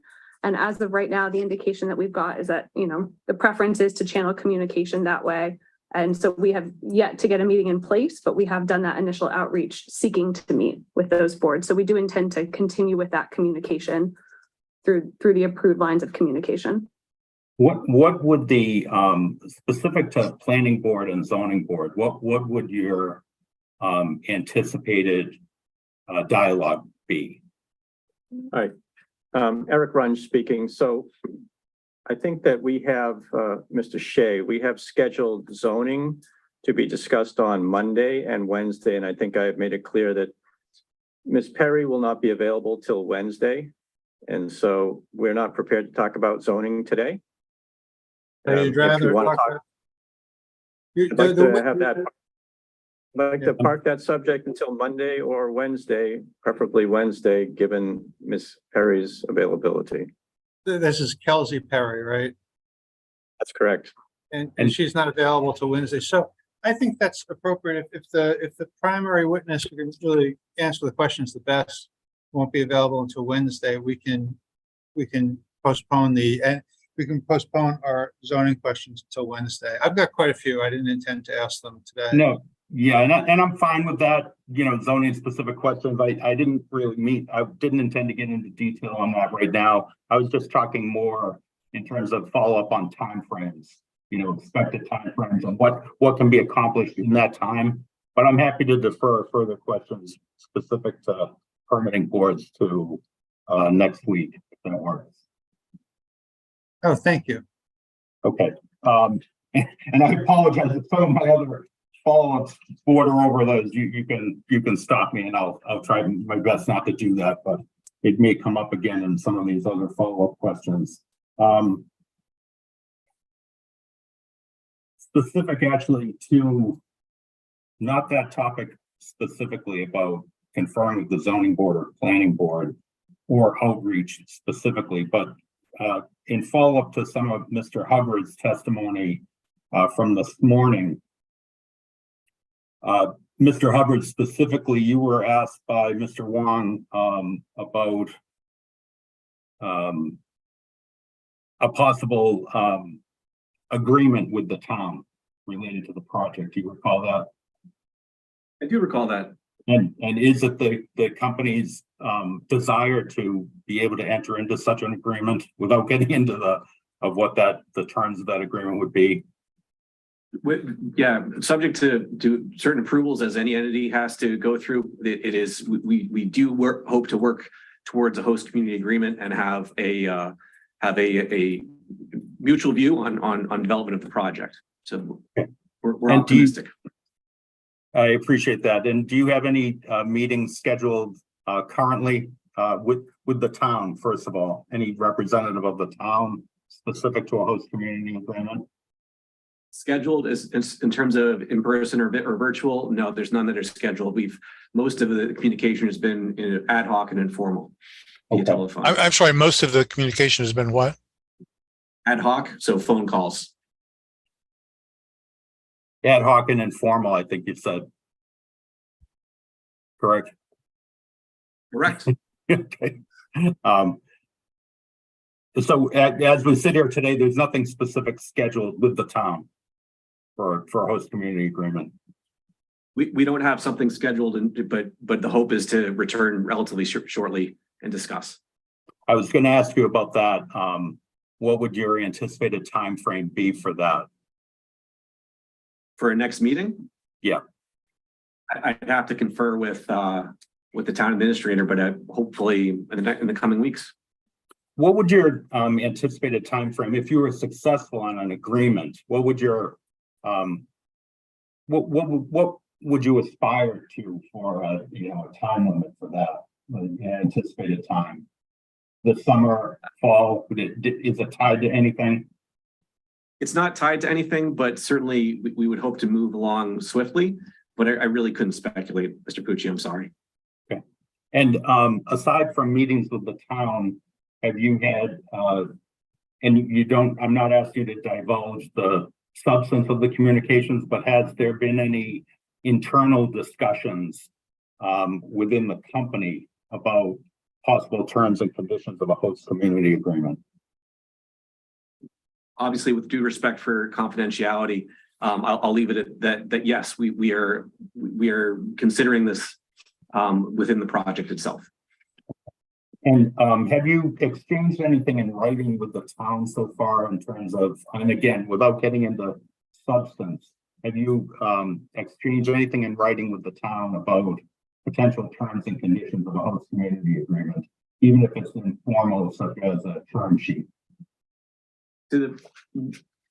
No, I don't believe we've exchanged anything informal in terms of a term sheet, only communication via email about potentially chatting and things like that.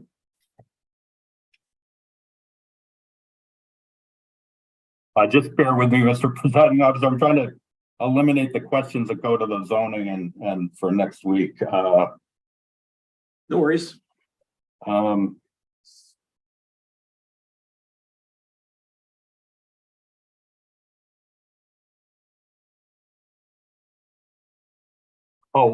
So another follow-up, and this was from Ms.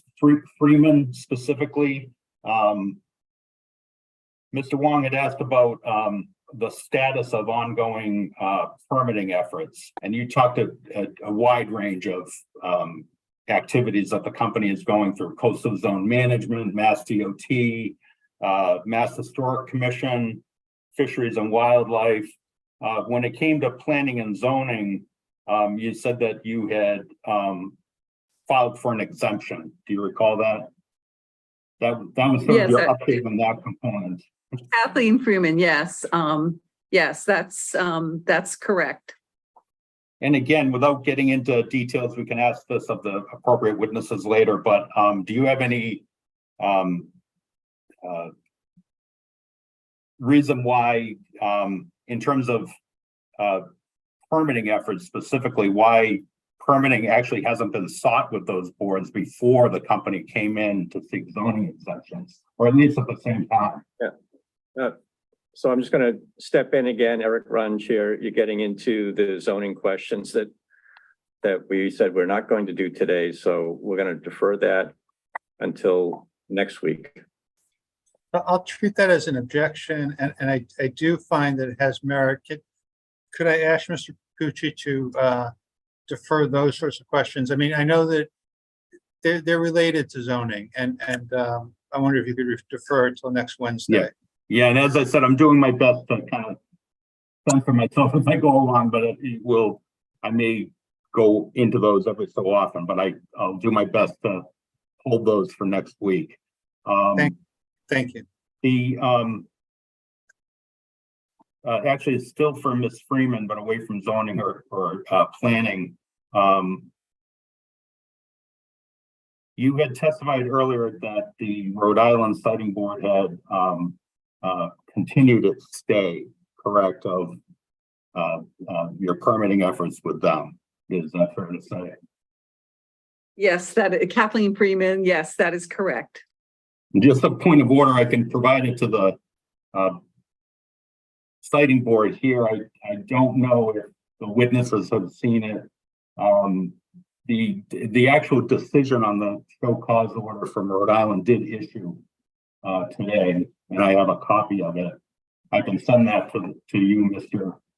presiding officer, if you'd like it, or we can just tie that into my anticipated reply that we're filing on Friday on the opposition to the motion to stay. So if you're filing that on Friday, I think that would be a fine time to submit, or submit it as an attachment to your motion or your reply. Okay. That would be fine. Thank you. Ms. Freeman, talking about the Rhode Island stay for a moment, and this, I promise you my questions are relevant to this project that we're talking about in Massachusetts. First of all, it's fair to say that overall the reason for the stay is the anticipated termination of the existing power purchase agreements. Is that fair to say? I think that is more appropriate for one of the witnesses at the Rhode Island hearing to answer, and that would be Dan Hubbard. Happy to take that, Mr. Pucci. It is that I think it's fair to say that, yeah, the chair's decision centered around the PPAs. I would say that if you examine the record thoroughly, there's, not to say you haven't, but if you look at the record in its entirety, our counsel filed a brief before the hearing, which detailed reasons why arguing against the need for a PPA in advance of progressing the EFSB. So respectfully disagree with that proposition, but yeah. Oh, and no, I understand that. So the company disagrees with the decision, but basically the crux of the decision is because of the anticipated termination of the PPAs. Is that fair to say? I think that's fair interpretation, yeah. And the PPAs that we're talking about in Rhode Island are the same ones that are involved in this matter. The PPAs were all issued or awarded under Massachusetts procurements, but to the extent you mean the Rhode Island PPAs, they are one in Massachusetts, one in the same. Okay. In terms of, and I'm going to do my best because the technical language escapes me, but so you have the energy resource, which is Vineyard Wind, right? You have the turbines off of Martha's Vineyard. SouthCoast Wind.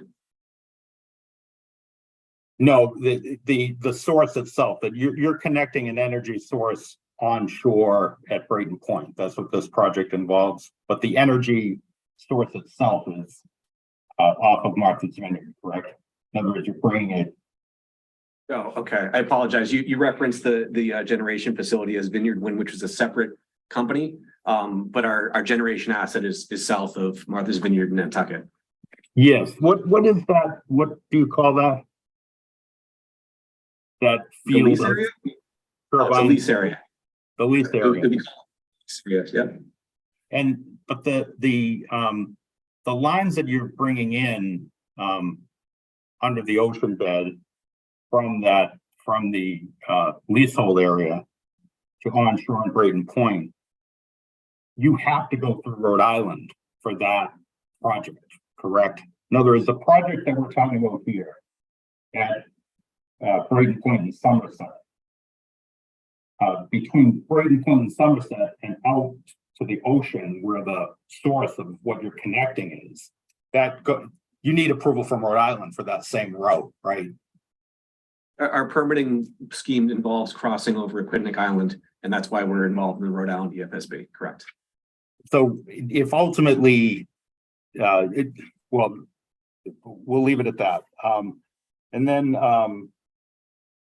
back to, and I'm not going to test anybody's patience about talking about. I'm sorry, sir. I can't hear you.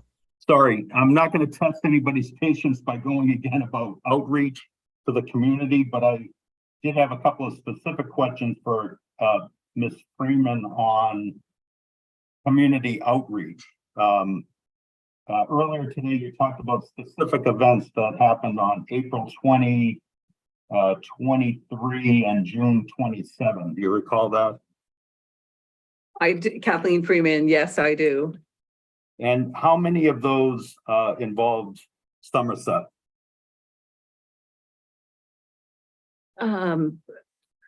I believe two of them were specifically in the Somerset area, but involved adjacent communities. So they made the forum of the locus may have been in Somerset, but we reached out, I understand, to the nearby communities. Okay. And as a result of those public events that you talked about, were there any conditions or components of the project that came as a result of those public outreach efforts? To be honest, Kathleen Freeman, I cannot speak with firsthand knowledge. The person who can speak to those events would be Kelsey, and she's available next week. So I would defer to Kelsey. I'm just reporting what she has told me. Okay, fair enough. I'll move on from those. And I think Smith, I those. can comment. Oh, my apologies. Wait. I was present. This is Kelly Smith speaking. I was present. Yes, no, all I wanted to note is that we have heard feedback from the community seeking clarity on whether our operational conditions, once the converter station is built and in operation, whether we'll be in compliance with the Somerset noise bylaw. And so I think the question was, have any adjustments been made in response to community feedback? And I would say that we have clarified our noise modeling study for our operational conditions, and we resubmitted it under a recent information request. The number escapes me. But to clarify the fact that we will comply with the Somerset local noise bylaw during operation. So that would be one particular item that's been addressed.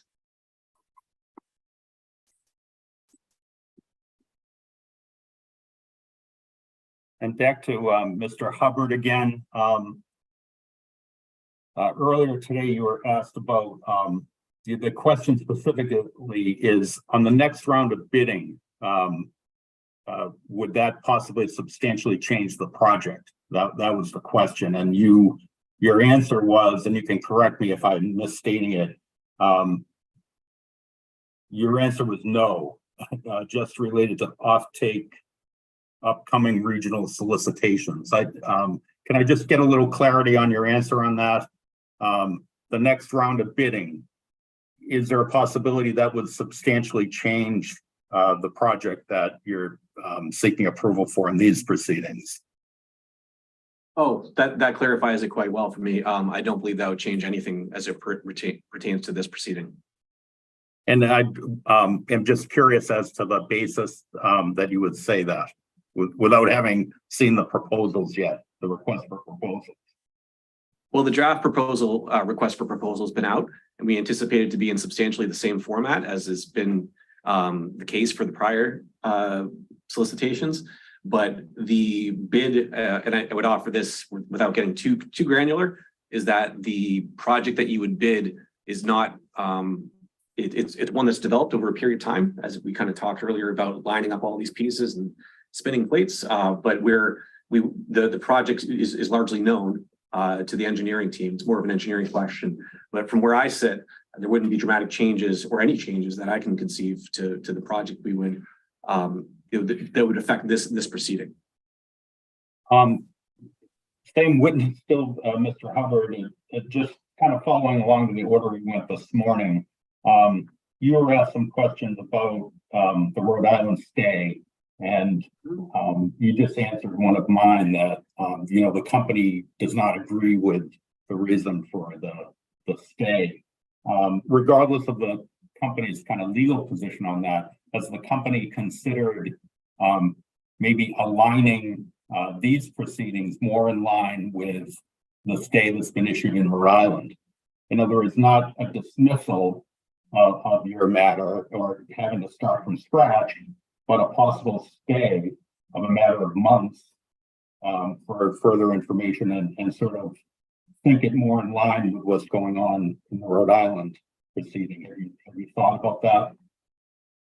Respectfully, Mr. Pucci, I'd have to say that Massachusetts and Rhode Island are different jurisdictions with different regulatory schemes, and that it wouldn't be the project's decision to, direct, wouldn't be within our remit to make that decision. And again, respectfully, going back to the decision made in Rhode Island, we discussed at length today that there's sufficient need and requirement for our project to move forward expeditiously. I think it would be against everybody's interest to propose any delay to the project, and certainly to harmonize it across jurisdictions where it's not required. In terms of public policy, and this was referred to both you and Ms. Freeman from this morning, in terms of public policy, a compelling public policy for alternative energy projects and enhancing the grid and climate change and wildfires and all those issues. I mean, aren't those public policy decisions equally compelling in Rhode Island as they are in Massachusetts? You take that one? You can do it. Kathleen Freeman, you would think so. I mean, Rhode Island has compelling legislation as well for greenhouse gas emission reductions. And just bear with me one moment. I'm just kind of crossing off. I'm deferring my questions with regard to local bylaws. Bear with me one moment.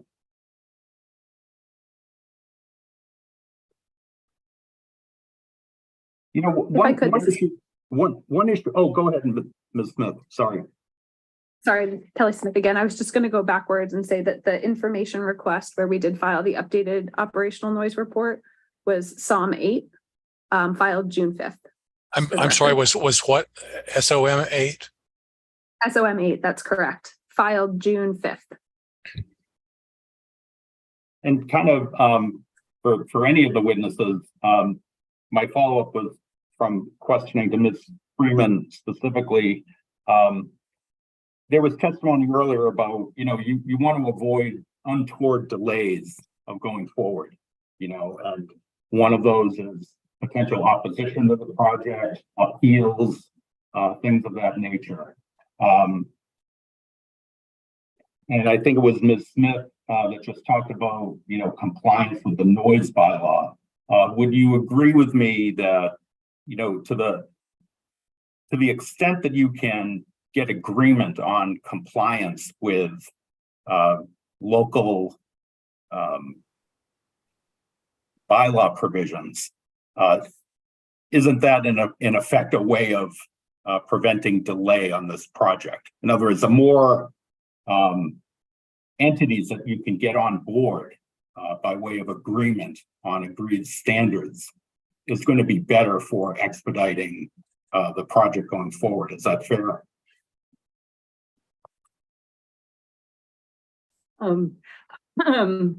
Kathleen Freeman, we have been and will continue to work in good faith and diligently with the town of Somerset to address their local concerns. However, and I may be getting into the zoning, having worked for the largest utility in New England for 10 years, I can say that we are a public service company serving a public service welfare, meeting the state's compelling public policy directives and legislative mandates. We're differently situated. We're not your typical development project. We are an offshore wind project that is, its purpose is to combat climate change and advance energy security and reliability. So, but nevertheless, will continue to work with the town of Somerset. It is our intention to work with the town of Somerset to try to allay any local concerns they have. Moving forward to the topic that was asked about today, about financial viability, and this kind of goes to anyone, maybe Mr. Hubbard. Is it fair to say that when really realistically assessing financial viability, I'm sorry, that realistically, what? Realistically assessing financial viability. You've identified a number of components. Isn't an essential component of that when you're awarded an actual bid in response to requests for proposals, so that you know what it is that you're actually awarded for proceeding with?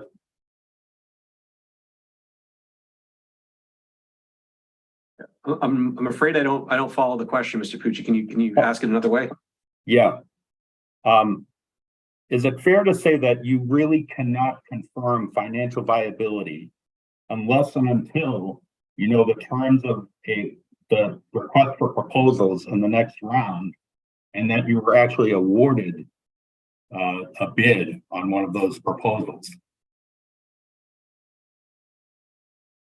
To realistically assess financial viability. I'm sorry, I couldn't hear the end of you, Mr. Pucci. To realistically assess financial viability. So we discussed earlier that the project is a development asset, and it's a viable development asset. It's got an awful lot of momentum behind it. So the financial aspect of it is one of the pieces that makes up the project. And there's multiple opportunities for offtake. There's the Massachusetts one coming up, and then subsequent rounds which may come forward with in Massachusetts. That'll be an important part of it to understand exactly what the award is, but the ultimate viability decision and the power purchase agreements, at least that have been awarded in Massachusetts in their sort of draft format, are available. If you look through them, there's critical milestones which are baked into the power purchase agreements, and one of those is financial decision, final investment decision, which is a bargain for date later on in the agreement. So by the terms themselves, Mr. Pucci, the PPAs, that's a decision which is reserved for a later time after award. And I think Mr. Mott testified to this specifically. I think it was Ms. Evans' follow-up questions about entities that can respond to these RFPs in the next bidding round. There are entities in addition to SouthCoast Wind. Is that fair to say? Yes. Mr. Mott speaking. And then on the same topic, and I'm actually getting very close to being finished with this limited set. In follow-up to some of Mr. Green's questions, the concept came up about quote, permitting progress, closed quote, and that a quote, mature permitting, closed quote, profile is part of a competitive bid. Does anybody recall that? Is that correct? Mr. Mott speaking, and I recall that, and I'd just like to, I believe, follow the line of your questioning, which is the project itself, by having a mature permitting and advancing these efforts as we are with this board and the other development efforts you question on design and other interaction. This is what positions and separates ourselves from the other entities that may bid. And that fits to your financial viability, which is we all know when we hold an asset and understand its characteristics and understand the market that we're participating in, that we understand whether it's financially viable. And as I had noted previously, this is a well-suited project with its alignment and well-suited in this current RFP to advance. But it's true that you did not have EFSB approval when you successfully bid in the last round of bidding. Is that fair to say? That's a correct statement. As So with But I'm sorry, that's a correct statement. What? That's a correct statement. We did not have EFSB approval previously. And not to get into too much of a hypothetical, but if you didn't have it when you successfully bid last time, why are you putting that as a component to this concept of mature permitting profile now? Because that wasn't an element before of a mature permitting profile, correct? Mr. Mott speaking, the industry has matured and it is expected, as all projects are advancing, that we would be expected to do our work as we are. Would, in terms of that concept of a mature permitting profile, would the EFSB's agreement to go forward and not stay this as the Rhode Island Siting Board did and help your permitting profile, would that potentially give you an unfair advantage over other bidders on this next round of bids? Mr. Mott speaking, no, I think unfair is not the right term. I think this is the right thing to do to demonstrate that we are advancing our project throughout its process. We are not stepping back from our responsibility to meet the goals of the 83C legislation and our project itself. Thank you. Those are all the questions I have. Thank you, Mr. Pucci. Who else may have questions on these subjects for these witnesses? I don't see that anyone has questions. It's late in the day. If no one else has questions, I would suggest, so it's not late, I mean, it's 4:32, but we've been going all day. I would suggest that we adjourn for the day. And Mr. Green, there you are. Do you have a Sorry. question? Just maybe one or two last wrap-up questions. It wouldn't really be an evidentiary hearing without a wrap question. So go for it, sir. Okay. So I don't have a particular witness in mind, but the question gets back to the recent decision by the Rhode Island Energy Facilities Siting Board.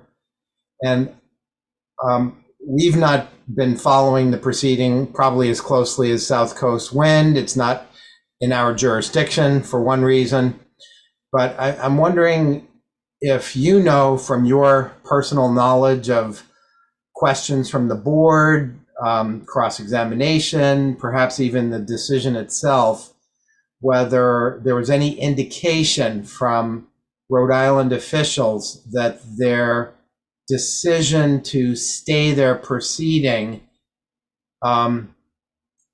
was influenced, perhaps motivated in some way by the fact that they and Rhode Island ratepayers are not the contracted parties purchasing either the energy or renewable energy credits from the SouthCoast project. So that they have a permitting, they have permitting impacts and questions, but not the economic or environmental benefits, if you will, of the project.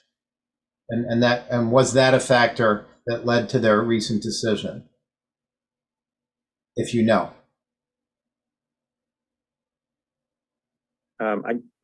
Eric Runge here for the company. I'm not speaking as a fact witness, but I'll just say that I don't think that was explicitly mentioned in the discussion from the bench at the open meeting. I haven't had a chance to read all of the decision, but I'd be surprised if that's explicitly stated anywhere.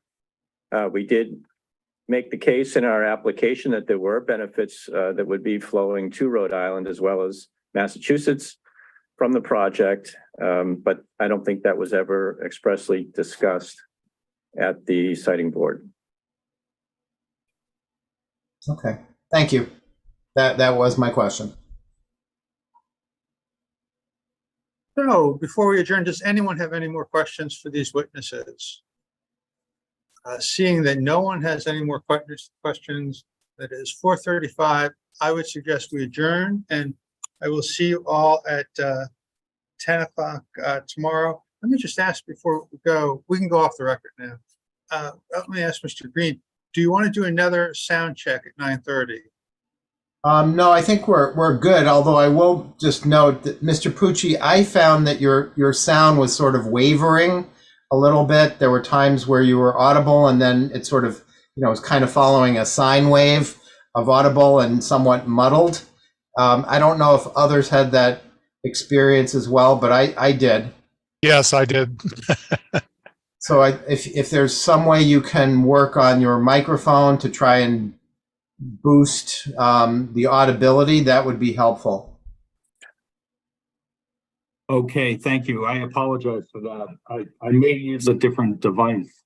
Unfortunately, when I do these from my office in Boston, I have more problems internet-wise than I do if I have it from my home. Maybe I'll try to use my phone here tomorrow. It might be a better connection.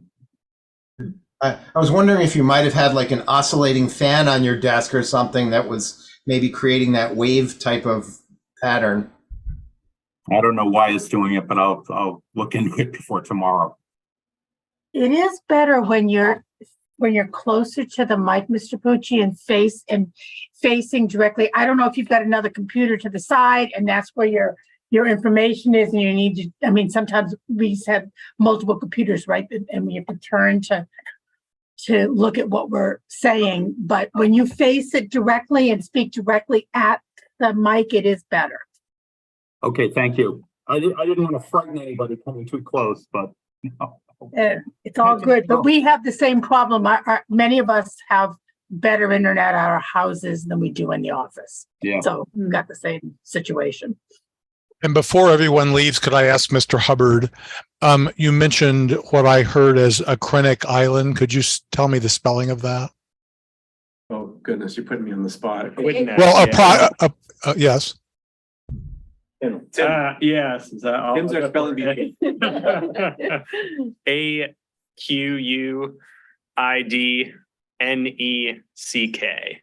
for Quidneck. Yeah. Can you use Great. it in the sentence? Quidneck Island. Thank you very much.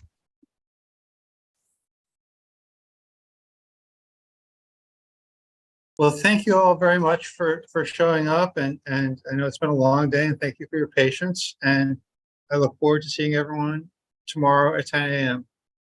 If anything comes up, I'll be, you can just send me an email or you can call me. Thank you. Thank you. Thank you. Thank you. Thank you. Bye.